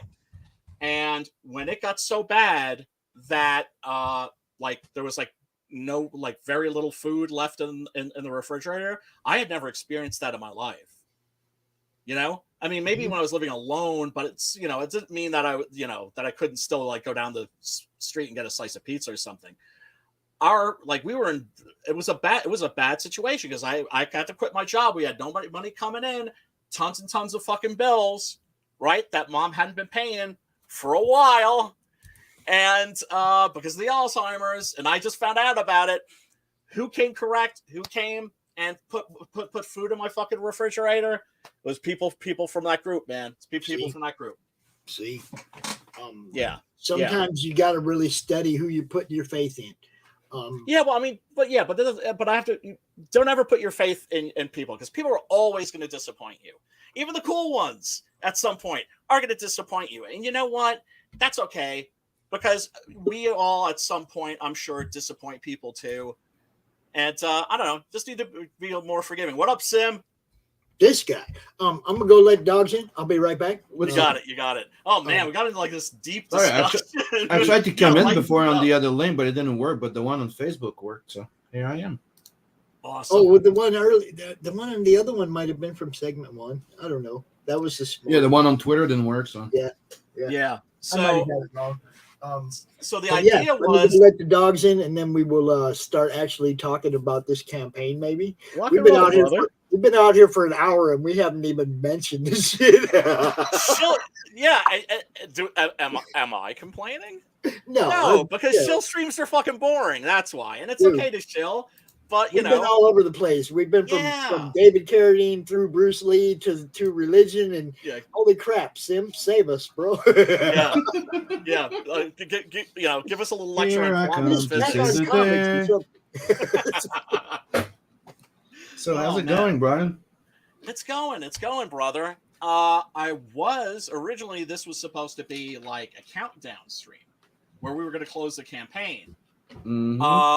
I had to postpone that because of shit that I shouldn't be talking about on air, that we discussed off the air. And so Pops was thinking like, oh man, is Brian cold shouldering me or something? I was like, no, fuck no. And so I have promised to close the campaign on his channel on the CRoM CoN, but that'll probably be like, I don't know, in a week or two, because potential big shit coming our way, and and by our way I do mean our way, not just my way.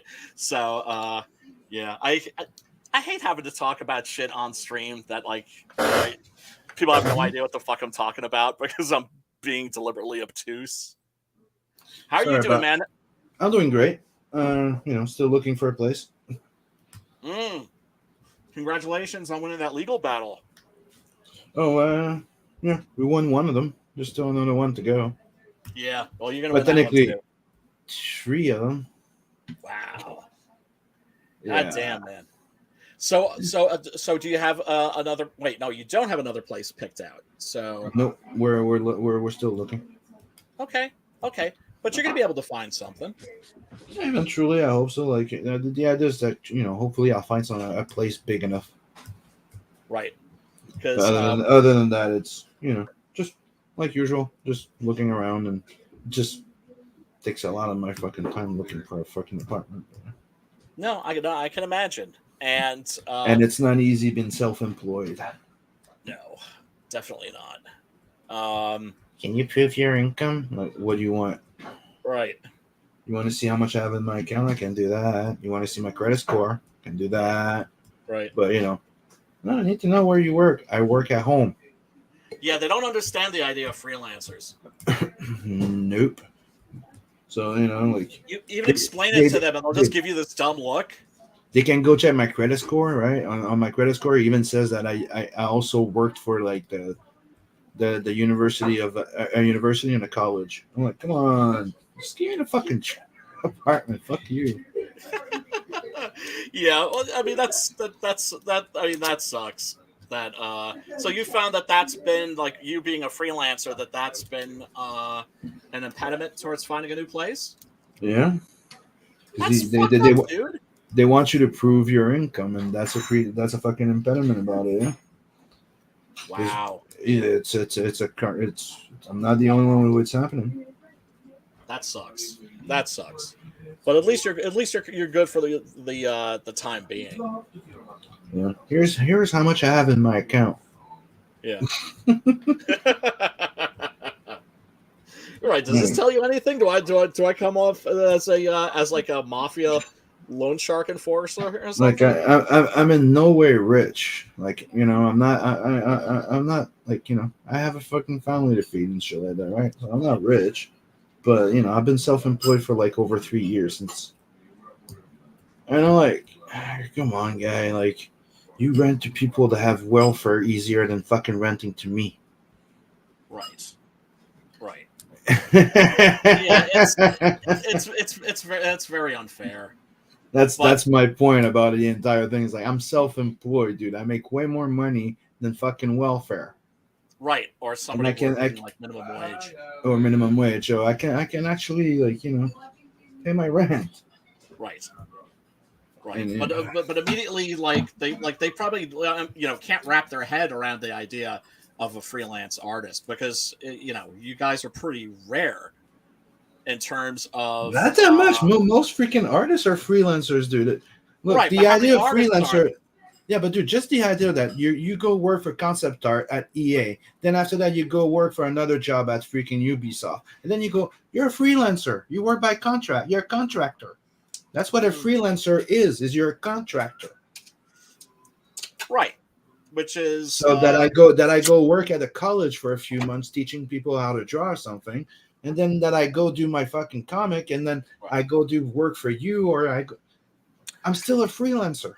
Do you think maybe you should start like sending them like or even bringing them like comics or some shit, like showing them your work, like here this is what I do.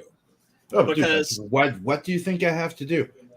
Here's what I do. Here's my web store. Here's how much I can make. Here's a few campaigns I did. Here's so you've been doing that. Yeah. Oh, okay. I'm sorry. It's just a fucking pain in the ass, and you have to convince them that, you know. Oh, that sucks. That sucks, man. I'm sorry to hear that. That's like you're saying, a lot of people can't think about people working for themselves. No, it like I even, you know, even the fact that, you know, I have a freaking home insurance for like almost $100,000. It's like, come on. Right. Yeah, but they can't wrap their head around the idea of people that just well, you know how people are. They don't believe in anything that they don't experience personally. Mm-hmm. Right? I mean, you know. Yeah, well, that's because the media doesn't tell us the truth anymore. So now we can only go by what we actually see and know to be true, because they fucking just ruined the definition of truth. Well, no, I'm talking about a certain kind of ignorant that you find amongst really basic bitches, really, for lack of a politer term, that just are just, I don't know, they have no imagination. And they don't realize that there's some people that do jobs that are strange or different, or, you know, not regular 9-to-5s. It's like, you know, most freaking artists are freelancers. So it's kind of like, yes, people should, you know, what do you think?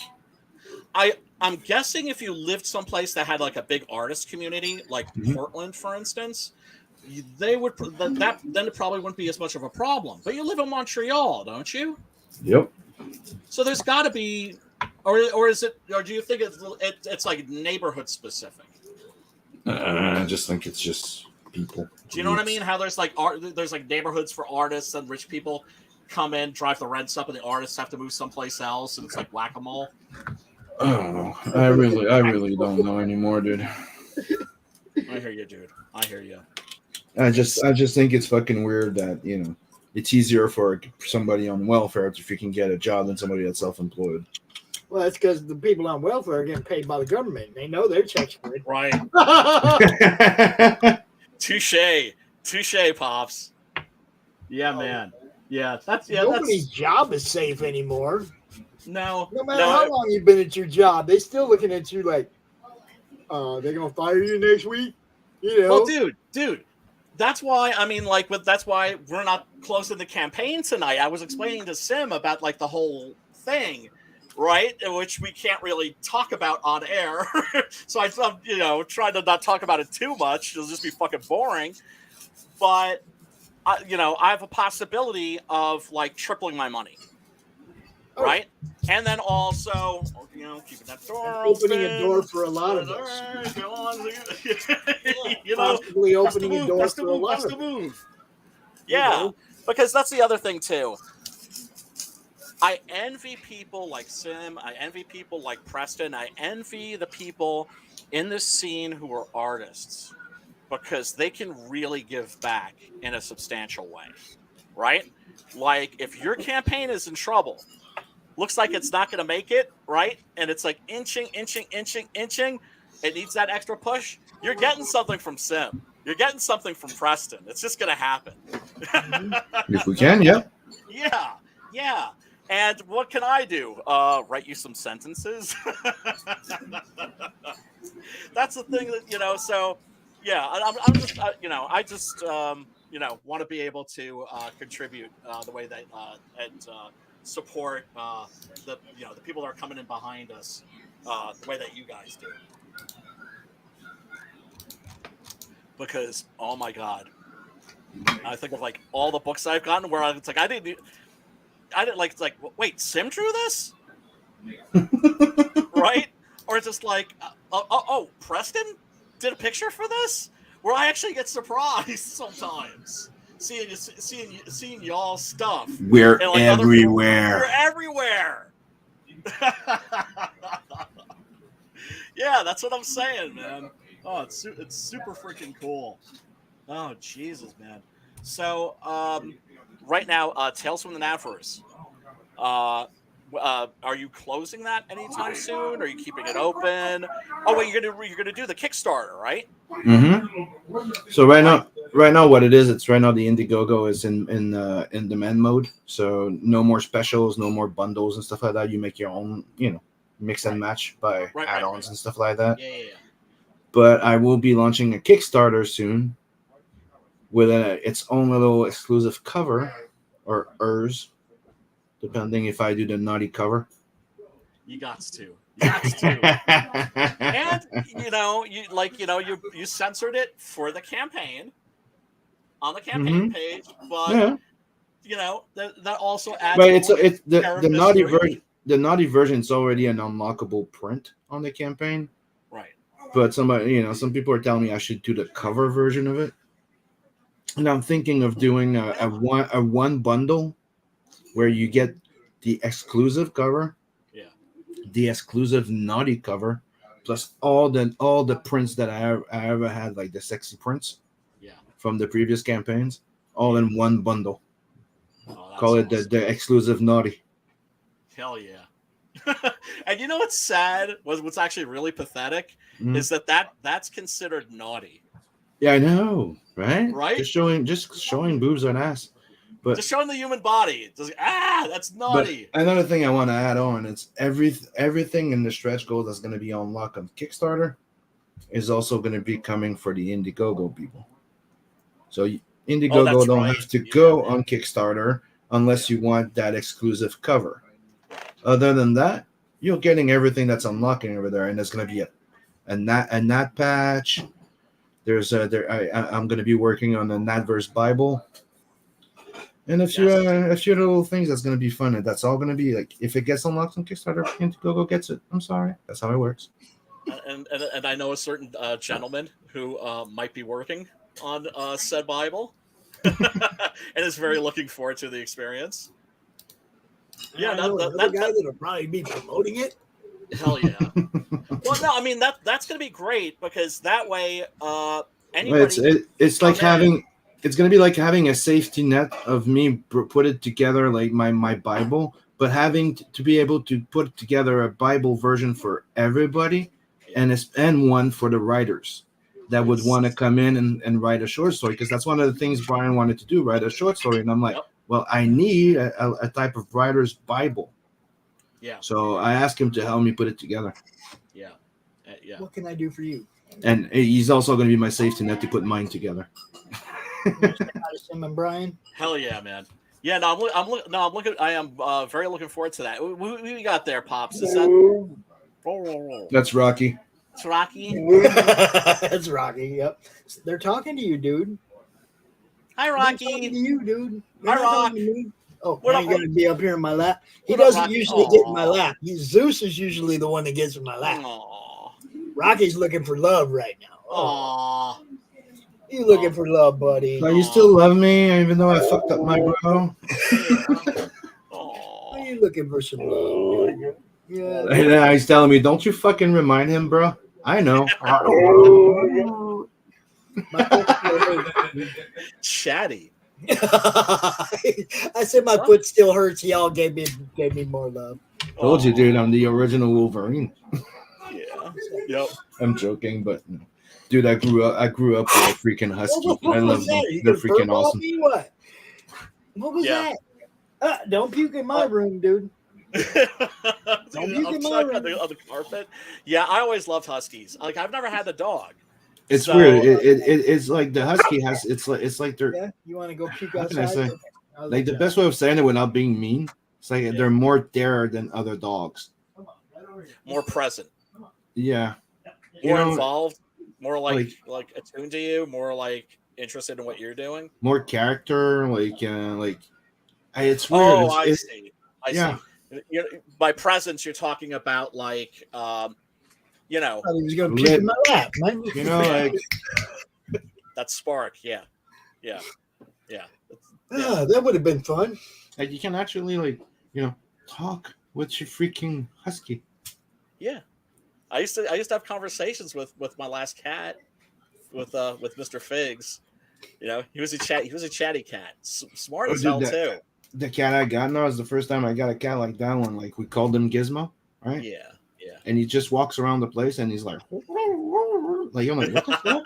Now, you guys all think it's all cute. And he talks to us while we're taking a shower. It's freaking. That's awesome, dude. You guys think that Rocky talking thing is all cool and everything, but there's 6 other people in the house that he talks to all the time, and I can be sound asleep, and one of the kids will be, "Oh, Rocky," and get him all fucking fired up, get me woken up. Oh, dude.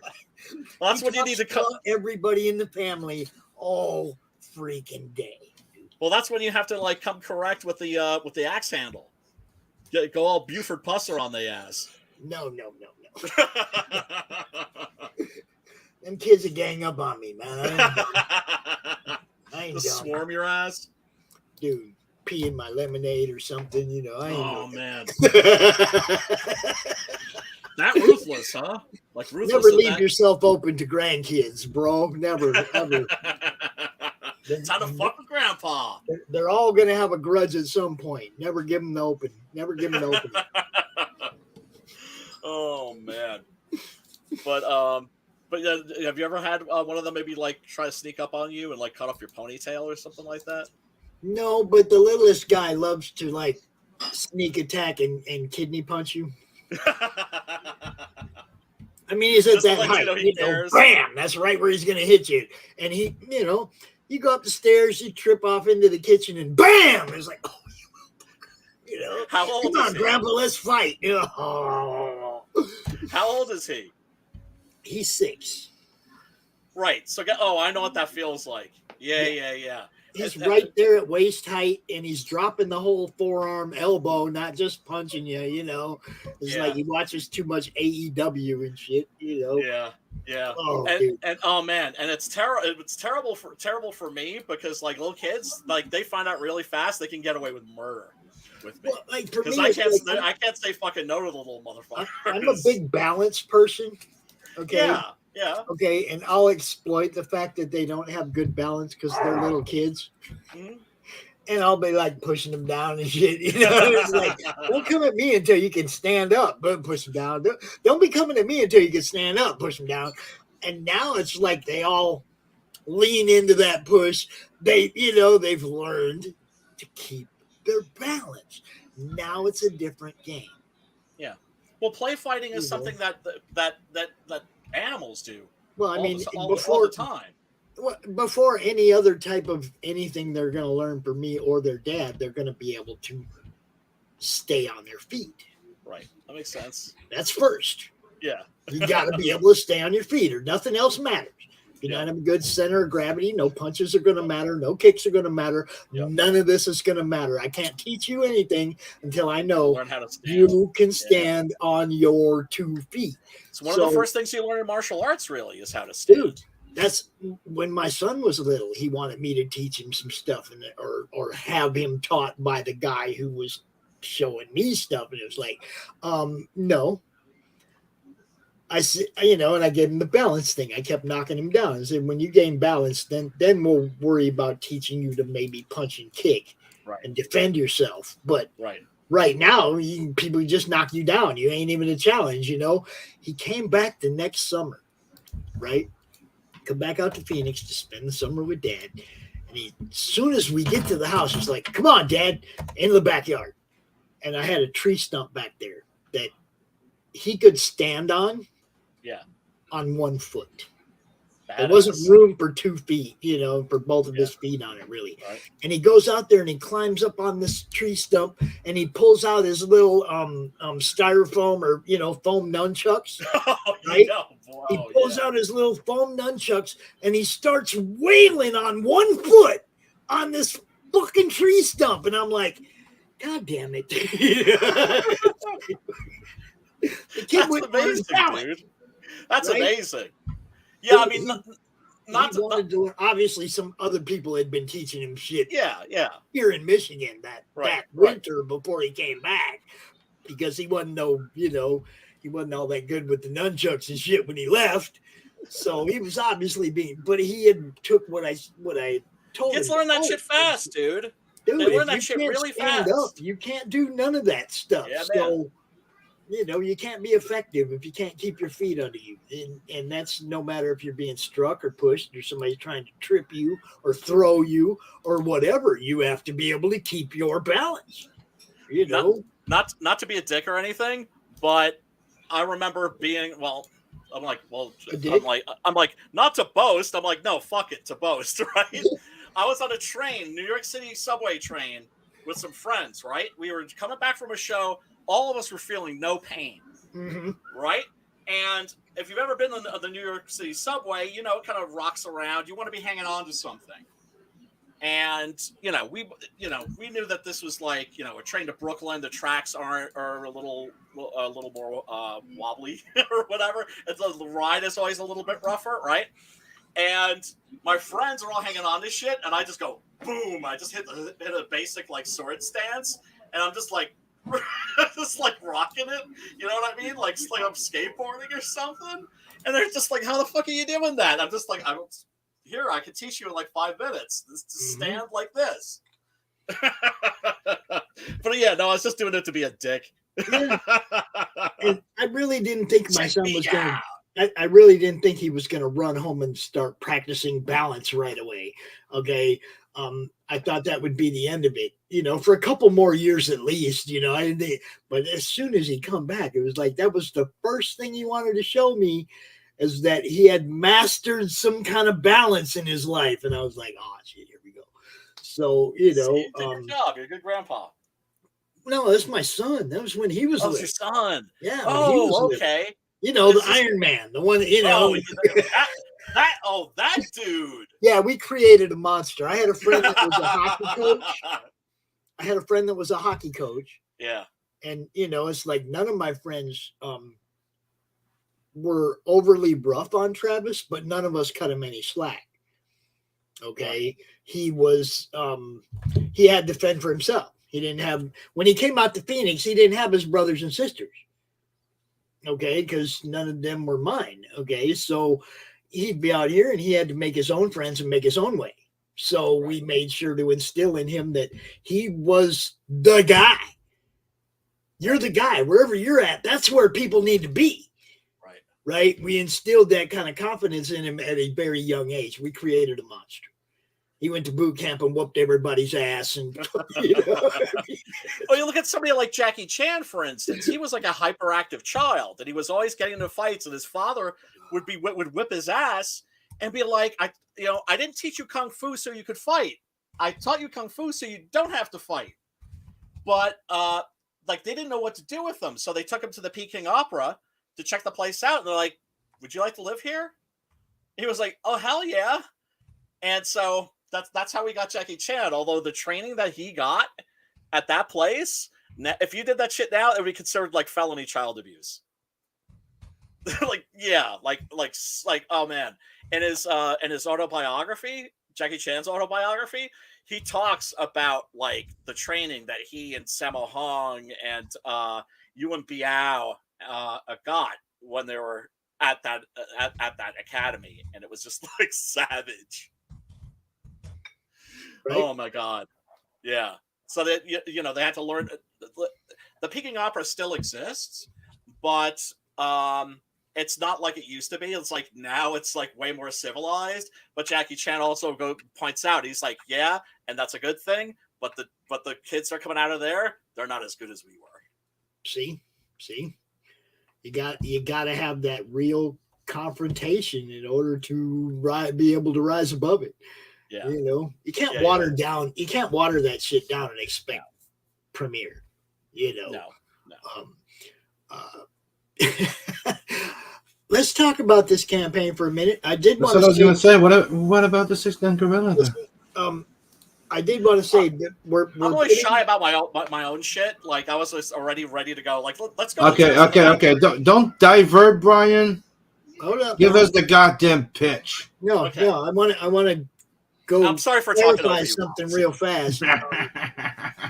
We're not closing the campaign down tonight because Brian has an opportunity to possibly go on a huge show beforehand, and then we'll close it down here some other time here in the near future. But if he can get on this show, I want him to be able to go get on this show. So we'll still close it down on the Madness Network whenever he gets ready to close it down, but we're not closing it tonight. Right. So you still got time to go back. Yeah, you do. Yeah, you do. And also, you have time to, and I'm finally getting these manufactured, by the way. Oh. The 6-gun Goriila, as Wenger used to say. It's a 6-gun Goriila miniature. 3D sculpted. And my friend Adam Lawson hooked me up with a friend of his, since he does tabletop Kickstarters and shit like that. He knows people who are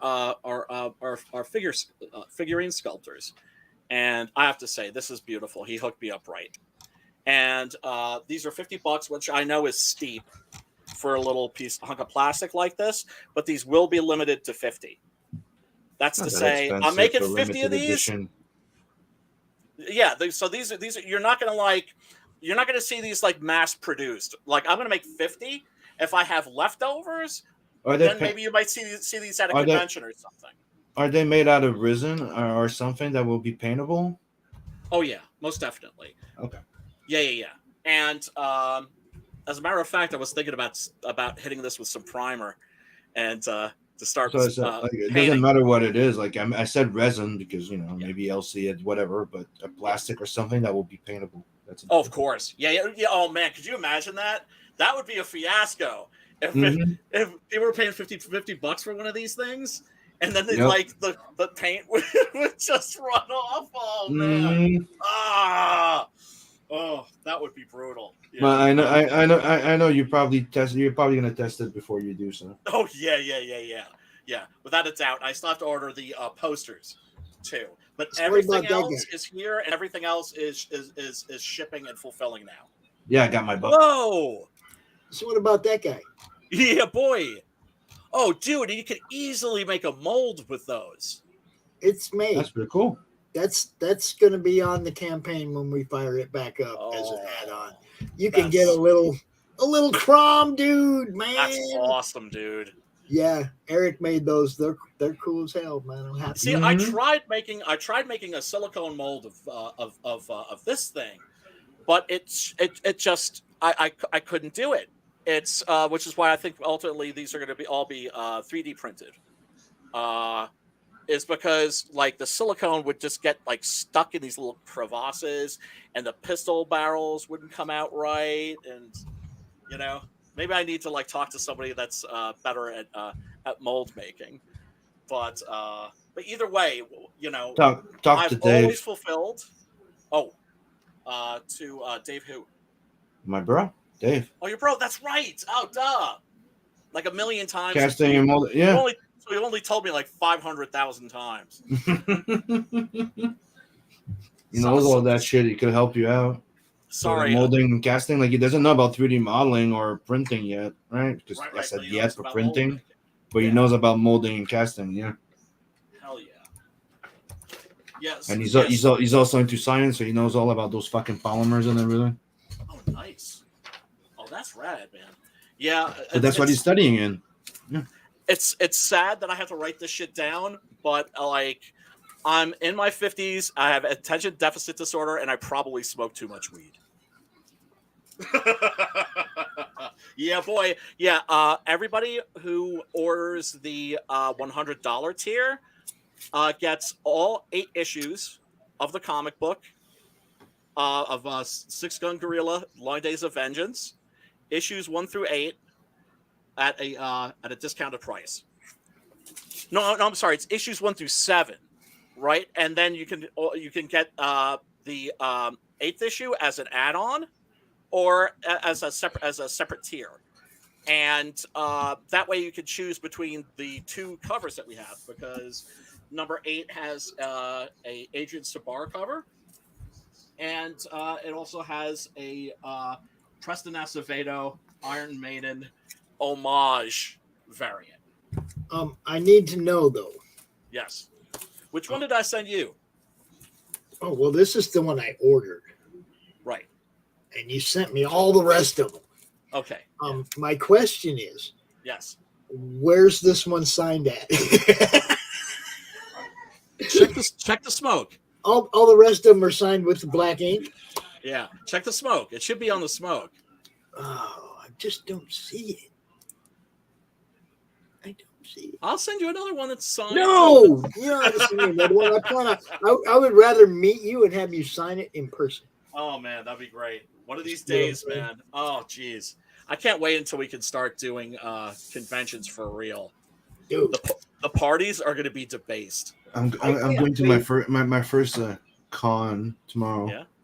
I can't wait until CRoM CoN is a live con, and you guys are all coming to hang out with me once. Man. Tomorrow I'm going to the comic book festival. I'm not going to say it in French because Pop goes into a frenzy every time I do. Festival de what? Festival de la BD de Montréal. There you go. I'm with you all the way today. Okay, so let's do this. Festival, you know that one? Festival. De la Like de la BD BD de Montréal. Montréal. Yeah. Okay. There you go.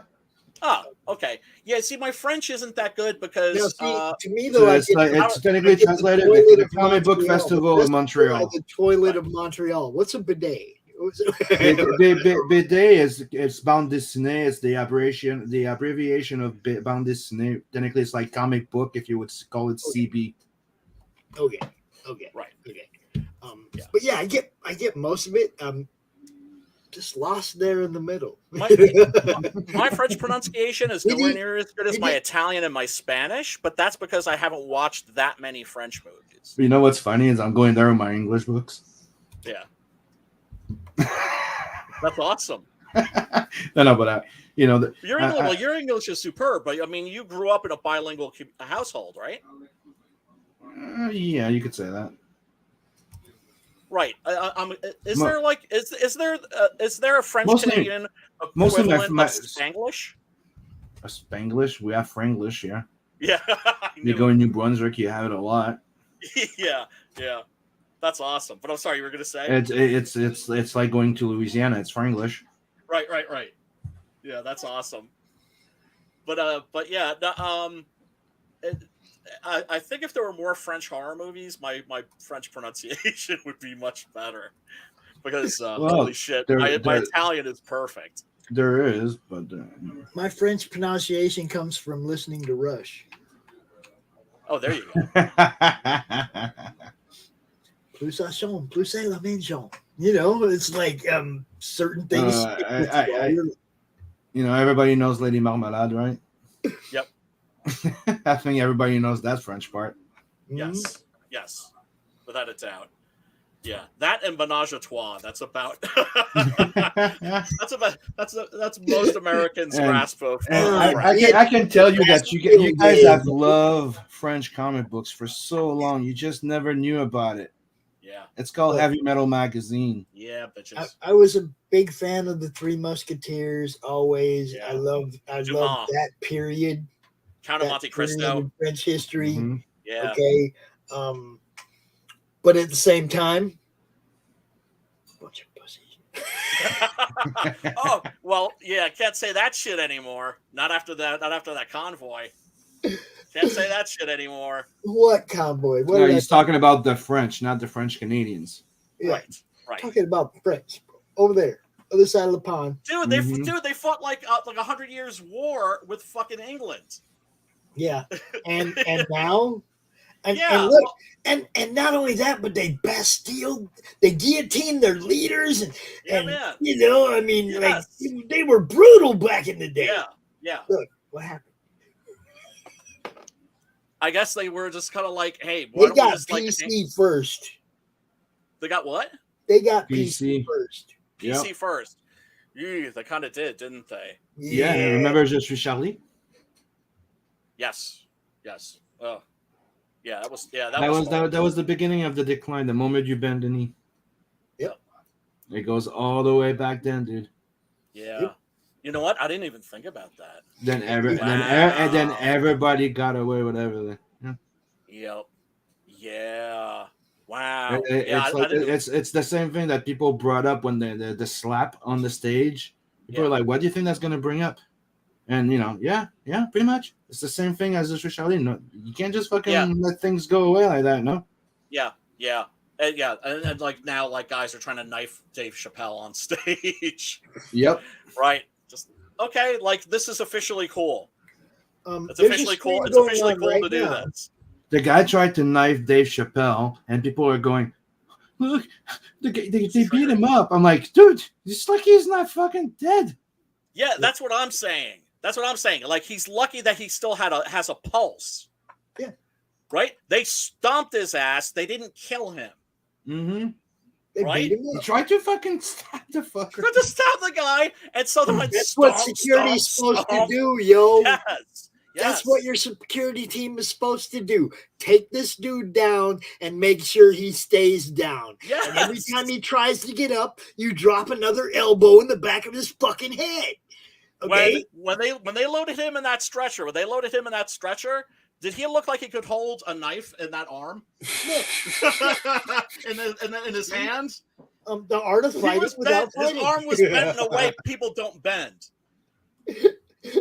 The art of fighting without fighting. Okay? You break something, the guy can't hit you now. Yeah. You take his knee, he can't stand up. Okay? I mean, that guy's bitch ass is lucky that he's breathing. They showed mercy to him. Yeah. And that's what you pay a security team to do. Right. Make sure nobody can hurt you. Instead, it was also like Jamie Foxx jumping on stage. Yeah, did you see he kind of like Olayed him? He kind of like did the Olay thing like a matador and kind of whooshed him to the side. Yeah. Nice try, Clown. Yeah, he totally fucking sidestepped that douche. But that's also because that douche was just stumbling towards him. Like a fucking champ. Yeah, I know. He's like, but also look at Dave Chappelle. He was like a string bean when he was young, and now he's yoked. Yeah, he's a little big. You can tell that guy spends a lot of time in the gym, right? Not one of those guys that's like obsessed with bodybuilding, but a guy who's just like had a lot of free time on his hands and was just hitting the gym a lot. Yeah, but he's been dealing with the pressure of the corporate. He's been dealing with the pressure of the corporation or stuff like that, and cancel culture for a long time. And he disappeared, and he came up like motherfuckers. As you can see, bring it. Yeah, absolutely, and that's why he's the fucking man. And I remember when he quit the Chappelle show, how the news media was going after him like in a hard way. They were just like, who does he think he is? He's going down in Africa. He's crazy. They didn't even know what was going on with him. The news stories were suppositions. Yep. Yeah, because if you don't do what they say, and you know what they wanted. They were like, how about Rick James, bitch? I'm Rick James, bitch, the movie. And it was like, you know what? Nah, I think I'm out of here. And it's like, and he said beautifully in an interview, he's like, gee, you think maybe, if I left that world, there might be something like kind of sick and fucked up about it? Mm-hmm. Right? Maybe, I'm not the one who's sick and fucked up. They're the ones who are sick and fucked up. Mm-hmm. That's why you have people like Robert Rodriguez. You know he was right. Yeah, absolutely. You have guys like Robert Rodriguez, who could have made like even more lucrative deals than they made, but went down to LA, took one look at Hollywood, and told his agent, "Yeah, I'll take any deal that stipulates that I don't have to move here, that I could stay in Texas, because I ain't fucking moving. I ain't no fucking. I'm not way. part of that crowd. Don't Not want part. me. Yeah, just like." Yeah, I mean, they're like all sociopaths and malignant narcissists and freaks. I'm sure that there are some people who are very good people. I'm sure there are some people who are like really serious artists. But that it's got to be like 10-1. Dude, it's crazy. It's got to be like 10-1. Sick freaks versus like normal people. When the guys with the rap sheets, yeah, when the guys like Robert Downey Jr. are the voice of reason. Yeah. Okay. Yeah. You know, I mean. Yeah. Well, fucking Russell Brand. Russell Brand is the voice of reason right now in America. Mm-hmm. Well, I mean, I'm looking at all these celebs, right? That very few of them came out in support of Johnny Depp. Yeah. Okay. Yep. Very few of them. Some of them got called out and kind of had to go, yeah, he didn't do nothing wrong. But none of them were saying that at the beginning, except people like Robert Downey Jr. saying, dude, he's one of the nicest fucking people I ever met. What did you I like the fact that he said that he wants him to play in his next movie, next Sherlock Holmes movie. I'm like, oh, fucking A. Hell yeah. See what I'm saying? Yeah. Well, because the good people, you know, they gravitate to each other. You know, but they've been trying to cancel Donnie for a while too, dude, with all the fucking traps about his alcoholism and shit. They have. They have. But that's the thing. That's where he gets his strength from. He gets his strength from the fact that he basically got back up. And that's the thing with Chappelle. Yeah. Chappelle got knocked down, got back up. Yeah. And that dude got driven into. I mean, you're talking about like driven into exile. Yeah, he got driven into the ground like a fucking tent peg. And when that happens to you, the one thing that, like, if you survive, you learn who you are. Indeed. Right? You discover who you are for real, and and then you've got like. Yeah, you understand what matters in life and what doesn't, and luckily he's in a place of relative power, and they can't fuck with him. And that's not to say that they haven't tried. That doesn't mean that Chris Pratt is walking around with a fucking bullseye.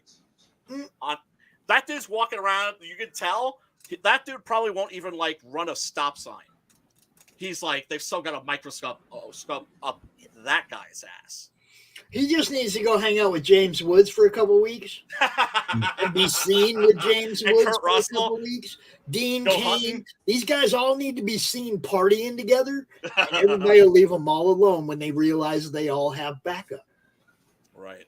They need to stand together. I keep saying, look, when you gonna stand up? We might have to band up, yo. Yes. And that's not a fucking exaggeration. No, and that's not a bad thing. That's a good thing. It shows a sense of community, and it shows a sense of understanding. Like, oh, it's not just about me; it's about us. Yes, right. Because you got the people who are just like all about themselves. Those are some fucking lonely ass motherfuckers. I don't care how successful they are. If you can't look yourself in the fucking mirror, but then again, a lot of them are psychopaths and sociopaths. Some have no conscience anyway. Yeah, some of them just don't even have a. Yeah, some of them don't even have a conscience. But and that's because their mom didn't make them go to a church that was full of rich people. Oh my god!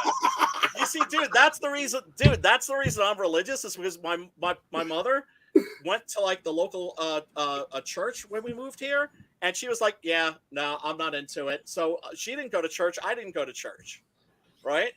And it's just like all my friends whose parents took them to church, like most of them are like atheists, and I don't blame them. Yeah, because if there's one thing that'll turn you off to kind of any kind of spirituality, it's religion. That's for sure.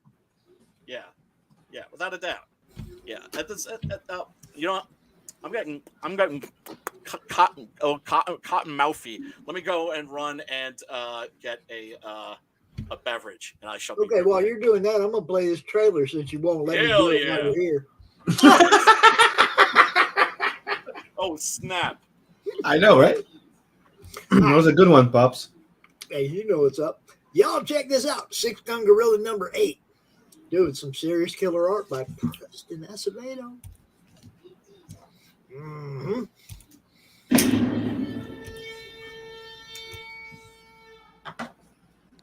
Brian Christgau, your book, 6 Gun Goriila, is excellent.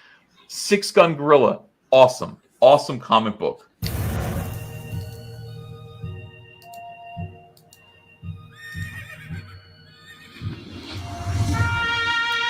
And promote it more, Stories. We all heard the legends. Wyatt Earp, Doc Holliday, Don't die on Billy us, the Pops. Kid. But there's a secret history to the Old West. One that seems too strange to be true, but, well, we all know what they say about the truth.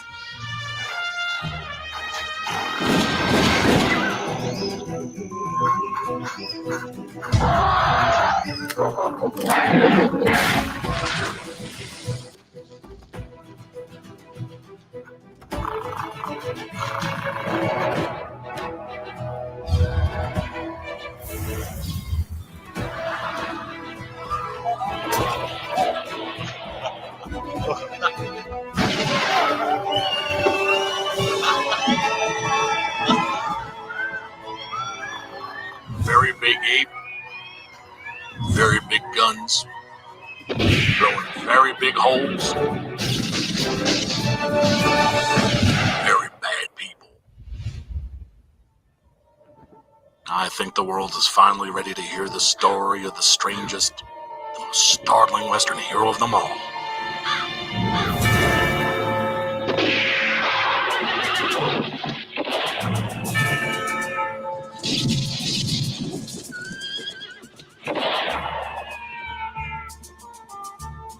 Six-gun Goriila. Long days of vengeance.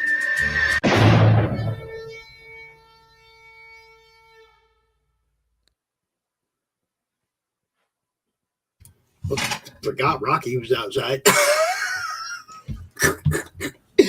He's out there like just sitting there on the porch looking at the door like, somebody gonna open this motherfucker? Somebody forgot me, motherfucker. Yeah. So I hope everybody liked that there video. That was a nice video. This is a great looking book. Okay. Now I have all 8 of them and I get to read them. So I won't have to just leave this one, this number 8. I won't have to just leave it in a drawer until I get all the rest of them. I can read them all right away. Yeah. And not only can you order all of the back issues as add-ons or like in that bundle, you can also get the trade paperback. The what? The trade paperback. The thickness book. That's 1 through 6, right? That's 1 through 6. Yeah. Okay. 2.6 or 2.7? It's this. Oh no, this 2.6. is 6. Yeah. This is through 6. Yeah. Yeah, I'm trying to remember. It's true. I have that one. I have this number 7, and now I just got number 8. There you go. Right. So. Very good too. I was not expecting it. I got that from my girl. Dude, I'm telling you, I I didn't think it looked bad. Like I really thought it looked good. Like that's not what I'm trying to say. Like I just like like the subject matter was like, I was like, you know what? And then the fact that my girl went, oh, that was fucking cool. I'm like, okay, I'll buy it. And we really freaking liked it. That's like I was just surprised that I liked it as much as I did. That's awesome. That's what I mean by that. Yeah. Oh no, dude. Trust me. I take that as a massive compliment. Because when I made this thing, I didn't know if people were going to connect with it or not. Like, there's some people I knew were going to connect with it and love it, but I didn't expect like everybody who's read it to like love it. And that's kind of what's happened. I think I've gotten maybe 1 lukewarm review, and that's been about it. It's like everybody. What issue was that on? Which one? That you got a lukewarm review.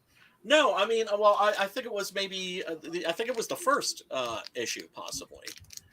Or maybe it was for the, I don't even remember entirely. But I remember, like, guys, and the review basically said, oh, yeah, that's right. In order to get CBR to Comic Book Resources, their website, I petitioned them hard to try to get them to review my book. And they wouldn't do it until I had a bunch of quotes from other critics, right? And once they saw all the great reviews, like from Ain't It Cool News, like some bunch of other websites that were big at the time, then they were willing to take a look at it. And the critics said, it's not that great. Like that was pretty much his review. Like, it's not that great. Like, yeah, it's good, but it's not as it's not as great as these as these other reviews are saying. So like that's the worst review that I've gotten. So I think that's a pretty good record. I'm still a bitch though for approaching it that way, but whatever. It's all good. And I've had a blast. I've had so much fun writing this thing, and lost my man Adrian Sivar last year, and Preston Acevedo, bless his heart, has stepped in to do the remaining 3 issues in this arc. So that's the new shit. Oh, and by the way, I've still got some of these Shelby Robertson limited edition trading cards. Damn, I didn't get one of those. No. No? Now, I don't know. Is it in one of the comics? I didn't. It should be behind one of the boards or something. Yeah, like that's how I got it. Yeah. Yeah, I'm not seeing nothing. No? Unless it's behind the comics. I guess you're shit out of luck, aren't you, Pops? God, Yep. I'll hook you up. I'll hook you up at some time. I ain't tripping, bro. But yeah, this has been a hell of a journey. I mean, this is my 8th issue. It's just crazy. Just it's just like when I say it, it's kind of hard to believe. But people have loved this book and they've been really supportive, and they've been enjoying it, and I've been enjoying making it, and this arc is going to wrap up at with issues 9 and 10. But folks, please don't wait for like the omnibus edition or something like that, because I'm not going to be able to make the final issues unless you support this campaign. But the campaign so far has done great. So. And you are 8 issue in. Yeah. Absolutely. And so you do want to grab that trade paperback, and then you only have 2 issues to catch up. Yeah, and I'm sorry I didn't properly mention the fact that Mr. Vincent Tartamella, Vinny did this cover, because I figured, you know what, if I was going to put the trade paperback out again, because I told myself, okay, that's it. No more trade paperbacks, just single issues, right? Because I don't want people just thinking like, wait for the omnibus, right? So I figured if I was going to put this out again, at the very least, there should be something new. And if there wasn't going to be new material, then at least what I could do is give you a campaign exclusive cover. So you're only going to be able to get this book with this cover during this campaign. And I know exactly what's going to happen when I do close that campaign. Yo, man, can I get that limited edition cover? Right?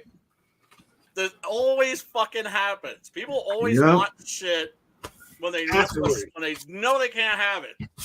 And then I have to like be a dick and tell them no, I can't do it, because that's like basically screwing my backers. Mm-hmm. So don't be that fool. Don't be that fool that emails me the day after the campaign closes saying, "Can I get the trade paperback with the Vinny Tartamella?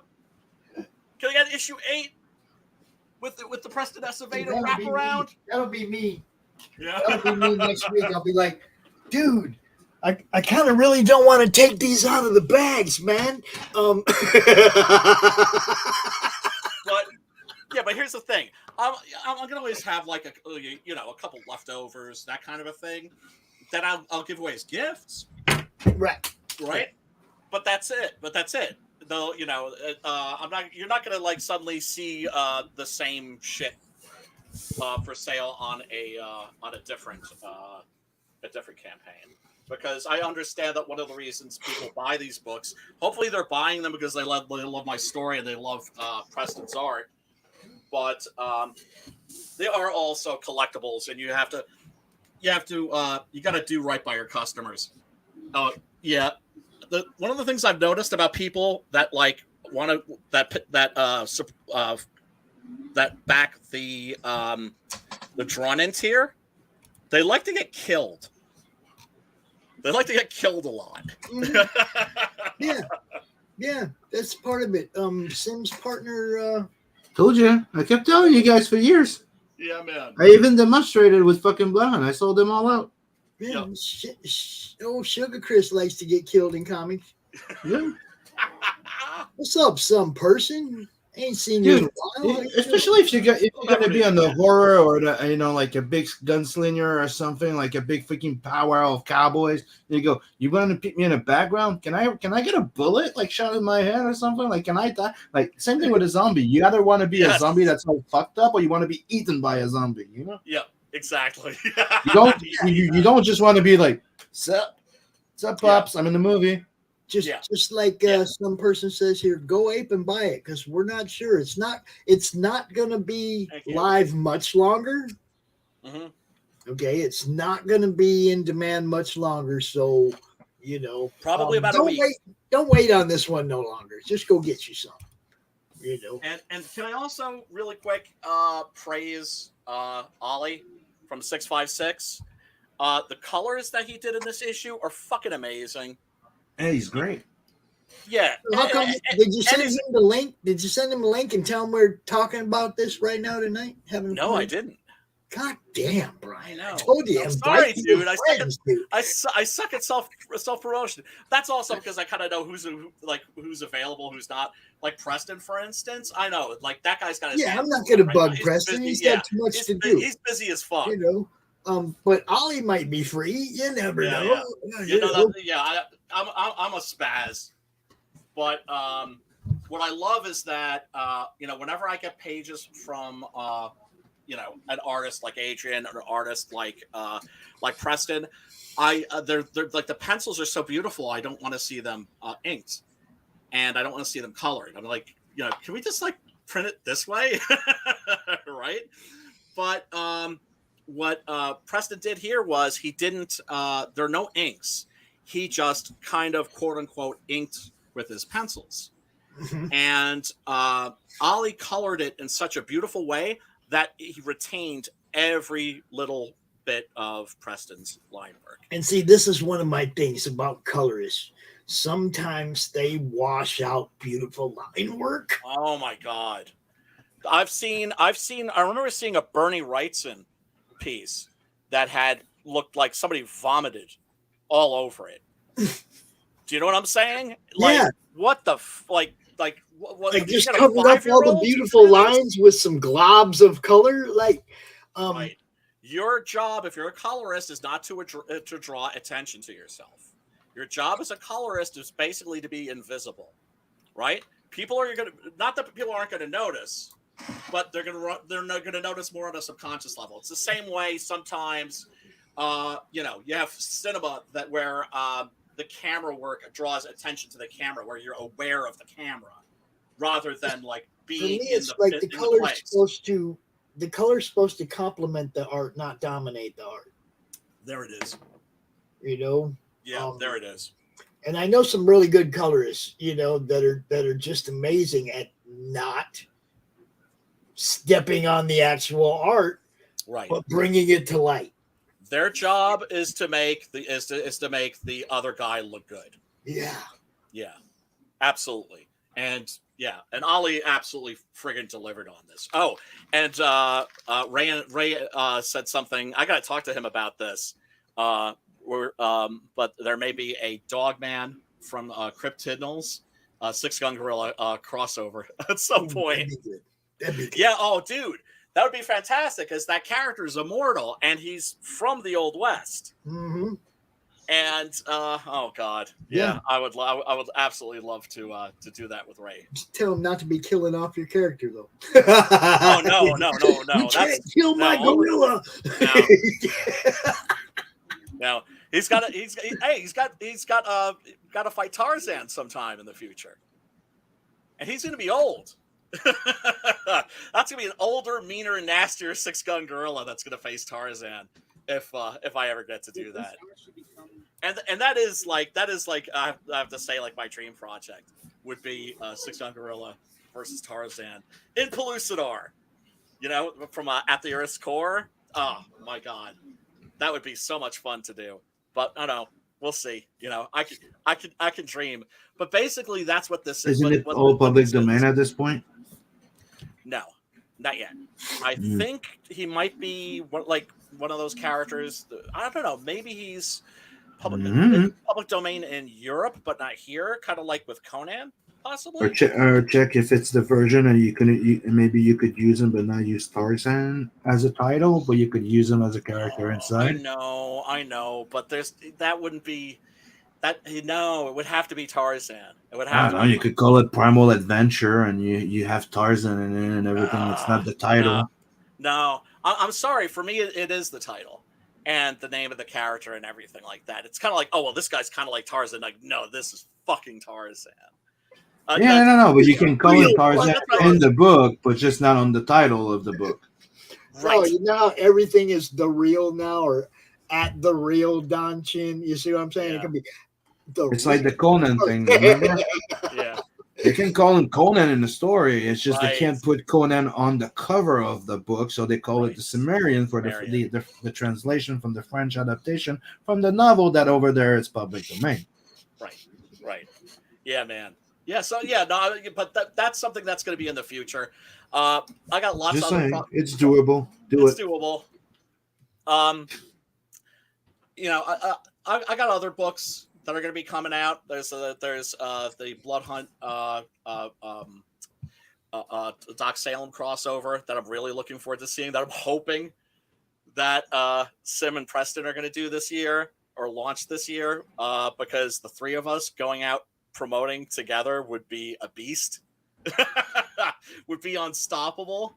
But I've written that. That's going to be fun. And then I've done this thing with Adam Larson that I can't really talk about, that I'm not at liberty to talk about. But that's going to be my first foray into horror. And I'm looking forward to not being thought of as just like the Goriila dude. At the same time, I could write 6 Gun Goriila stories like for the rest of my life, I think. I've already got, I've got entire scripts sitting around of like, 6 Gun could cross right over into that horror genre, no problem. Oh, no problem. Problem. Yeah, I mean, what I'm ultimately hoping to do is to.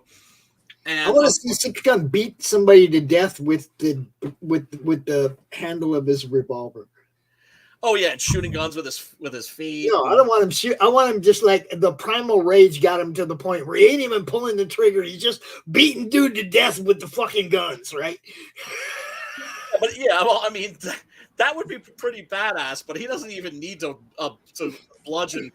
He doesn't need a bludgeoning instrument. His fists are. Oh yeah, I know. That's why it would be hilarious. He lost his cool. He's like, I'm not even shooting. Somebody, their head coming off, their head caving in. There was a part of me when I wrote this that was thinking about going Garth Ennis with it, having him like rip dudes' arms off and stick them up their asses. But then I realized, like, nah, that's not what this is. I just knew, like, that's not what this is. Like, this is. I still think you need to have a scene where you pull the Harry thing.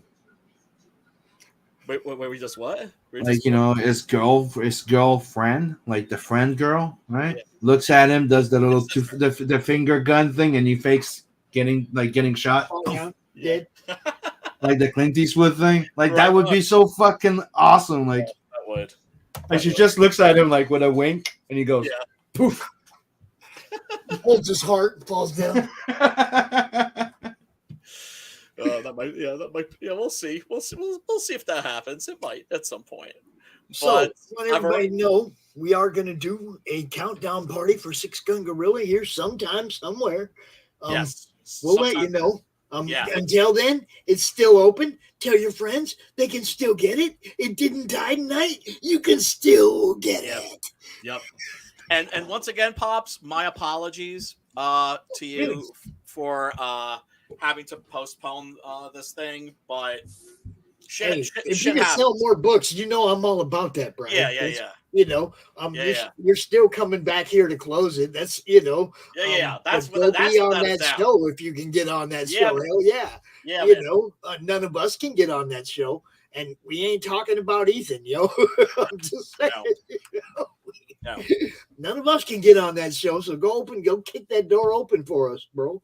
Oh, dude, dude, if I can do that and get like all y'all's asses in after me, I'm gonna fucking be doing the Vanilla Ice dance. Like, dude, it's like this. You get in there, you get in there, and then you make them aware of what we do on this weekend every month, and we get everybody else in that way. Yeah, 'Cause man. they'll be paying Yeah, attention to everybody then. yes, You yes, know? yes, yes. We need to grow our sphere of influence. Yes, indefinitely. Yes. Before we go go out, we definitely should take a look at Tales from the Natverse, shouldn't we? Well, we did do that once today, but we can do it again. Yeah, man. Because this book needs to be doing way fucking better than it is. Look, not that it's not doing well. Did you guys see the thing I posted the other day? Everybody I know needs 50 more backers right now. No. Everybody I know needs 50 more backers every day. Yes. You see what I'm saying? It's like that was a post from a year ago that came up in my memories. Oh, I remember. Yeah, and I was yeah. like, how fucking appropriate is this? Hit it again. Because everybody needs 50 more backers. You know? Look, we don't make a lot of money with these books, but we do make enough to keep making books. And that's what we really want, is the more we can make, the more we can produce. The more books we can put out. And the more cool The more shit. they get in people's hands, the more people tell somebody else about it. How many people have I told about these 6 Gun Gorilla books since they got in my hand? Right. And not like I didn't talk about your project before that. Right. But since I got them in my hand, I've showed them off like 5, 6, 7, 8 times. This is why I always recommend to people, if you've got a campaign and you're in fulfillment and you have books to send them out even to people that haven't backed the campaign that have streams going, so they're going to know your stuff. And that will promote you. Don't just send it out to somebody who's going to put it in a stack and forget about it. But by all means, I mean, there are people that will go out here and give you their time to get you seen.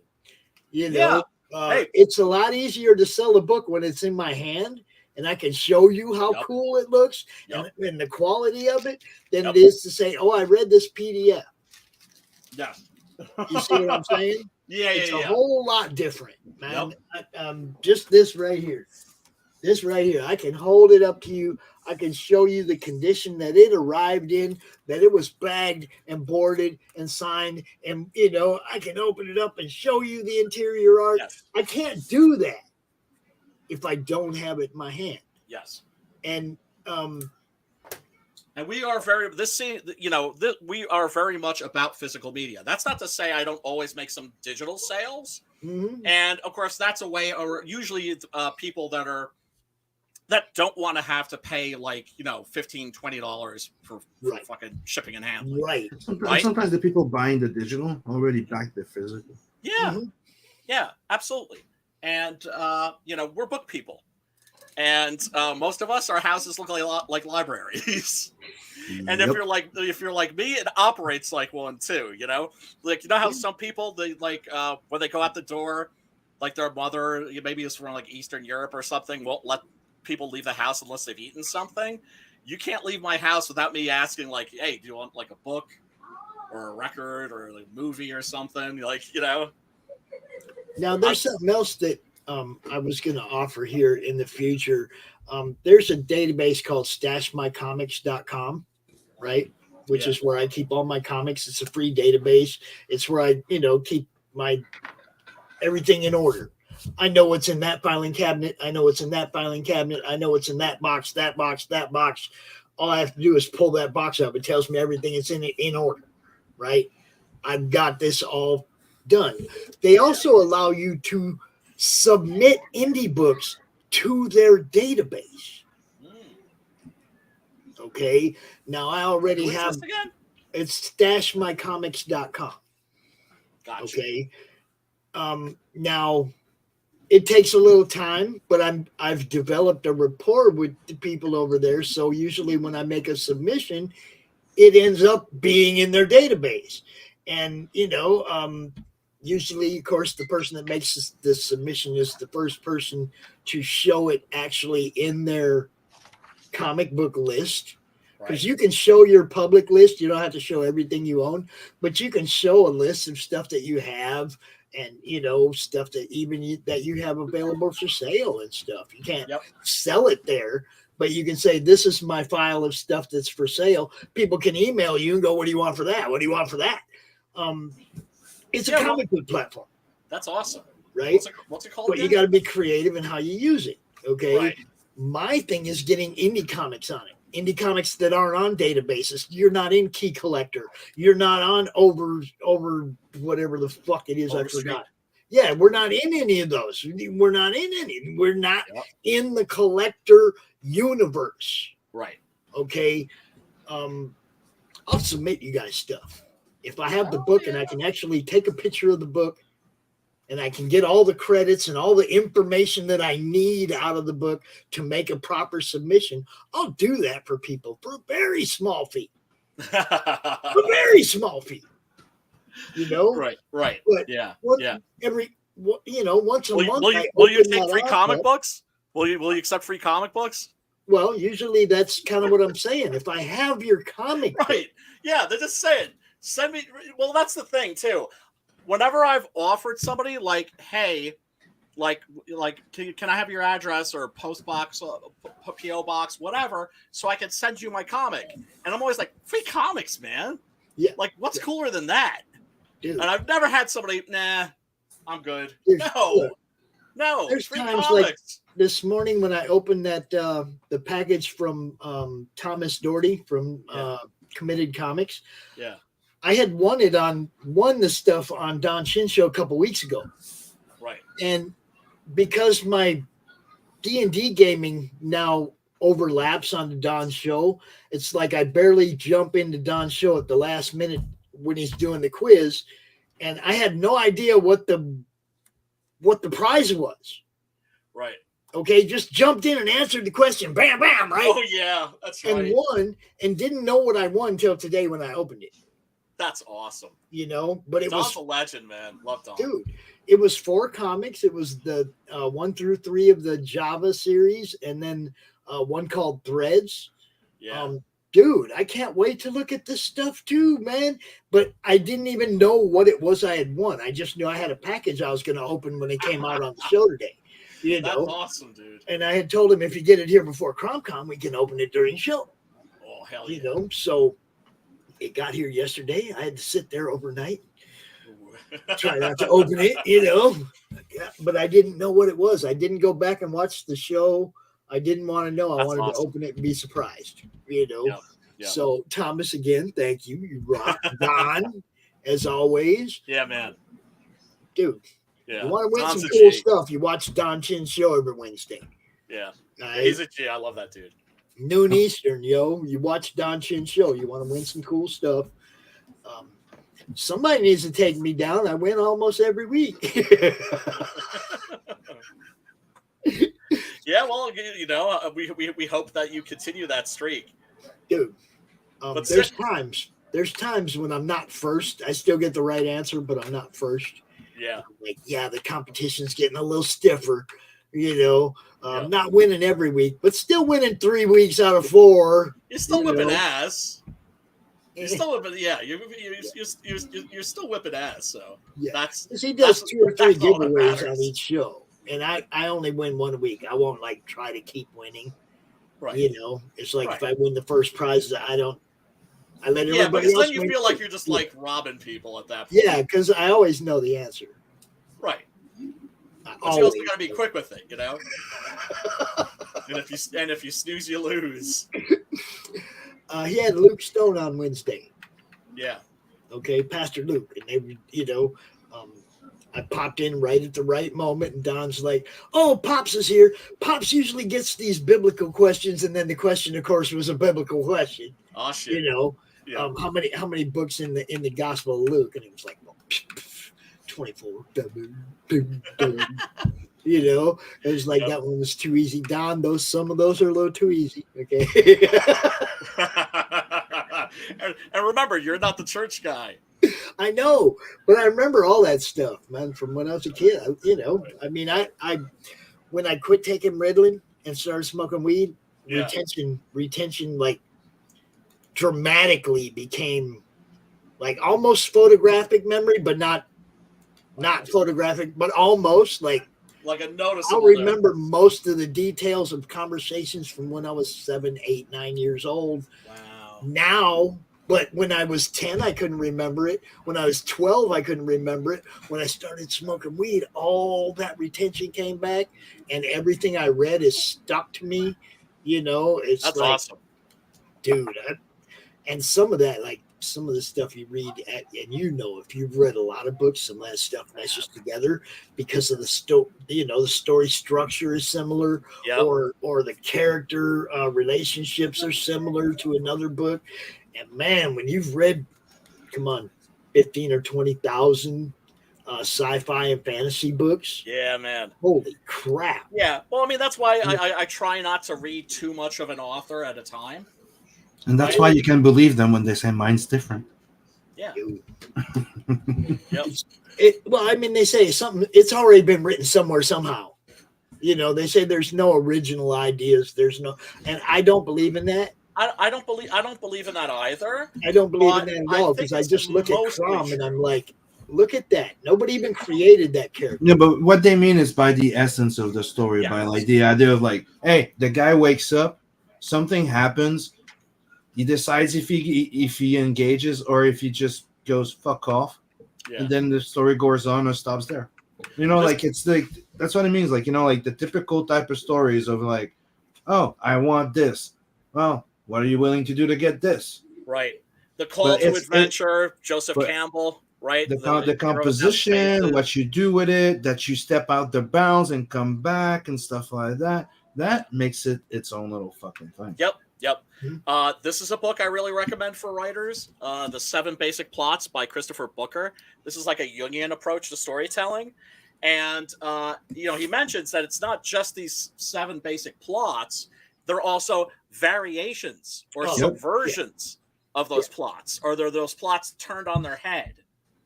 That kind of a thing, you know? Mm-hmm. But where it zigs, it zags. Yes. And you know, it's about style, and it's also about, you know, there's something about these very basic stories that makes them. Everybody can do it, but nobody can do it like you. And you know what? You know what? That was why I didn't go the Garth Ennis route with Six Gun Goriila, because I thought, well, let Garth Ennis do Garth Ennis. Let me do me. And that exactly is why I didn't go to one person and go, hey, man, I want to do a CRoM story. Okay.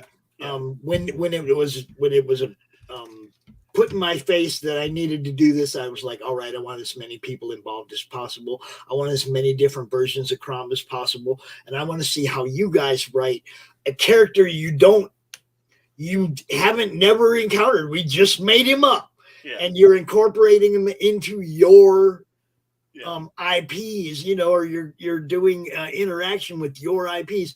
How do you do this? And this is where you really see talent in storytelling, because here's CRoM. He does this and this and this. Show me what you can do with him, but I want to see what you do with him with your character. Right. Okay. Yeah. And all the people that jumped on and got involved in this, it was like, dude, I can't wait to see all this in print. Yeah, man. Especially the ones that I haven't read the scripts. You know why. Oh, There's some of them that are just badass. I know they're going to be badass. I don't want to see nothing. Right. I did ask Anthony the other day. I was like, Dan Monroe's script, is it good? And he's like, oh, fuck yeah. I was like, sweet. Because that's one, you know, and the same with Glenn's. I don't want to see all Glenn's art from his story. I want to see it when it gets here. Because the art is the story. Yes. I don't want to see it ahead of time. Right. And guys like me, this is why artists are always going to be about at least 5% more important than the writers. Well, you know, it's like I went to get something to drink. That's all good. Okay, but in this particular instance, they're really not, because the writers have to incorporate a character they're not familiar with, that they have to kind of build to fit, right? without ruining who he is, so that he's the same guy That's as the he goes to challenge, all though. these different places. So you guys you have to follow a rule, but at the same time, you got to do your own thing. Yeah, absolutely. And that was what I wanted. I wanted to see all these different. How do you deal with CRoM if he shows up in your? How do you deal with CRoM if he shows up at your house? How do you? Yeah. What are you going to do with him? What are you going to do with him? And that shows me. I wanted the writers to have to give the artist something. It wasn't, you know what I mean? It was like you had to give them a story, and then they had to take reference art and go, draw their own version of CRoM to go with their IP. And, right. Dude, oh man. Yeah, I mean, I was lucky. I think I had maybe a little bit of an advantage because I'd already done it before with the Blood Hunt Doc Salem thing, right? Where I had to adhere to those characters at the same time, do my own thing, tell my own story, but try to leave the characters alone or be true to the characters. And, that's why I gave, you had veto power, and Sim and Preston also have veto power, because it's just like, okay, you invited me into your sandbox to play. I'm not going to leave a big old shit in there. I appreciate that. But I mean, seriously though, the whole thing was once it was like, okay, Pops, you got to do this. And I was like, okay, RJ agreed. We had a campaign manager, we had fulfillment. Okay, let's do it. Then I got excited because of all the people that responded right away. I want to do it. I want to do it. I want to do a story. I want to do a story. And I was looking at these names and I was going, yes, it's like, Glenn and Tank and Doc and you, and I was like, come on, man, this is going to be great. Yeah, and dude, it will be great. The relaunch is gonna surprise a lot of people, and it's gonna be fun. It's gonna be different. It's gonna be the same, but it's gonna be different. You're gonna love it.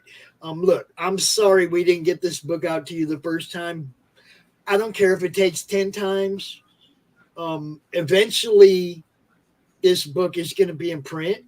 Yeah. And, I'm hoping that those 49 people that backed it on the first go around I like to make sure they all get it, because, you guys showed me support from day one. You showed Brian support and all these other people that you are interested in what they're doing. So I want to make sure that, we get this out there to you. The people that signed up early in the first place will still get their Jim O'Reilly print when we do this again. Okay, they're still going to get their early bird sign up print.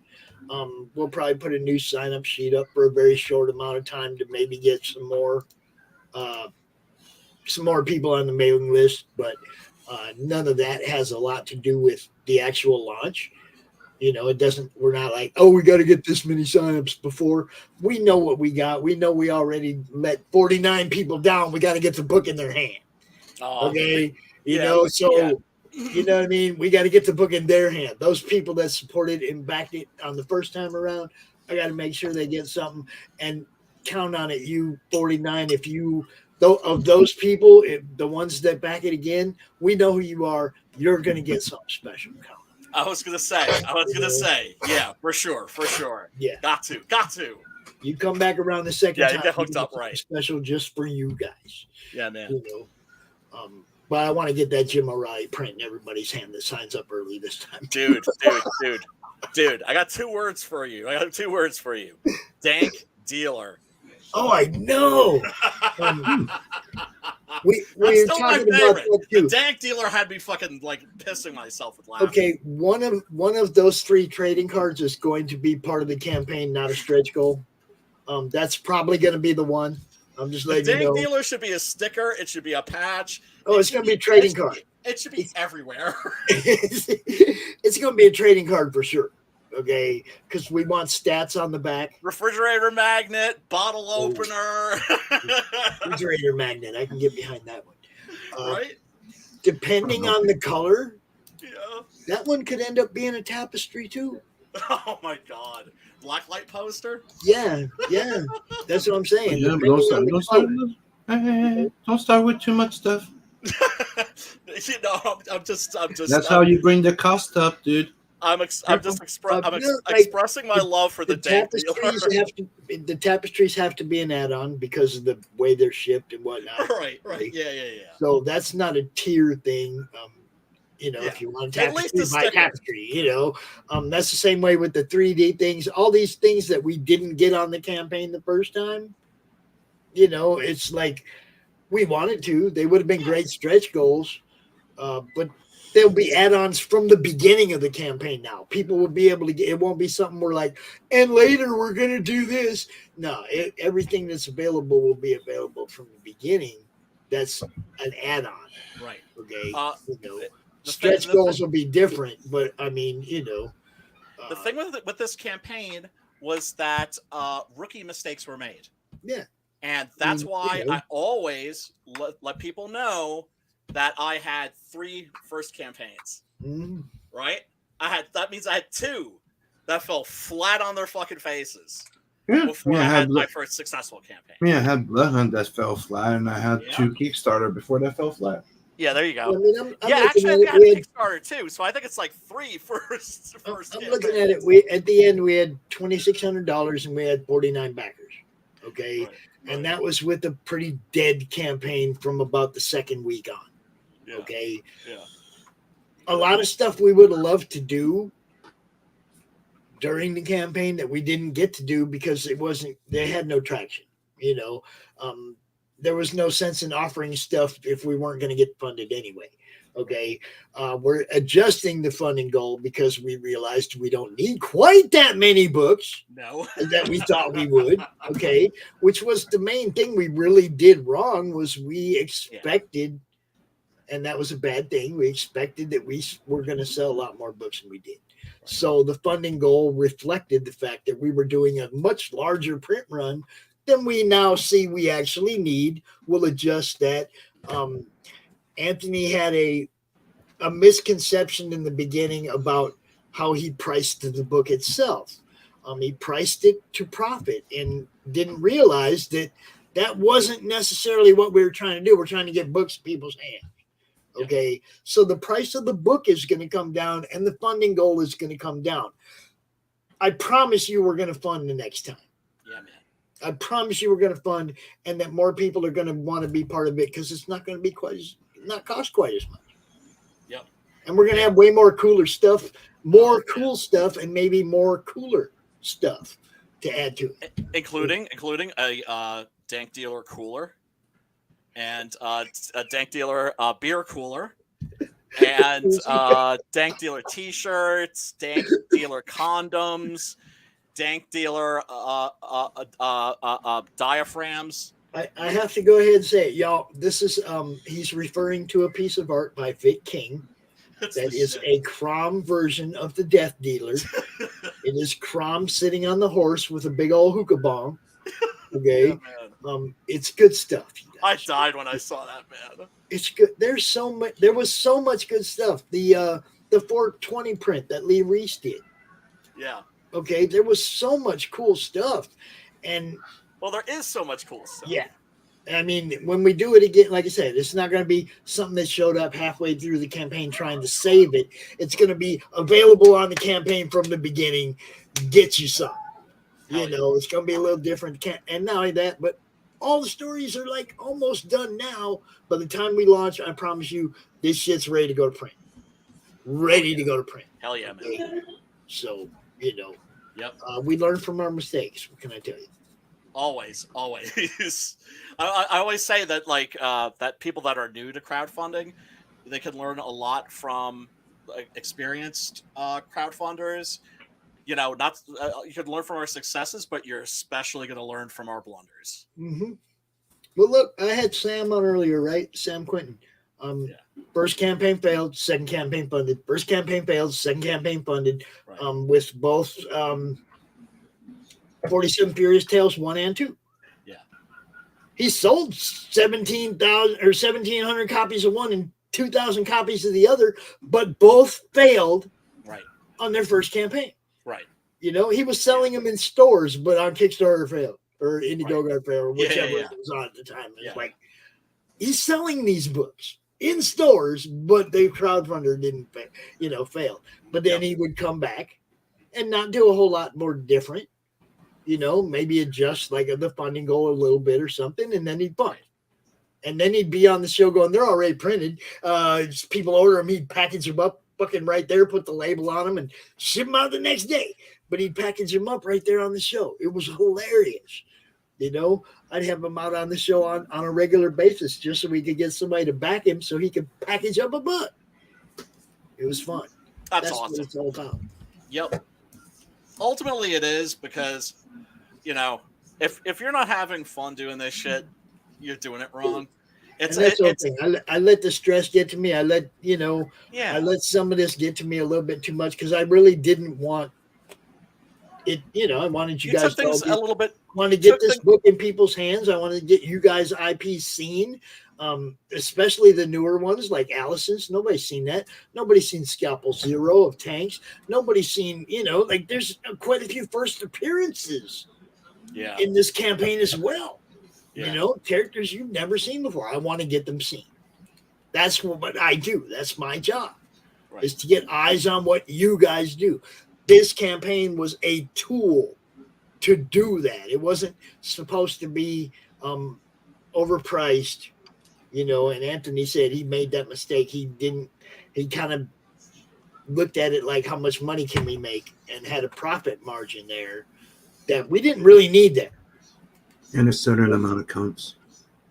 Say what? And a certain amount of comps. Yeah, I mean, it's not that I don't want to sell a whole bunch of books, but we'll make money if we sell a whole bunch of books. Yep. If we sell a whole bunch, we'll make money. We don't have to worry about that going out. And that was my whole thing was, we're going to need this many books, right, guys? Don't you think? We got 20 people involved. They're all going to have some fans, that are going to come get one. I got this group. We're going to have a bunch of people from the group going to get one.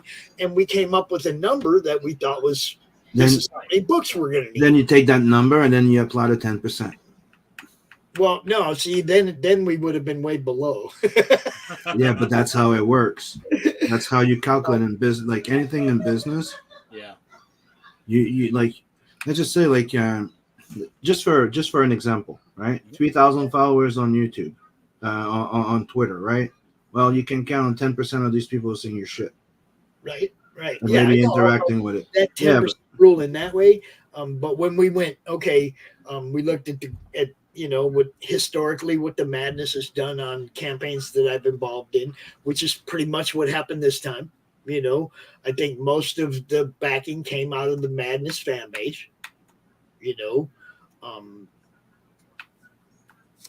Right. That's right about 50. I think that's right about how many we brought to Mojo. That's right. It's like historically, that's about what, that's, I think, Sam said that you'd had like 80 books sold out of the Madness of the 47 Furious Tales #1, so it's like we have a pretty good number what we figured we could count on. Right. We went with that, but then we added in, 20 people. If they all bring 5 people if all of them have 5 friends to get a book, that's 100 books we need right there. Right. Well, we never even got that far. You see what I'm saying? We never got to 100 books. You see, so we overestimated what we were bringing in, or what we thought we would be bringing in. We really usually you try to price it as if you would print 100 copies, or we went 500. With 20 people, with 20 different, hopefully 20 different fan bases. Yep. We want to comp everybody some books. We want, we figured we'd sell about 300, and we'd need some comps and some con exclusive covers maybe for you guys. We were thinking way too big, and that's what I'm saying. Now we learned from that. We're going to go out here. We're going to figure this on 100 or 200 print run, right? And we're going to price them accordingly, and then we're going to go from there. Right, so. Exactly. And if we can make more copies, then we have to, then we will probably see. I will try to get those into like all of the head shops where I live. There's a lot of head shops where I live. They're like vape shops, but they're really kind of vape head shops. But Harbor Farms. There's a lot of those, man. Harbor Farms. Yeah, there you go. This is the one. If we can that's get how a I deal, think of this. That's we how I can think get a of deal with these guys to put an ad in the CRoMverse, and Sim's going to draw the old hostess style ad Fuck yeah. with CRoM and you know, dude. And Zed. Oh hell yeah! Oh, CRoM and that's gonna be Zed, the dude. shit. It's going to be great. Oh, that's gonna be fucking amazing. And that reminds me, I got to get in there. I got to get in there and talk to these guys again too. Yeah, man. Yeah, man. And me, what I'm showing off right here is a sample from, Planet 69, where boy. Rose comes in with part of her crew. Oh, awesome. And look. Oh, snap. Yeah, boy. I don't know nothing about nothing. I'm just saying. That's gonna be fucking great, dude. Oh hell yeah! I enjoyed Blood Hunt. I enjoyed Blood Hunt a lot, but Me too. Tales from the Natverse, that was just like, yeah, that was just especially good. I just really I like Tales from the Natverse, except for a couple times when I had to go. That's a squint, right? Fucking them little tiny letters, man. Yeah. Well, also we're gonna make sure that like but that wasn't the remastered ones. Yeah, the old one. Yeah. Dude, we had to go to a freaking old PDF file. Yeah. And next time, Homeboy is also gonna like maybe like run the dialogue and everything past yours. Yeah, but I do have an editor called Steve Dye. There you go. Well, he missed a couple of things. But seems like it. Yeah, you're the only one that told me about it. Yeah, but that's the thing is our books keep getting better. And like I look at your stuff and how you progressed, I look at Preston, how he's progressed, people like leveling up, and that's the thing that it makes this such a special time and an opportunity for backers and for comic book fans. Is you're getting to see these guys, you're getting to see these like major talents developing like right from the beginning, like day one, practically. I know that Mike Barron gave Rich a little goose this morning. He wants Preston to do Florida Man really bad. Mike was out here and Rich was drawing, and Mike was like, "That's Rich, isn't it?"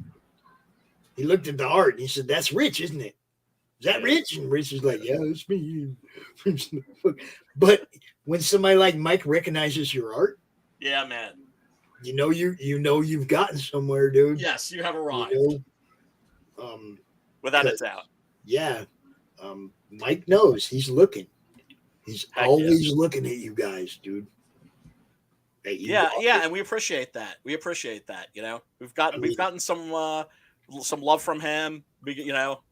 And me. He asked me to trade Blood Hunt for one of his books. He told me he really liked it, and he sent it to one of his artists to show him for action scene. Nice, dude. I didn't know that. That's a hell of a compliment, ain't it? Mm-hmm. Oh, dude, I was all giddy. I'm like, dude, my Barb, like my book. Yeah. He said Six Gun Goriila was majestic. I'm like, boing. Yeah. He said that Tales from the Natverse is highly inventive or something like that.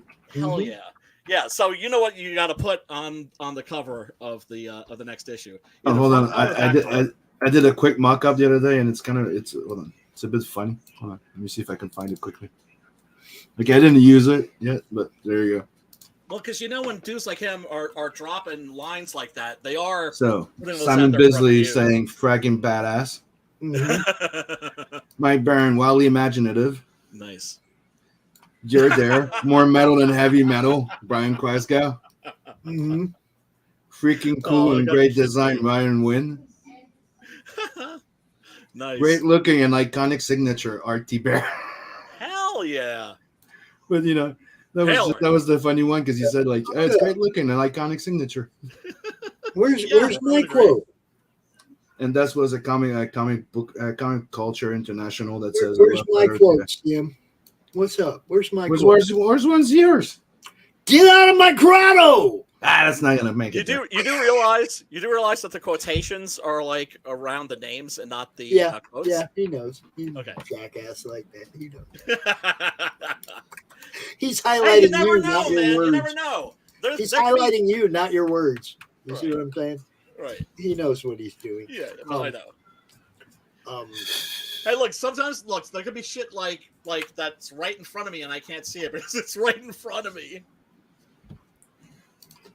I pretty much told Sim what I thought of this book. He knows. Yeah, no, it's awesome. It's awesome.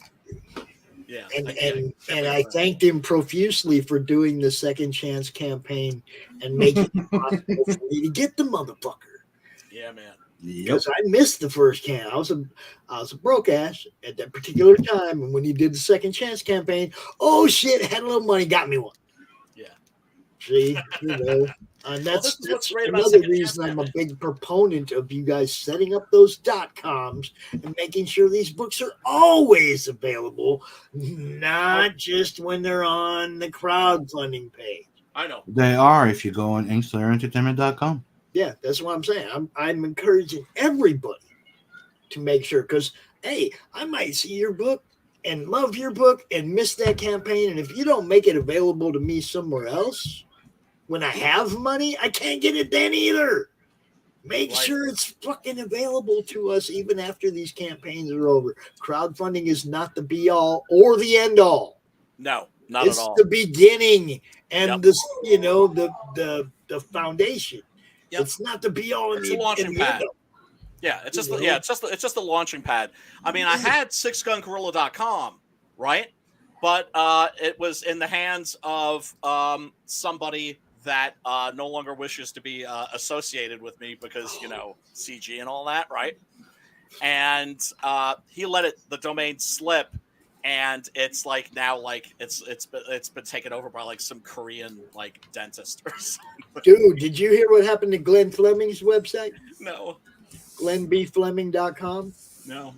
It's like he let it go for one day. The domain name was available for one day, and a Japanese porn site bought it. See, that would have been easier for me to live with. That would have been easier for me to live with.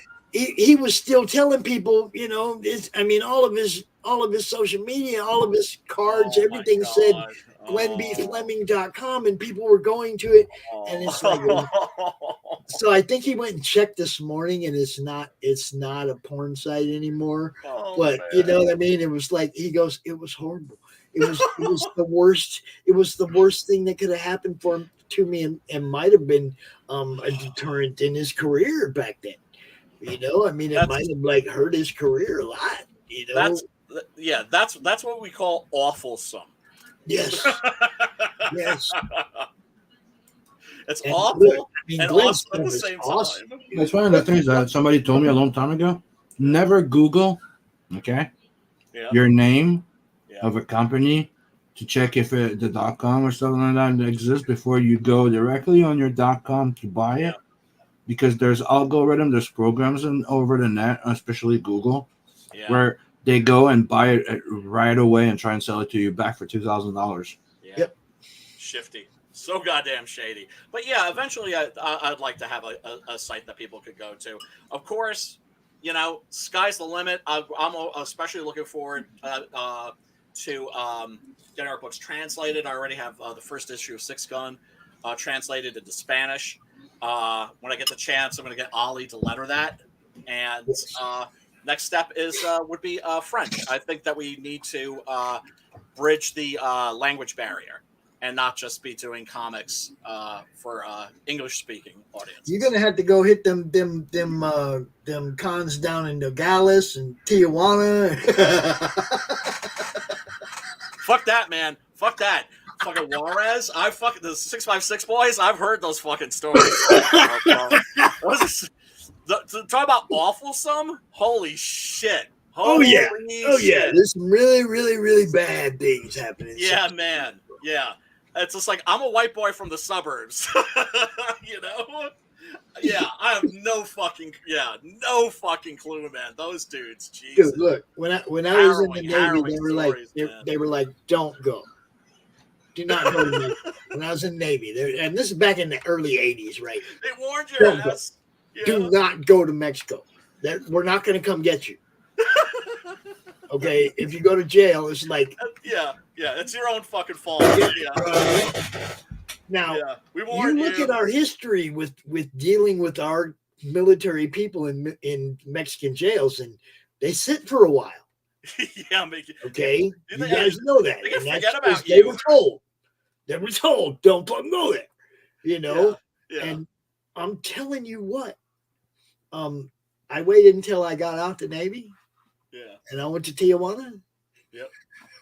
With some hair. Okay, so I didn't, I waited until the hair grew out a little bit. You didn't recognize me as military right away. Okay, you know what I mean? I was out. I wasn't military, but I didn't even want to be visually associated with the military, because they come at you with every scam, every scheme, the pickpockets, the buy a photo. I'll take a photo of you and your friend, $1, no, $5. It's like one thing, and you can't do anything. And while you're arguing with these little kids or whatever, some other little kid done lifted your wallet. They'll sell you weed and then go tell the cops at the border that you're coming through with weed. That ain't right. Don't go to Mexico to bring something back from Mexico. Don't do it. Just don't. Yeah, I would think that would be. No matter what a lot of people go there for their pharmaceuticals because they're cheaper. Sure. They'll go down there and they'll get, their pills, and then they'll come back. Don't even try to do that, man, because that just gives them reason to tear the rest of your shit apart. Even if you're totally legal, you're still on the side of the road at the fucking border with all your fucking belongings strewn all over the fucking ground. It's like, just don't mess with the people at the border. Yeah, man. I'll stay the hell. They mad enough about the people walking through without them getting to check them. Well, one of these days, I would love to go to Mexico. Would love to go to Cabo. Well, fly and go to Cabo. Yeah, but dude, I'm talking about like El Santo, dude. If I'm going down there, I want to see like an authentic Mexican luchador, lucha libre. I want to see all that in Cabo, I want to go to Mexico City, or Santo City as it should be called, and see the statue of El Santo, which is way too small. I always give Mexican people grief about that. Like, why the fuck is your El Santo statue not like the Colossus of Rhodes? Yeah. Right? That thing should be like bigger than the biggest skyscrapers. Or at least up on a mountain like that one over Rio. Yeah. At least up on a mountain, right? Got some fucking respect for your national icons. God damn it. But yeah, man, Cabo, you go to Cabo, you got the Cabo Wabo Cantina. Yeah. Okay, which is like one of the best bars in the world. Okay. Always cool musicians showing up there because they go there to party for a weekend or whatever, and they hang out at that bar. Right. Pete Townsend, all kinds of people go in and out of there. You go down there October 13th for Sammy's birthday. Even if you can't get in the bar, that whole fucking town and beach is one big party, bro. Wow. One big party. That sounds awesome, dude. That sounds awesome. Yeah, at least, and you don't have to worry about getting hacked to death with machetes. No, or into like an oil barrel and set on fire. Well, you never know. If you never know if you piss the wrong people off, they're going to come get you no matter where you are. But then you're an idiot and you kind of have it coming. Do you know what I'm saying? Yeah. It's like friends I knew in the punk scene would get their asses beat. It's just like, dude, you were like you were out starting shit. Yeah. Why'd you jump in and have my back? Because that was your thing. Somebody just blindsides you. We got your back. Me before and go, I'm gonna start shit with this dude. You got my back? Because I'd have told you, fuck no. Yes, exactly. So you got what you deserve. You got an ass whooping. Fuck, Hey, man. reap what you sow, bro. Yeah, Don't most include definitely. me in it. Don't Yeah, include me don't in be it. an idiot. you know? Don't be an idiot. All right, Pops, Sim, Yeah. everyone in the chat. Thank you so much for putting up with me. And Oh yeah. We've been supposed to close this like an hour ago. Now check it out. Tomorrow we start off the show as usual with Glenn and Dave, and the hour just hanging out, Joe D. McFee, and pretty much that opening hour on CRoM CoN Saturday, Sunday is kind of open. Anybody can just come out and say hi if you're bored, whatever. 1 o'clock, the draw stream, open draw stream till 3 o'clock. 3 o'clock, the show offs. We got Rex and Dave going to come out and do a John Buscema hour. Okay. Cindy Cap, you guys know. I mean, we got all the cool people, and a launch party tomorrow night at 9 o'clock for 21 Demons, Paul Roper's book. I really want everybody sharing that out. I want as many people watching when that book launches as we possibly can. It's a Sunday night, yo. Okay, bring, share that link out. Tell everybody, come support Paul. He's a good dude, and the book looks awesome. Yeah, and that's another thing. It's like people that don't back our campaigns, you can still like retweet, Yes. share links. It actually does help us. It actually does make a difference. And we love that you do. We thank you Yeah, for man. watching, for backing, for sharing, for retweeting, for Yes. all that, helping the watch hours, all that stuff, man. We Yeah, man. appreciate every bit of it. If you back one of these books today, we love you. We freaking love you. If you We love back you just anyway, one of these but we books love you today, extra. we love you anyway, but you know what I'm saying. Showing that kind of support, getting behind these people, giving them a reason to come out here and give us 30 minutes of their time as well. Show that support to these guys, for Sim, for Brian, for all the people that come out here. We appreciate what you guys do, man. Hopefully tomorrow Doc will be back home. We'll get Doc out here. We missed him today. Tank, don't know what's up with Tank. I hope he's not stranded somewhere between Kingman and Chicago, but man, I haven't heard. Pedro got the Rona. Yeah, Pedro's got. It's been kind of a rough week for some of my friends, So keep everybody in your thoughts, man. Good vibes to all. Everybody back. Everybody I know needs 50 more backers. Yeah, man. Peace and love, everybody. Later. And you know what's up? We're gonna play a commercial, my favorite one, and then I'm out. I will see you tomorrow at noon, people. Comic Books for Kids provides comic books to kids in hospitals and cancer centers across the U.S. It's a place where we can all work together to make sure every child has a comic book. 100% of all proceeds go towards the kids. It's about making a difference, and while they're in the hospital, allowing them to fly like a superhero, battle dragons, or rescue teddy bears. We are in every state in the country and now support over 160 hospitals. Every month, we add more. Visit cb4k.org. And tomorrow, we will be back for more of this.